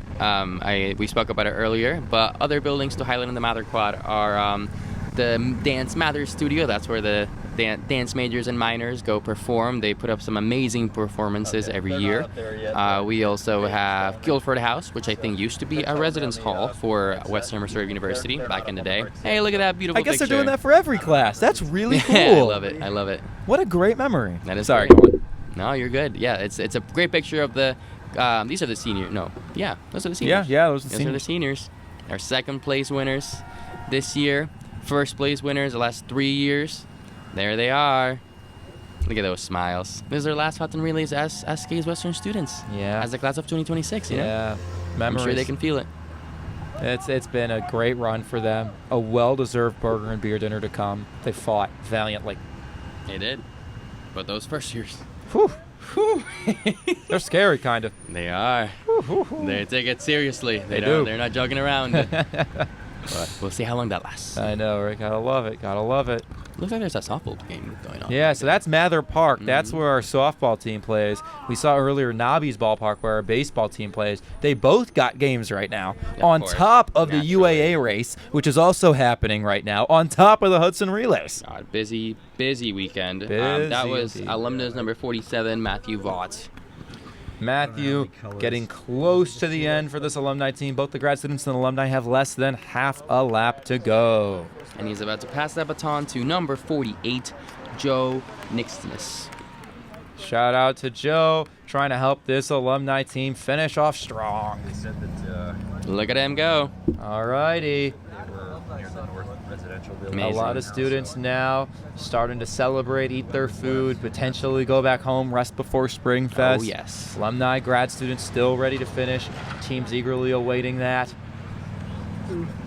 It's a busy day at Case Western Reserve University. It really is. It's a fun time. It's a fun time. Yes. Love to see it. Love to see it. We supported our 2028 class. This is Joe going at it by, this is Hazel. So again, he's back on North Side. One of our upperclassmen residence halls that Case Western shares with the Cleveland Institute of Music. They have, I believe, suites of 4 people. They have doubles. They might have a handful of singles. But because we share it with Cleveland Institute of Music, fun fact, Hazel has music rooms in their first floor for the music students to practice playing their instruments. You know? So that's nice and considerate of them. But Hazel is one of the newer buildings, so it's very, very nice in there. Very nice building for upperclassmen here at Case Western. And there in the back, you can see the nice teal color of the windows and the walls of the Cleveland Institute of Music. Great place to study music if you are musically inclined. I'm gonna need drop off back. I love it. I love it. Case, many beautiful buildings, many different places for people with so many different interests, passions. potentially future professions to study, invest in themselves, and grow. It's a great campus to be a part of, a great place, and obviously for me, a wonderful place to be able to go back to now these years later. Yeah, and back to understanding University Circle as a whole, right? Like, we have the CIM right here next to the Botanical Gardens, which is right next to the Cleveland Museum of Art, which is across from Severance Hall, where the Cleveland Orchestra is housed.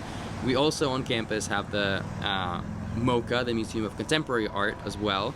We have the Western Reserve Historical Society, and they have a collection of cars there, I believe. I've yet to see it. There's a lot to see in there. So there's just so many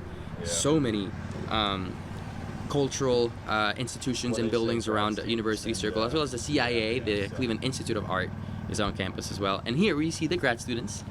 I believe they are in Northside. I think so, yeah. One thing we didn't see that we talked about, the mayor of the city of Hudson mentioned it in his intro speech all those hours ago, Jeffrey Anzavino, that a personal message would be delivered from him to Eric Kaler, the president of Case Western Reserve University. I don't know who is carrying that message. Hopefully it was the first years. Hopefully they got that to President Kaler, because he has an important message to read, which again is a great callback. In the inception of the race, that is actually what occurred, where a message was delivered, and I think it's a beautiful historical callback that we brought that back in 2026.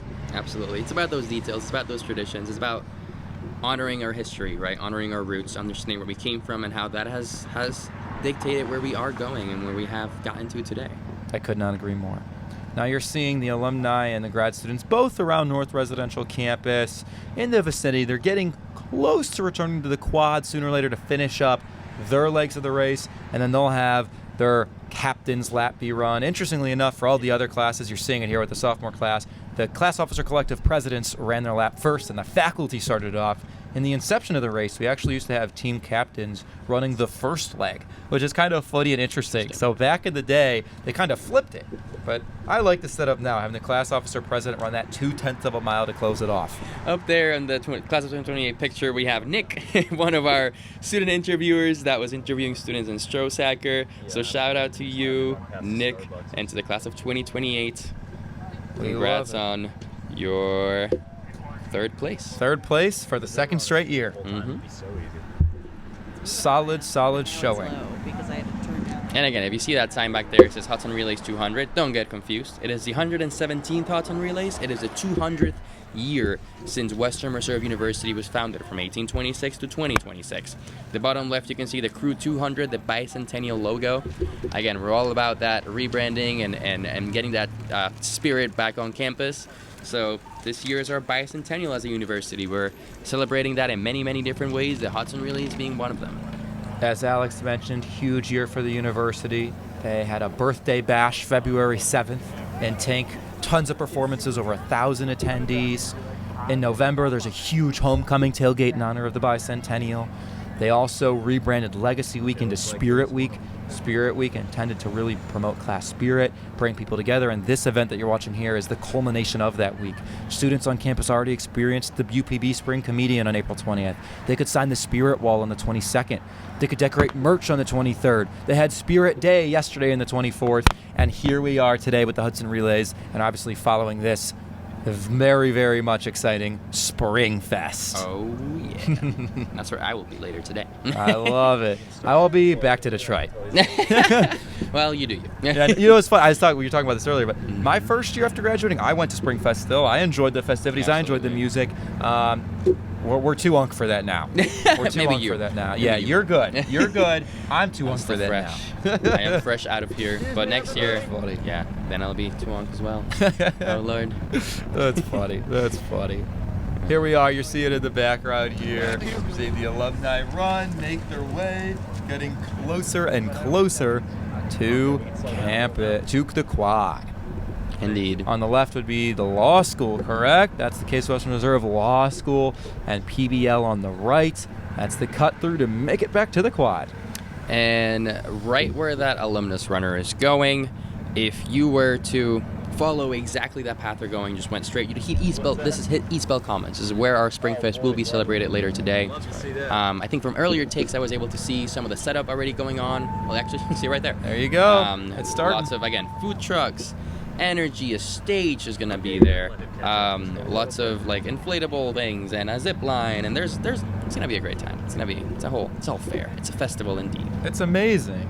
Headline performer MXM Tune is going to be there as well. Students always get very obviously excited by it. All new this year, student DJ. And now the junior class gets their picture. Look at that. We love it. All of the support, I just brought it up some. all of the kudos to all of the runners that were participated in this race. Hello, everybody. All of them. Amazing. One thing we want to point out as well, we saw it in the past.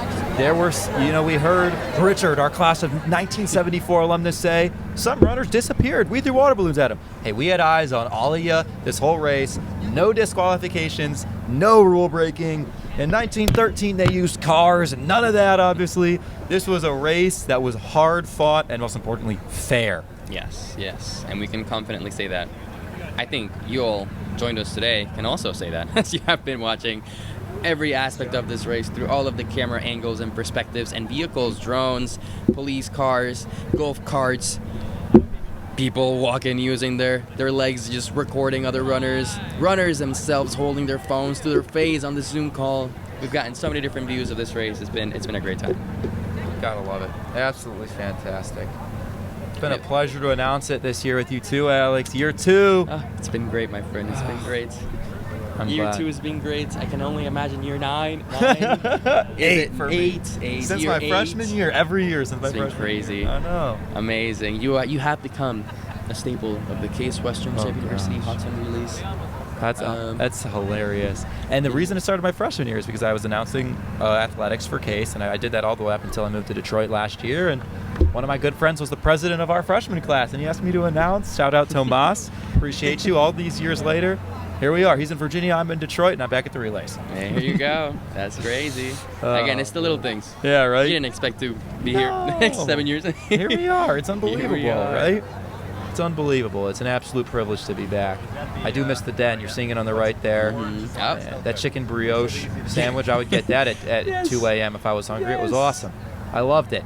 It is the the combination that you never expected. It's fried chicken with bacon and syrup on a bun, toasted. Is it bad that I actually very much miss that? I don't think so. I feel like I should be ashamed. It's bad that we ate. Yeah, it's bad. It's bad that we ate that. It's bad that we put that in our bodies. Shout out to every nutrition major out there who's cringing because the den is everything we shouldn't put in our bodies. Yeah. But here we're looking at the alumni going on the binary walkway, running into the quad. This is their last lap. They're about to hand off the baton to another alumnus. That's right. We got Bob Daly running now for the alumni squad. The President's Lap, that 0.2 of a mile, going to be run by James Siley. Yes. You can hear the applause and the cheers in the background. Students all supporting still. This is a full community event. The quad is still full of people. It's very exciting. Soon to be us eating lunch, too. Oh, my goodness. I am hungry. I know. Hey, we've been on here for a while. I was going to say, maybe at home, cozy, hanging out with your food. We are here with you, hanging out, having fun without food. But James, I thought I recognized him. James Siley is the director of Greek Life here at Case Western Reserve University. So shout out to you, James, for doing that last President's Lap for the alumni. So it looks like, just like last year, the alumni are finishing in 5th place, and the grad students are in 6th place. Some things never change. This is really funny. So we have, just like last year, 3rd place, class of 28, 4th place, class of 27, 5th place, alumni, 6th place, grad students. The only difference being class of 2026 fell to 2nd, and the first years are now on top. Look at this here. He's going to do it for the alumni, representing us. Yes. That's our squad. Thank you, James. I Thank also you, felt like I James. touched the rock when you put that hand We're right there with you. We are.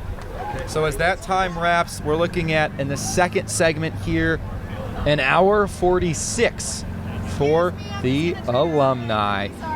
If we're looking at compared to the first years, we're looking at about a 24-minute gap. And then if you add the first segment on top of it, that was another 17-minute gap. So we're looking at, about a 40-minute difference in times. Pretty dominant for the first years. If you look at last year, the difference between the winning team and the alumni was 23 minutes. Jeez. So we went from a 23-minute gap to a 40-minute gap, which I think just further kind of supports what we've been saying already, Alex, that this first-year team performed at an unprecedented level, They did. one that I've never seen in my 8 years announcing the relays. Absolutely. Truly. It's crazy. It's incredible to see. And again, they were feeling it. Big Mike looked confident up there. They all look really confident when they're in that picture. They said, we are winners. We came here to win.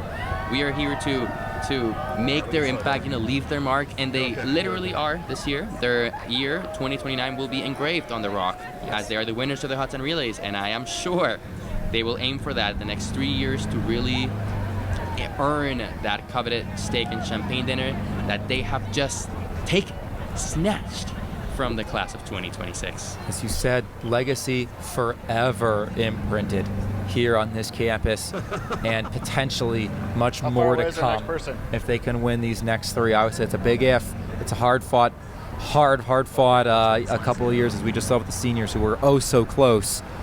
However, I do want to say, based on the performance thus far, they look strong. Yeah. If they can keep this up in future years, I feel like they will be exceedingly challenging to beat. Absolutely. And here the grad students are passing the baton right next to, if I'm not mistaken, Severance Hall. Severance Hall, the home of the Cleveland Orchestra.